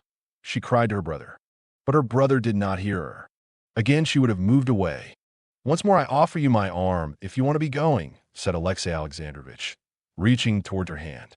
She drew back from him with aversion, and without looking in his face answered, No, let me be, I'll stay." She saw now that from the place of Vronsky's accident an officer was running across the course towards the pavilion. Betsy waved her handkerchief to him. The officer brought the news that the rider was not killed, but the horse had broken its back. On hearing this, Anna sat down hurriedly and hid her face in her fan. Alexei Alexandrovich saw that she was weeping and could not control her tears, nor even the sobs that were shaking her bosom. Alexei Alexandrovich stood so as to screen her, giving her time to recover herself. "For the third time, I offer you my arm," he said to her after a little time, turning to her. Anna gazed at him and did not know what to say. Princess Betsy came to her rescue. "No, Alexei Alexandrovich, I brought Anna and I promised to take her home, put in Betsy. "Excuse me, princess," he said, smiling courteously but looking her very firmly in the face. "But I see that Anna's not very well, and I wish her to come home with me." Anna looked about her in a frightened way, got up submissively, and laid her hand on her husband's arm. "I'll send to him and find out, and let you know," Betsy whispered to her. As they left the pavilion, Alexei Alexandrovich, as always, talked to those he met, and Anna had, as always, to talk and answer, but she was utterly beside herself and moved hanging on her husband's arm as though in a dream. Is he killed or not? Is it true? Will he come or not? Shall I see him today? She was thinking. She took her seat in her husband's carriage in silence, and in silence drove out of the crowd of carriages. In spite of all he had seen, Alexei Alexandrovich still did not allow himself to consider his wife's real condition. He merely saw the outward symptoms. He saw that she was behaving unbecomingly, and considered it his duty to tell her so. But it was very difficult for him not to say more, to tell her nothing but that. He opened his mouth to tell her she had behaved unbecomingly, but he could not help saying something utterly different. "What an inclination we all have, though, for these cruel spectacles," he said. "I observe." I don't understand," said Anna contemptuously. He was offended, and at once began to say what he had meant to say. "I am obliged to tell you," he began. "So now we are to have it out," she thought, and she felt frightened. "I am obliged to tell you that your behavior has been unbecoming today," he said to her in French. "In what way has my behavior been unbecoming?" she said aloud, turning her head swiftly and looking him straight in the face, not with the bright expression that seemed covering something, but with a look of determination, under which she concealed with difficulty the dismay she was feeling. "Mind," he said, pointing to the open window opposite the coachman. He got up and pulled up the window. "What did you consider unbecoming?" she repeated. "The despair you were unable to conceal at the accident to one of the riders." He waited for her to answer, but she was silent, looking straight before her. "I have already begged you so to conduct yourself in society that even malicious tongues can find nothing to say against you. There was a time when I spoke of your inward attitude, but I am not speaking of that now. Now I speak only of your external attitude. You have behaved improperly, and I would wish it not to occur again." She did not hear half of what he was saying. She felt panic-stricken before him, and was thinking whether it was true that Vronsky was not killed. Was it of him they were speaking when they said the rider was unhurt, but the horse had broken its back? She merely smiled with a pretense of irony when he finished, and made no reply, because she had not heard what he said.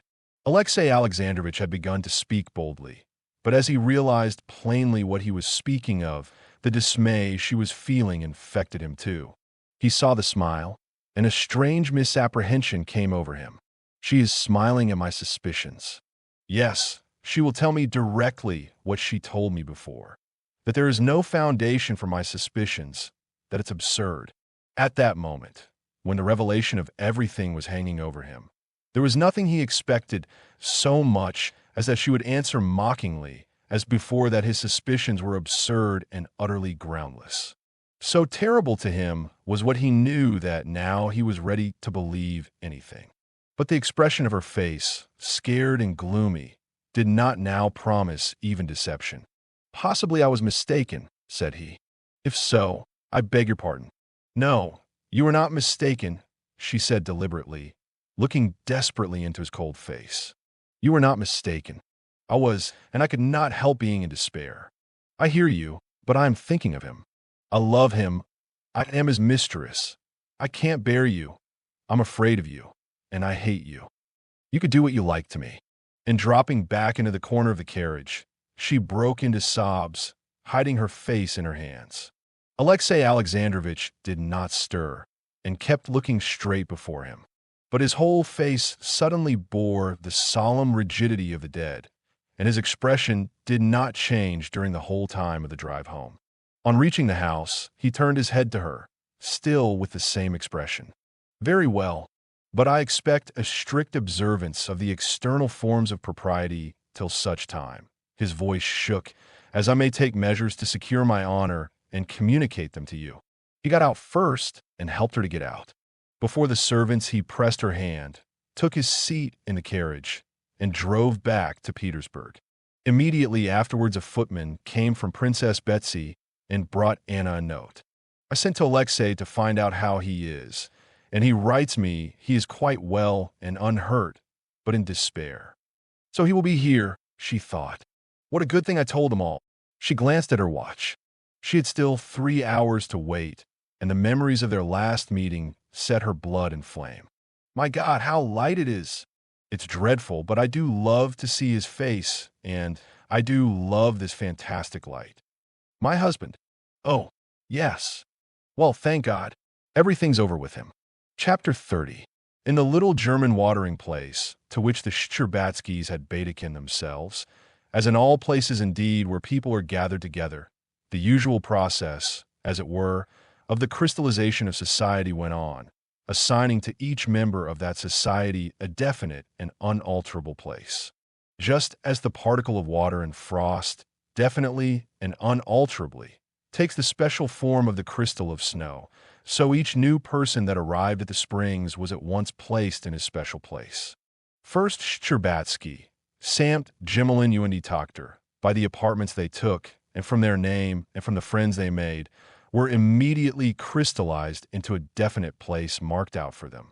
There was visiting the watering place that year a real German Fürstin, in consequence of which the crystallizing process went on more vigorously than ever. Princess Shtcherbatskaya wished, above everything, to present her daughter to this German princess, and the day after their arrival she duly performed this rite. Kitty made a low and graceful curtsy in the very simple, that is to say, very elegant frock that had been ordered her from Paris. The German princess said, I hope the roses will soon come back to this pretty little face, and for the Shtcherbatskys, certain definite lines of existence were at once laid down from which there was no departing. The Shtcherbatskys made the acquaintance, too, of the family of an English lady somebody, and of a German countess and her son, wounded in the last war, and of a learned Swede, and of M. Canet and his sister. But yet inevitably the Shtcherbatskys were thrown most into the society of a Moscow lady, Maria Yevgenyevna Radisheva, and her daughter, whom Kitty disliked because she had fallen ill, like herself, over a love affair, and a Moscow colonel, whom Kitty had known from childhood and always seen in uniform and epaulettes, and who now, with his little eyes and his open neck and flowered cravat, was uncommonly ridiculous and tedious, because there was no getting rid of him. When all this was so firmly established, Kitty began to be very much bored, especially as the prince went away to Carlsbad, and she was left alone with her mother. She took no interest in the people she knew, feeling that nothing fresh would come of them. Her chief mental interest in the watering place consisted in watching and making theories about the people she did not know. It was characteristic of Kitty that she always imagined everything in people in the most favorable light possible, especially so in those she did not know. And now as she made surmises as to who people were, what were their relations to one another, and what they were like, Kitty endowed them with the most marvelous and noble characters, and found confirmation of her idea in her observations.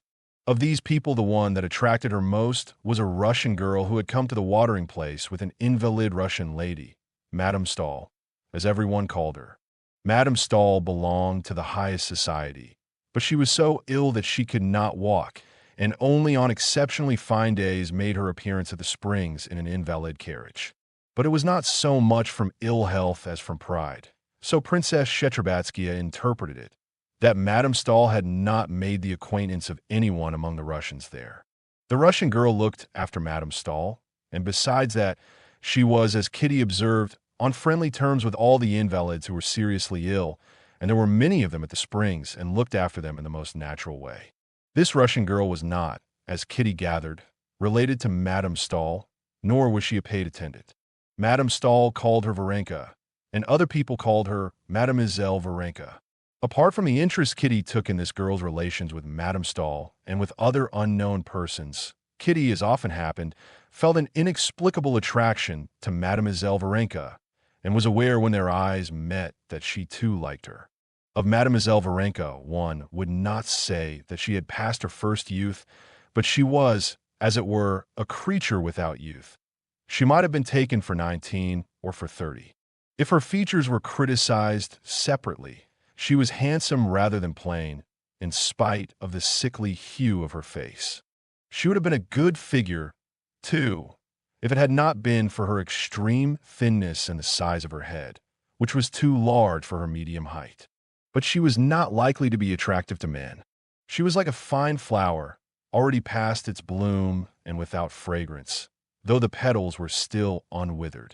Moreover, she would have been unattractive to men also from the lack of just what Kitty had too much of the suppressed fire of vitality and the consciousness of her own attractiveness. She always seemed absorbed in work about which there could be no doubt, and so it seemed she could not take interest in anything outside it. It was just this contrast with her own position that was for Kitty the great attraction of Mademoiselle Varenka. Kitty felt that in her manner of life, she would find an example of what she was now so painfully seeking: interest in life, a dignity in life. Apart from the worldly relations of girls with men, which so revolted Kitty, and appeared to her now as a shameful hawking about of goods in search of a purchaser. The more attentively Kitty watched her unknown friend, the more convinced she was this girl was the perfect creature she fancied her, and the more eagerly she wished to make her acquaintance. The two girls used to meet several times a day, and every time they met, Kitty's eyes said, "Who are you? Were you? Are you really the exquisite creature I imagine you to be? But for goodness sake, don't suppose," her eyes added, "that I would force my acquaintance on you. I simply admire you and like you. I like you too, and you're very, very sweet. And I should like you better still if I had time," answered the eyes of the unknown girl. Kitty saw indeed that she was always busy. Either she was taking the children of a Russian family home from the Springs, or fetching a shawl for a sick lady and wrapping her up in it, or trying to interest an irritable invalid, or selecting and buying cakes for tea for someone.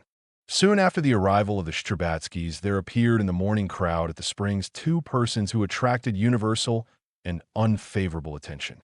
These were a tall man with a stooping figure and huge hands, in an old coat too short for him, with black, simple, and yet terrible eyes, and a pockmarked, kind-looking woman, very badly and tastelessly dressed. Recognizing these persons as Russians, Kitty had already in her imagination begun constructing a delightful and touching romance about them.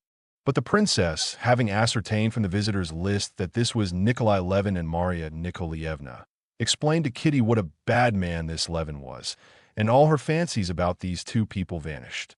Not so much from what her mother told her, as from the fact that it was Konstantin's brother. This pair suddenly seemed to Kitty intensely unpleasant. This Levin, with his continual twitching of his head, aroused in her now an irrepressible feeling of disgust. It seemed to her that his big, terrible eyes, which persistently pursued her, expressed a feeling of hatred and contempt, and she tried to avoid meeting him. Chapter 31. It was a wet day. It had been raining all the morning, and the invalids, with their parasols, had flocked into the arcades. Kitty was walking there with her mother and the Moscow colonel, smart and jaunty in his European coat, bought ready-made at Frankfurt. They were walking on one side of the arcade, trying to avoid Levin, who was walking on the other side. Varenka, in her dark dress, in a black hat with a turned-down brim, was walking up and down the whole length of the arcade with a blind Frenchwoman, and, every time she met Kitty, they exchanged friendly glances. "Mama, couldn't I speak to her?" said Kitty, watching her unknown friend, and noticing that she was going up to the spring, and that they might come there together. "Oh, if you want it so much, I'll find out about her first and make her acquaintance myself," answered her mother. "What do you see in her out of the way? A companion? She must be. If you like, I'll make acquaintance with Madame Stahl.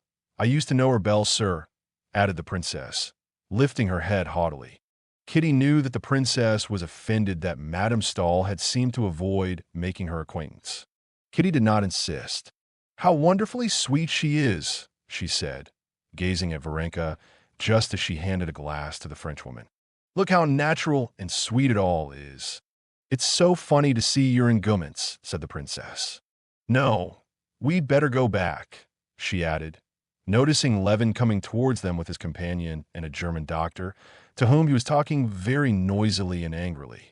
They turned to go back when suddenly they heard, not noisy talk, but shouting. Levin, stopping short, was shouting at the doctor, and the doctor, too, was excited. A crowd gathered about them. The princess and Kitty beat a hasty retreat, while the colonel joined the crowd to find out what was the matter. A few minutes later, the colonel overtook them. "What was it?" inquired the princess. "Scandalous and disgraceful," answered the colonel. "The one thing to be dreaded is meeting Russians abroad." That tall gentleman was abusing the doctor, flinging all sorts of insults at him because he wasn't treating him quite as he liked, and he began waving his stick at him. "It's simply a scandal." "Oh, how unpleasant," said the princess. "Well, and how did it end?" Luckily at that point the one in the mushroom hat intervened. "A Russian lady, I think she is," said the colonel. "Mademoiselle Varenka?" asked Kitty. Yes. She came to the rescue before anyone. She took the man by the arm and led him away. "There, Mama," said Kitty. "You wonder that I'm enthusiastic about her." The next day, as she watched her unknown friend, Kitty noticed that Mademoiselle Varenka was already on the same terms with Levin and his companion as with her other protégés. She went up to them, entered into conversation with them, and served as interpreter for the woman, who could not speak any foreign language. Kitty began to entreat her mother still more urgently to let her make friends with Varenka. And, disagreeable as it was to the princess to seem to take the first step in wishing to make the acquaintance of Madame Stahl, who thought fit to give herself airs, she made inquiries about Varenka, and, having ascertained particulars about her tending to prove that there could be no harm, though little good, in the acquaintance, she herself approached Varenka and made acquaintance with her. Choosing a time when her daughter had gone to the spring, while Varenka had stopped outside the baker's, the princess went up to her. "Allow me to make your acquaintance," she said, with her dignified smile. "My daughter has lost her heart to you," she said.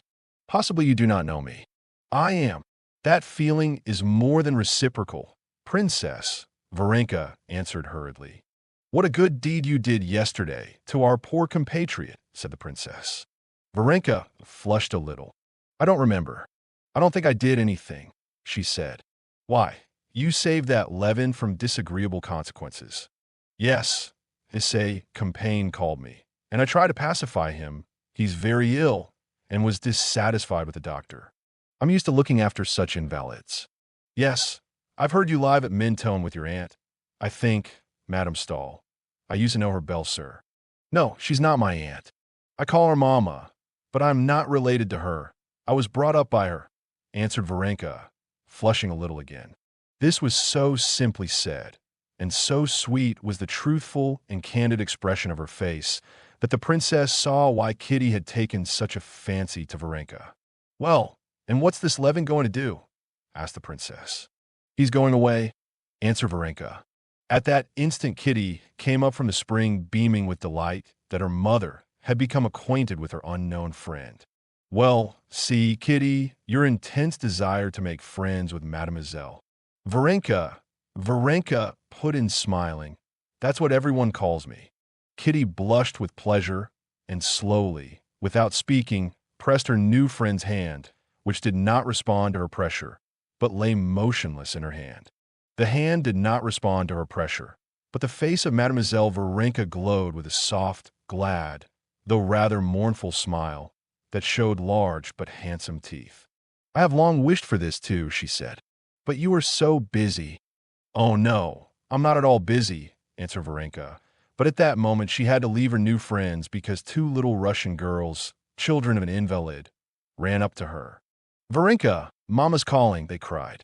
And Varenka went after them. Chapter 32.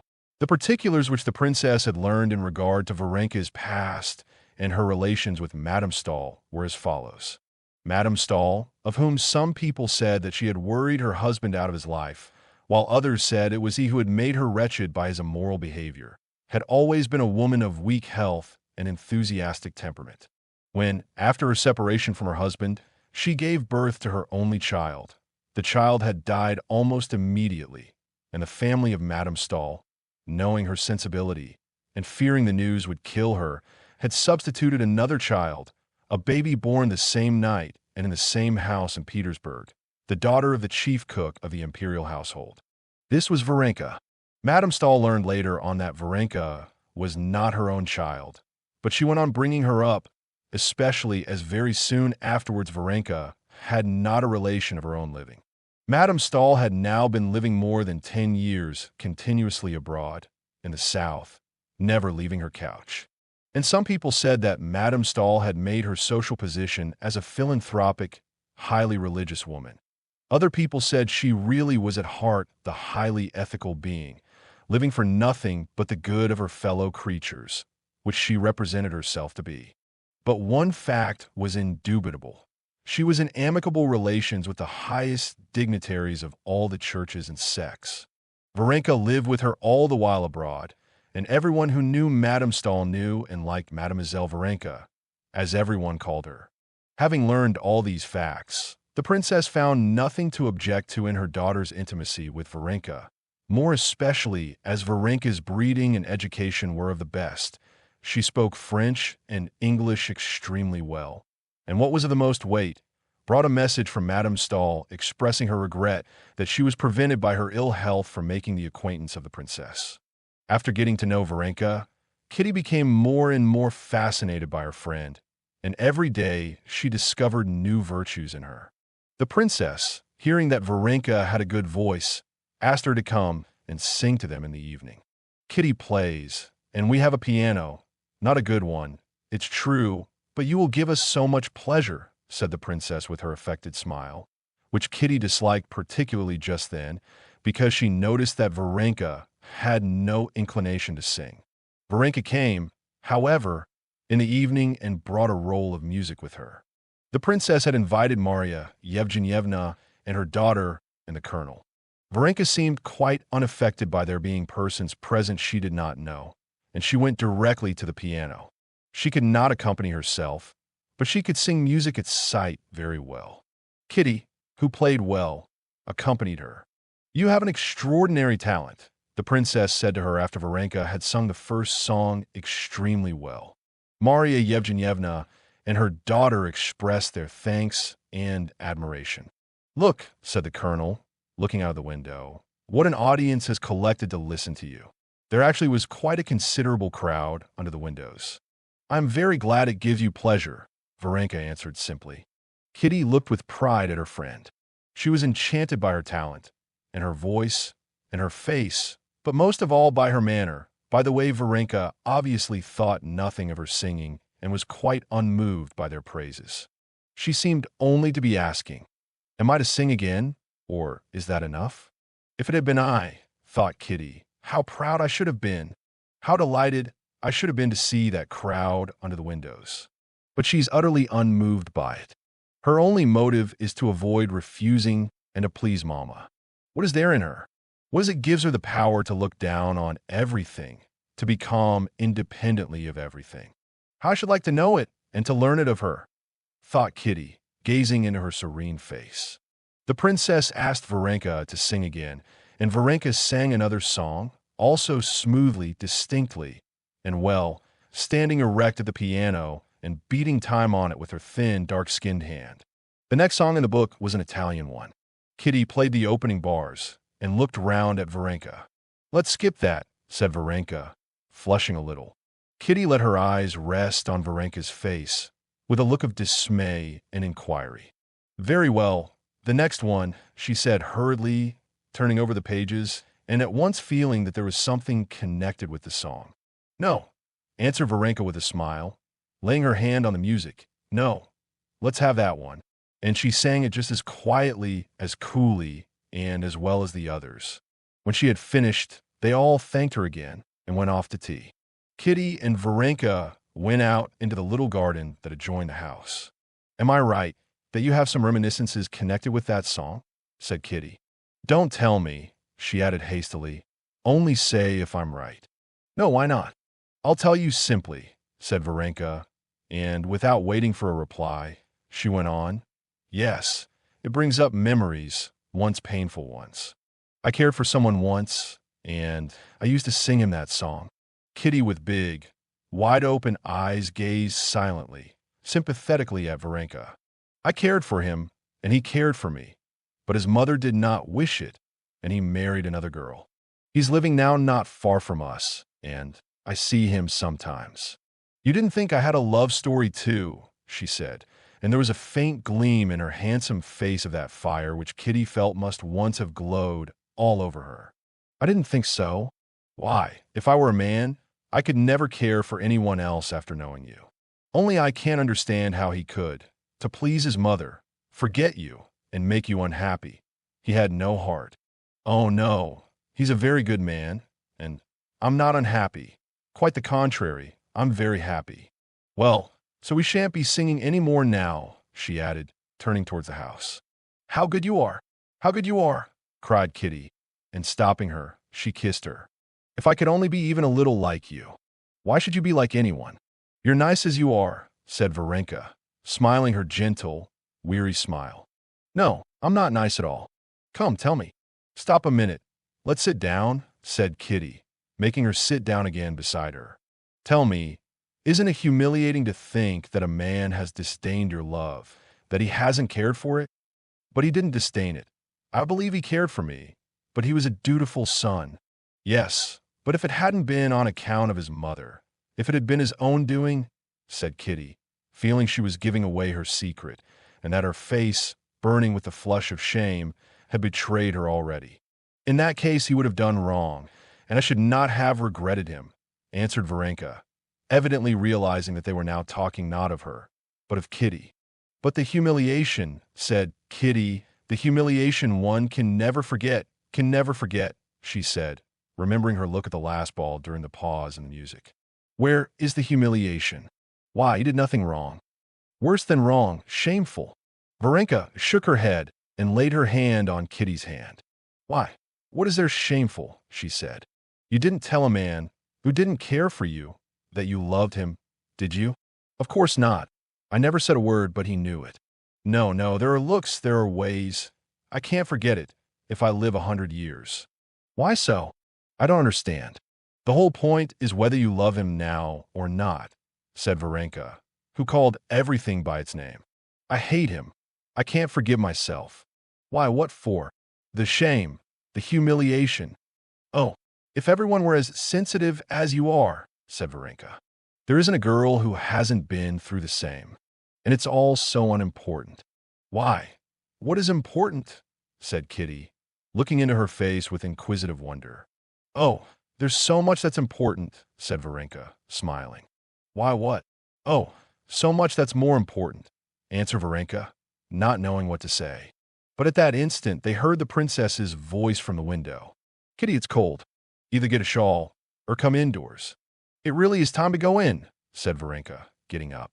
I have to go on to Madame Bert's. She asked me to. Kitty held her by the hand, and with passionate curiosity and entreaty her eyes asked her, What is it? What is this of such importance that gives you such tranquility? Tell me. But Varenka did not even know what Kitty's eyes were asking her. She merely thought that she had to go to see Madame Berthoud that evening, and to make haste home in time for Maman's tea at 12 o'clock. She went indoors, collected her music, and, saying goodbye to everyone, was about to go. Allow me to see you home, said the colonel. Yes. How can you go alone at night like this? Chimed in the princess. Anyway, I'll send Parasha. Kitty saw that Varenka could hardly restrain a smile at the idea that she needed an escort. No, I always go about alone, and nothing ever happens to me, she said, taking her hat. And kissing Kitty once more, without saying what was important, she stepped out courageously with the music under her arm and vanished into the twilight of the summer night, bearing away with her secret of what was important and what gave her the calm and dignity so much to be envied. Chapter 33. Kitty made the acquaintance of Madame Stahl too, and this acquaintance, together with her friendship with Varenka, did not merely exercise a great influence on her, it also comforted her in her mental distress.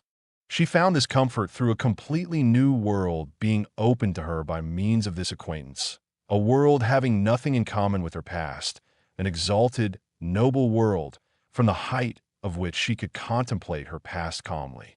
It was revealed to her that besides the instinctive life to which Kitty had given herself up hitherto, there was a spiritual life. This life was disclosed in religion, but a religion having nothing in common with that one which Kitty had known from childhood, and which found expression in litanies and all-night services of the widow's home, where one might meet one's friends, and in learning by heart Slavonic texts with the priest.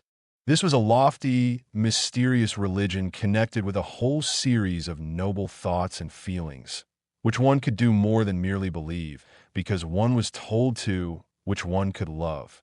Kitty found all this out not from words.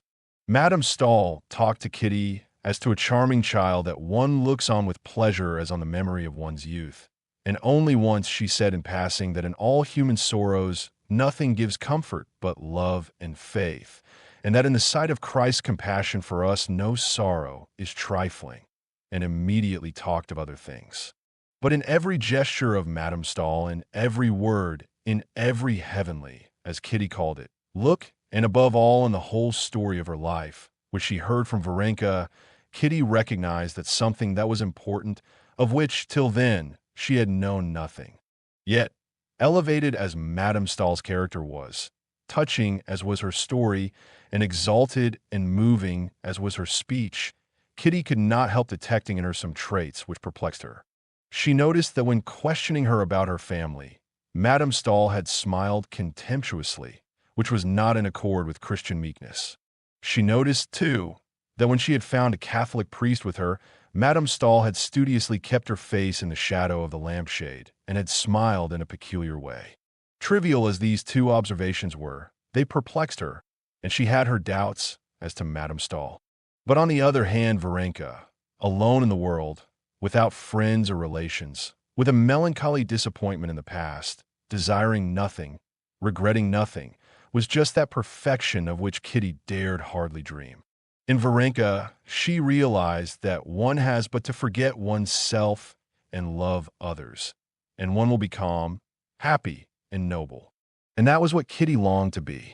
Seeing now clearly what was the most important, Kitty was not satisfied with being enthusiastic over it. She at once gave herself up with her whole soul to the new life that was opening to her. From Varenka's accounts of the doings of Madame Stahl and other people whom she mentioned, Kitty had already constructed the plan of her own future life. She would, like Madame Stahl's niece, Aline, of whom Varenka had talked to her a great deal, seek out those who were in trouble, wherever she might be living, help them as far as she could, give them the gospel, read the gospel to the sick, to criminals, to the dying. The idea of reading the gospel to criminals, as Aline did, particularly fascinated Kitty. But all these were secret dreams, of which Kitty did not talk either to her mother or to Varenka. While awaiting the time for carrying out her plans on a large scale, however, Kitty, even then at the Springs, where there were so many people ill and unhappy, readily found a chance for practicing her new principles in imitation of Varenka. At first the princess noticed nothing but that Kitty was much under the influence of her engouement, as she called it, for Madame Stahl, and still more for Varenka. She saw that Kitty did not merely imitate Varenka in her conduct, but unconsciously imitated her in her manner of walking, of talking, of blinking her eyes. But later on the princess noticed that, apart from this adoration, some kind of serious spiritual change was taking place in her daughter.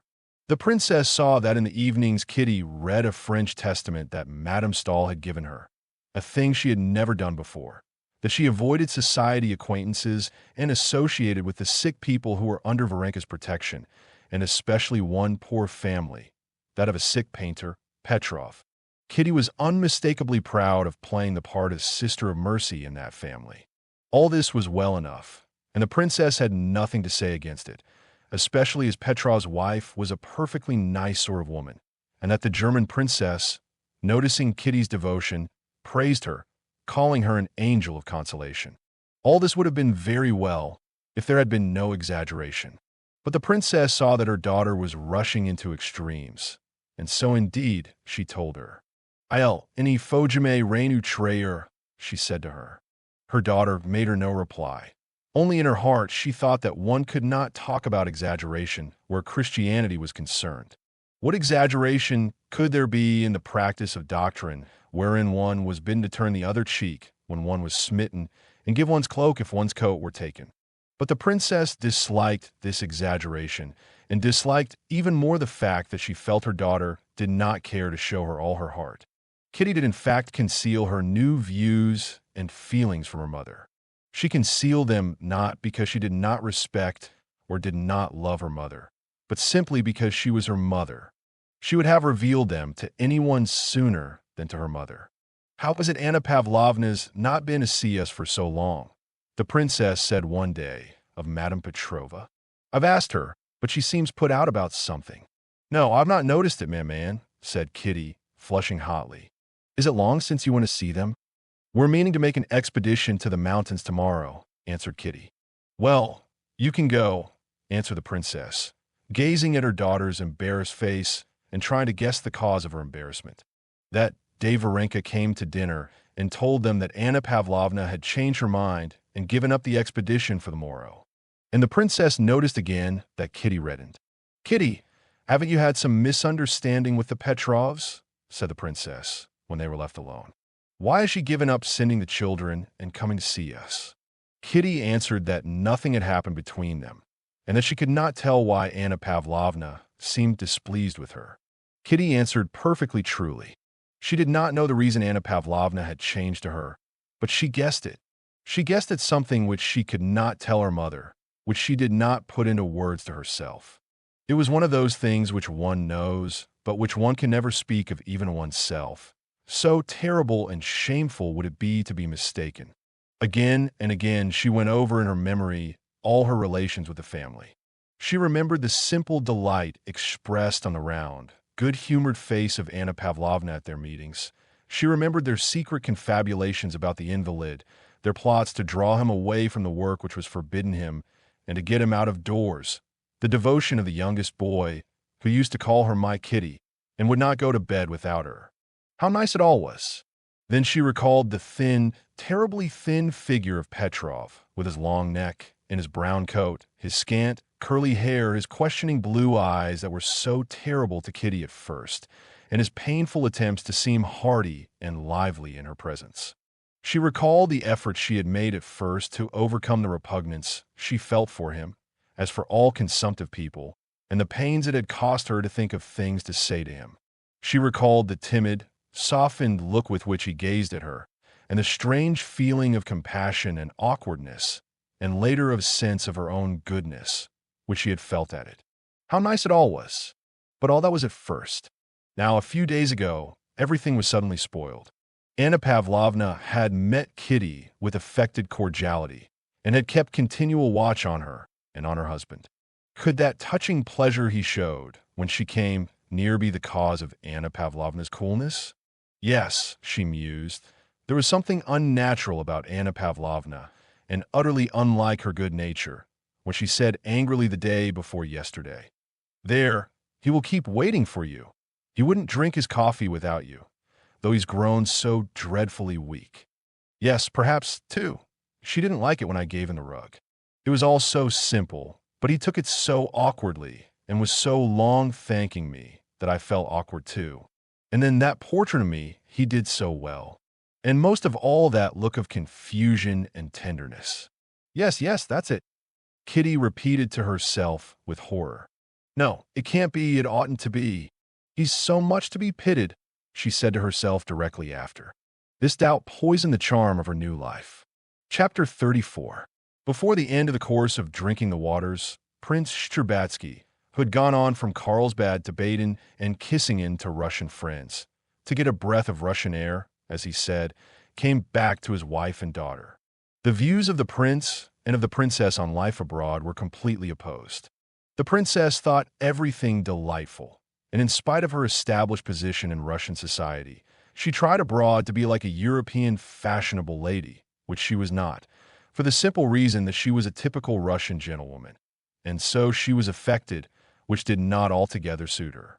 The prince, on the contrary, thought everything foreign detestable, got sick of European life, kept to his Russian habits, and purposely tried to show himself abroad less European than he was in reality. The prince returned thinner, with the skin hanging in loose bags on his cheeks, but in the most cheerful frame of mind. His good humor was even greater when he saw Kitty completely recovered. The news of Kitty's friendship with Madame Stahl and Varenka, and the reports the princess gave him of some kind of change she had noticed in Kitty, troubled the prince and aroused his habitual feeling of jealousy of everything that drew his daughter away from him, and a dread that his daughter might have got out of the reach of his influence into regions inaccessible to him.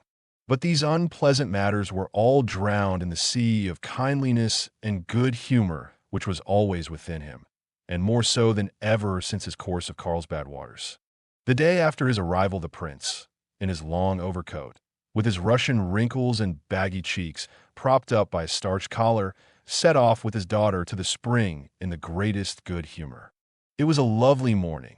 The bright, cheerful houses with their little gardens, the sight of the red-faced, red-armed, beer-drinking German waitresses, working away merrily, did the heart good.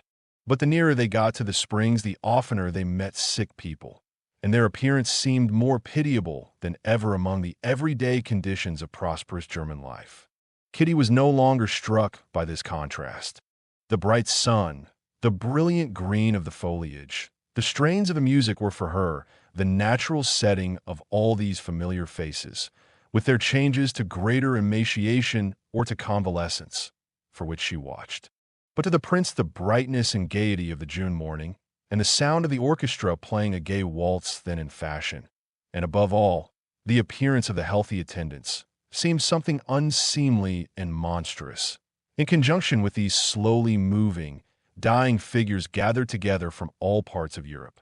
In spite of his feeling of pride and, as it were, of the return of youth, with his favorite daughter on his arm, he felt awkward and almost ashamed of his vigorous step and his sturdy, stout limbs. He felt almost like a man not dressed in a crowd. "Present me to your new friends," he said to his daughter, squeezing her hand with his elbow. "I like even your Hohenzollern for making you so well again. Only it's melancholy, very melancholy here." "Who's that?" Kitty mentioned the names of all the people they met, with some of whom she was acquainted and some not. At the entrance of the garden, they met the blind lady, Madame Berthe, with her guide, and the prince was delighted to see the old Frenchwoman's face light up when she heard Kitty's voice. She at once began talking to him with French exaggerated politeness, applauding him for having such a delightful daughter, extolling Kitty to the skies before her face, and calling her a treasure, a pearl, and a consoling angel. "Well, she's the second angel, then," said the prince, smiling. "She calls Mademoiselle Varenka angel number one." "Oh, Mademoiselle Varenka, she's a real angel." "Allez," Madame Berthe assented. In the arcade, they met Varenka herself. She was walking rapidly towards them, carrying an elegant red bag. "Here is Papa come," Kitty said to her. Varenka made, simply and naturally as she did everything, a movement between a bow and a curtsy, and immediately began talking to the prince, without shyness, naturally, as she talked to everyone. "Of course I know you. I know you very well," the prince said to her with a smile, in which Kitty detected with joy that her father liked her friend. "Where are you off to in such haste?" "Maman's here," she said, turning to Kitty. "She has not slept all night, and the doctor advised her to go out. I'm taking her work." "So that's angel number one?" said the prince when Varenka had gone on. Kitty saw that her father had meant to make fun of Varenka, but that he could not do it because he liked her. "Come, so we shall see all your friends," he went on, "even Madame Stahl, if she deigns to recognize me." "Why, did you know her, Papa?" Kitty asked apprehensively, catching the gleam of irony that kindled in the prince's eyes at the mention of Madame Stahl. "I used to know her husband, and her too a little, before she joined the Pietists." "What is a Pietist, Papa?" asked Kitty, dismayed to find that what she prized so highly in Madame Stahl had a name. "I don't quite know myself. I only know that she thanks God for everything, for every misfortune, and thanks God, too, that her husband died.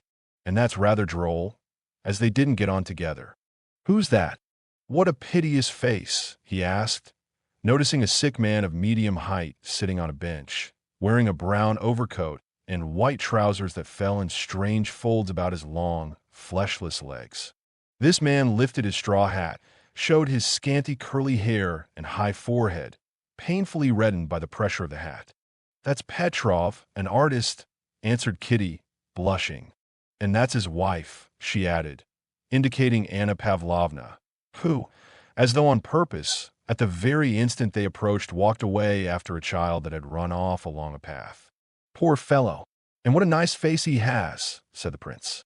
"Why don't you go up to him? He wanted to speak to you." "Well, let us go then," said Kitty, turning round resolutely. "How are you feeling today?" she asked Petrov. Petrov got up, leaning on his stick, and looked shyly at the prince. "This is my daughter," said the prince.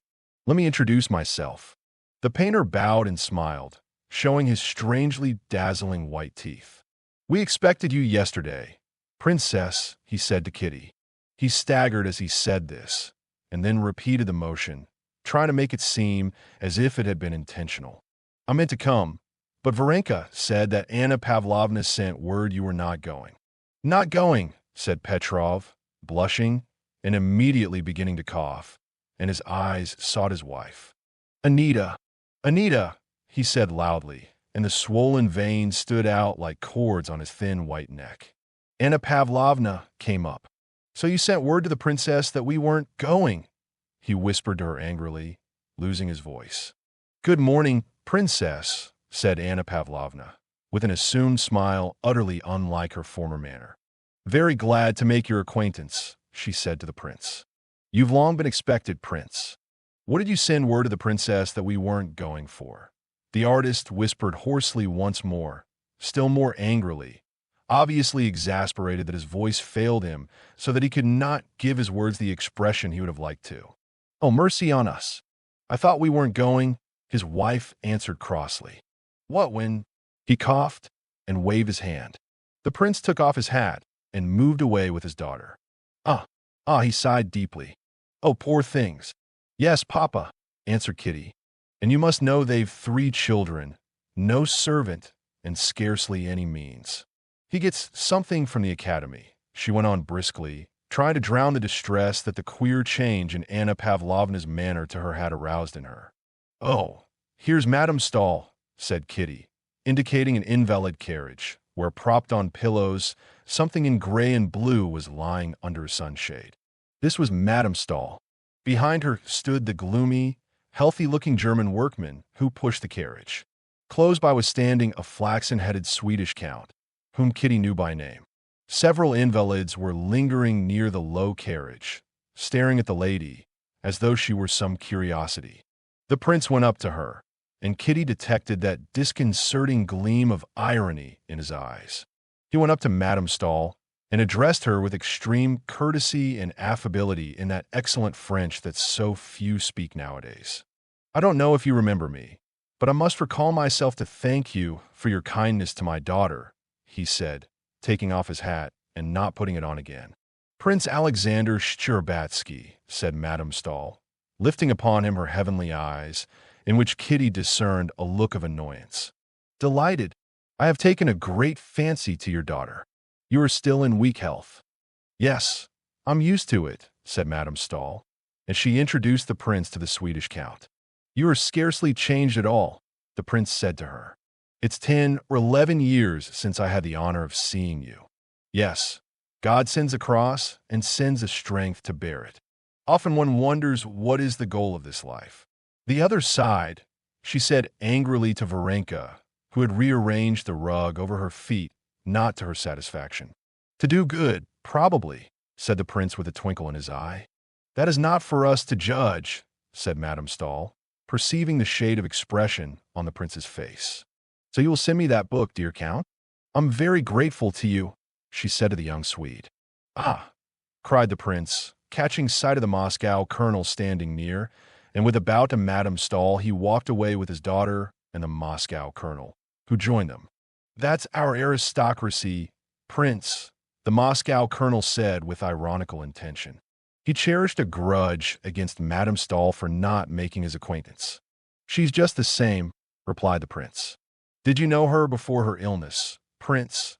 That's to say, before she took to her bed?" "Yes, she took to her bed before my eyes," said the prince.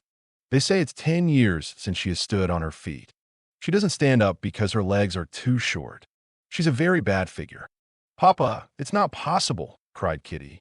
That's what wicked tongues say, my darling. Oh, these invalid ladies. Oh, no, Papa. Kitty objected warmly. Varenka worships her, and then she does so much good. Ask anyone. Everyone knows her in a lean stall. Perhaps so, said the prince, squeezing her hand with his elbow. But it's better when one does good so that you may ask everyone and no one knows. Kitty did not answer, not because she had nothing to say, but because she did not care to reveal her secret thoughts even to her father. But, strange to say, although she had so made up her mind not to be influenced by her father's views, not to let him into her inmost sanctuary, she felt that the heavenly image of Madame Stahl, which she had carried for a whole month in her heart, had vanished, never to return, just as the fantastic figure made up of some clothes thrown down at random vanishes when one sees that it is only some garment lying there. All that was left was a woman with short legs, who lay down because she had a bad figure and worried patient Varenka for not arranging her rug to her liking. And by no effort of the imagination could Kitty bring back the former Madame Stahl. Chapter 35. The prince communicated his good humor to his own family and his friends, and even to the German landlord in whose rooms the Strzebatskys were staying. On coming back with Kitty from the Springs, the prince, who had asked the colonel, and Marya Yevgenyevna, and Varenka all to come and have coffee with them, gave orders for a table and chairs to be taken into the garden under the chestnut tree, and lunch to be laid there. The landlord and the servants, too, grew brisker under the influence of his good spirits. They knew his open-handedness, and half an hour later the invalid doctor from Hamburg, who lived on the top floor, looked enviously out of the window at the merry party of healthy Russians assembled under the chestnut tree. In the trembling circles of shadow cast by the leaves, at a table covered with a white cloth and set with coffee pot, bread and butter, cheese, and cold game, sat the princess in a high cap with lilac ribbons, distributing cups and bread and butter. At the other end sat the prince, eating heartily and talking loudly and merrily. The prince had spread out near him his purchases, carved boxes, and knickknacks, paper knives of all sorts, of which he bought a heap at every watering place, and bestowed them upon everyone, including Lieschen, the servant girl, and the landlord, with whom he jested in his comically bad German, assuring him that it was not the water had cured Kitty, but his splendid cookery, especially his plum soup. The princess laughed at her husband for his Russian ways, but she was more lively and good-humored than she had been all the while she had been at the waters. The colonel smiled, as he always did, at the prince's jokes, but as far as regards Europe, of which he believed himself to be making a careful study, he took the princess's side. The simple-hearted Marya Yevgenyevna simply roared with laughter at everything absurd the prince said, and his jokes made Varenka helpless with feeble but infectious laughter, which was something Kitty had never seen before. Kitty was glad of all this, but she could not be light-hearted.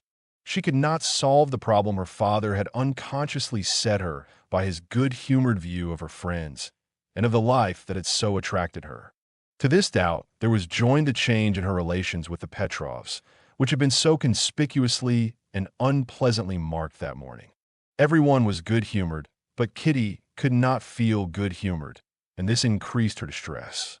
She felt a feeling such as she had known in childhood, when she had been shut in her room as a punishment and had heard her sister's merry laughter outside. "Well, but what did you buy this mass of things for?" said the princess, smiling and handing her husband a cup of coffee. "One goes for a walk, one looks in a shop, and they ask you to buy. Erlocht, Dirchlocht. Directly they say Dirchlocht, I can't hold out. I lose 10 thalers. It's simply from boredom," said the princess. "Of course it is. Such boredom, my dear, that one doesn't know what to do with oneself. How can you be bored, prince? There's so much that's interesting now in Germany," said Marya Yevgenyevna. "But I know everything that's interesting. The plum soup I know, and the peas sausages I know. I know everything. No, you may say what you like, prince, there's the interest of their institutions," said the colonel. "But what is there interesting about it? They're all as pleased as brass halfpence. They've conquered everybody, and why am I to be pleased at that? I haven't conquered anyone, and I'm obliged to take off my own boots, yes, and put them away too. In the morning, get up and dress at once, and go to the dining room to drink bad tea.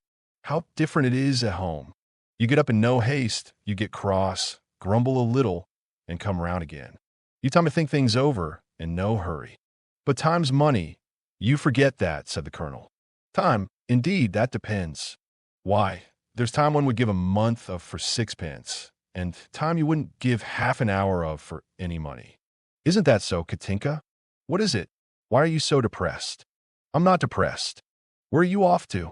Stay a little longer, he said to Varenka. I must be going home, said Varenka, getting up, and again she went off into a giggle. When she had recovered, she said goodbye and went into the house to get her hat. Kitty followed her. Even Varenka struck her as different. She was not worse, but different from what she had fancied her before. Oh dear, it's a long while since I've laughed so much, said Varenka, gathering up her parasol in her bag. How nice he is, your father. Kitty did not speak. When shall I see you again? Asked Varenka. Mamma meant to go and see the Petrovs. Won't you be there? Said Kitty, to try Varenka. Yes, answered Varenka. They're getting ready to go away, so I promised to help them pack. Well, I'll come too then. No, why should you? Why not? Why not? Why not? Said Kitty, opening her eyes wide and clutching at Varenka's parasol, so as not to let her go. No, wait a minute, why not? Oh, nothing. Your father has come, and besides, they will feel awkward at your helping. No, tell me why you don't want me to be often at the Petrovs. You don't want me to, why not? I didn't say that, said Varenka quietly. No, please tell me. Tell you everything? Asked Varenka. Everything, everything. Kitty assented. Well, there's really nothing of any consequence. Only that Mikhail Alexeyevich, that was the artist's name, had meant to leave earlier, and now he doesn't want to go away, said Varenka, smiling. Well, well, Kitty urged impatiently, looking darkly at Varenka. Well, and for some reason Anna Pavlovna told him that he didn't want to go because you were here. Of course, that was nonsense, but there was a dispute over it, over you. You know how irritable these sick people are. Kitty, scowling more than ever, kept silent, and Varenka went on speaking alone, trying to soften or soothe her, and seeing a storm coming. She did not know whether of tears or of words. So you better not go. You understand. You won't be offended, and it serves me right. And it serves me right. Kitty cried quickly, snatching the parasol out of Varenka's hand and looking past her friend's face. Varenka felt inclined to smile, looking at her childish fury, but she was afraid of wounding her. How does it serve you right? I don't understand, she said. It serves me right because it was all sham, because it was all done on purpose and not from the heart. What business had I to interfere with outsiders? And so it's come about that I'm a cause of quarrel, and that I've done what nobody asked me to do. Because it was all a sham. A sham. A sham. A sham. With what object? Said Varenka gently. Oh, it's so idiotic. So hateful. There was no need whatever for me. Nothing but sham, she said, opening and shutting the parasol. But with what object? To seem better to people, to myself, to God, to deceive everyone. No, now I won't descend to that. I'll be bad, but anyway not a liar, a cheat. But who is a cheat? Said Varenka reproachfully. You speak as if. But Kitty was in one of her gusts of fury, and she would not let her finish. I don't talk about you. Not about you at all. You're perfection. Yes, yes, I know you're all perfection, but what am I to do if I'm bad? This would never have been if I weren't bad. So let me be what I am. I won't be a sham. What have I to do with Anna Pavlovna? Let them go their way, and me go mine. I can't be different. And yet it's not that, it's not that. What is not that? Asked Varenka in bewilderment. Everything. I can't act except from the heart, and you act from principle. I like you simply, but you most likely only wanted to save me, to improve me. You are unjust, said Varenka. But I'm not speaking of other people, I'm speaking of myself. Kitty, they heard her mother's voice. Come here, show Papa your necklace. Kitty, with a haughty air, without making peace with her friend, took the necklace in a little box from the table and went to her mother. What's the matter? Why are you so red? Her mother and father said to her with one voice. Nothing, she answered. I'll be back directly. And she ran back. She's still here, she thought. What am I to say to her? Oh dear, what have I done? What have I said? Why was I rude to her? What am I to do? What am I to say to her? Thought Kitty, and she stopped in the doorway. Varenka, in her hat, and with the parasol in her hands, was sitting at the table examining the spring which Kitty had broken. She lifted her head. Varenka, forgive me, do forgive me, whispered Kitty, going up to her. I don't remember what I said. I really didn't mean to hurt you, said Varenka, smiling. Peace was made. But with her father's coming, all the world in which she had been living was transformed for Kitty. She did not give up everything she had learned, but she became aware that she had deceived herself in supposing she could be what she wanted to be. Her eyes were, it seemed, opened. She felt all the difficulty of maintaining herself without hypocrisy and self-conceit on the pinnacle to which she had wished to mount. Moreover, she became aware of all the dreariness of the world of sorrow, of sick and dying people, in which she had been living. The effort she had made to like it seemed to her intolerable, and she felt a longing to get back quickly into the fresh air, to Russia, to Ergushovo, where, as she knew from letters, her sister Dolly had already gone with her children. But her affection for Varenka did not wane. As she said goodbye, Kitty begged her to come to them in Russia. I'll come when you get married, said Varenka. I shall never marry. Well, then, I shall never come. Well, then, I shall be married simply for that. Mine now. Remember your promise, said Kitty. The doctor's prediction was fulfilled. Kitty returned home to Russia cured. She was not so gay and thoughtless as before, but she was serene. Her Moscow troubles had become a memory to her. If you enjoyed listening, please subscribe to the channel by hitting the subscribe button below. After doing so, click the bell icon to receive new content notifications.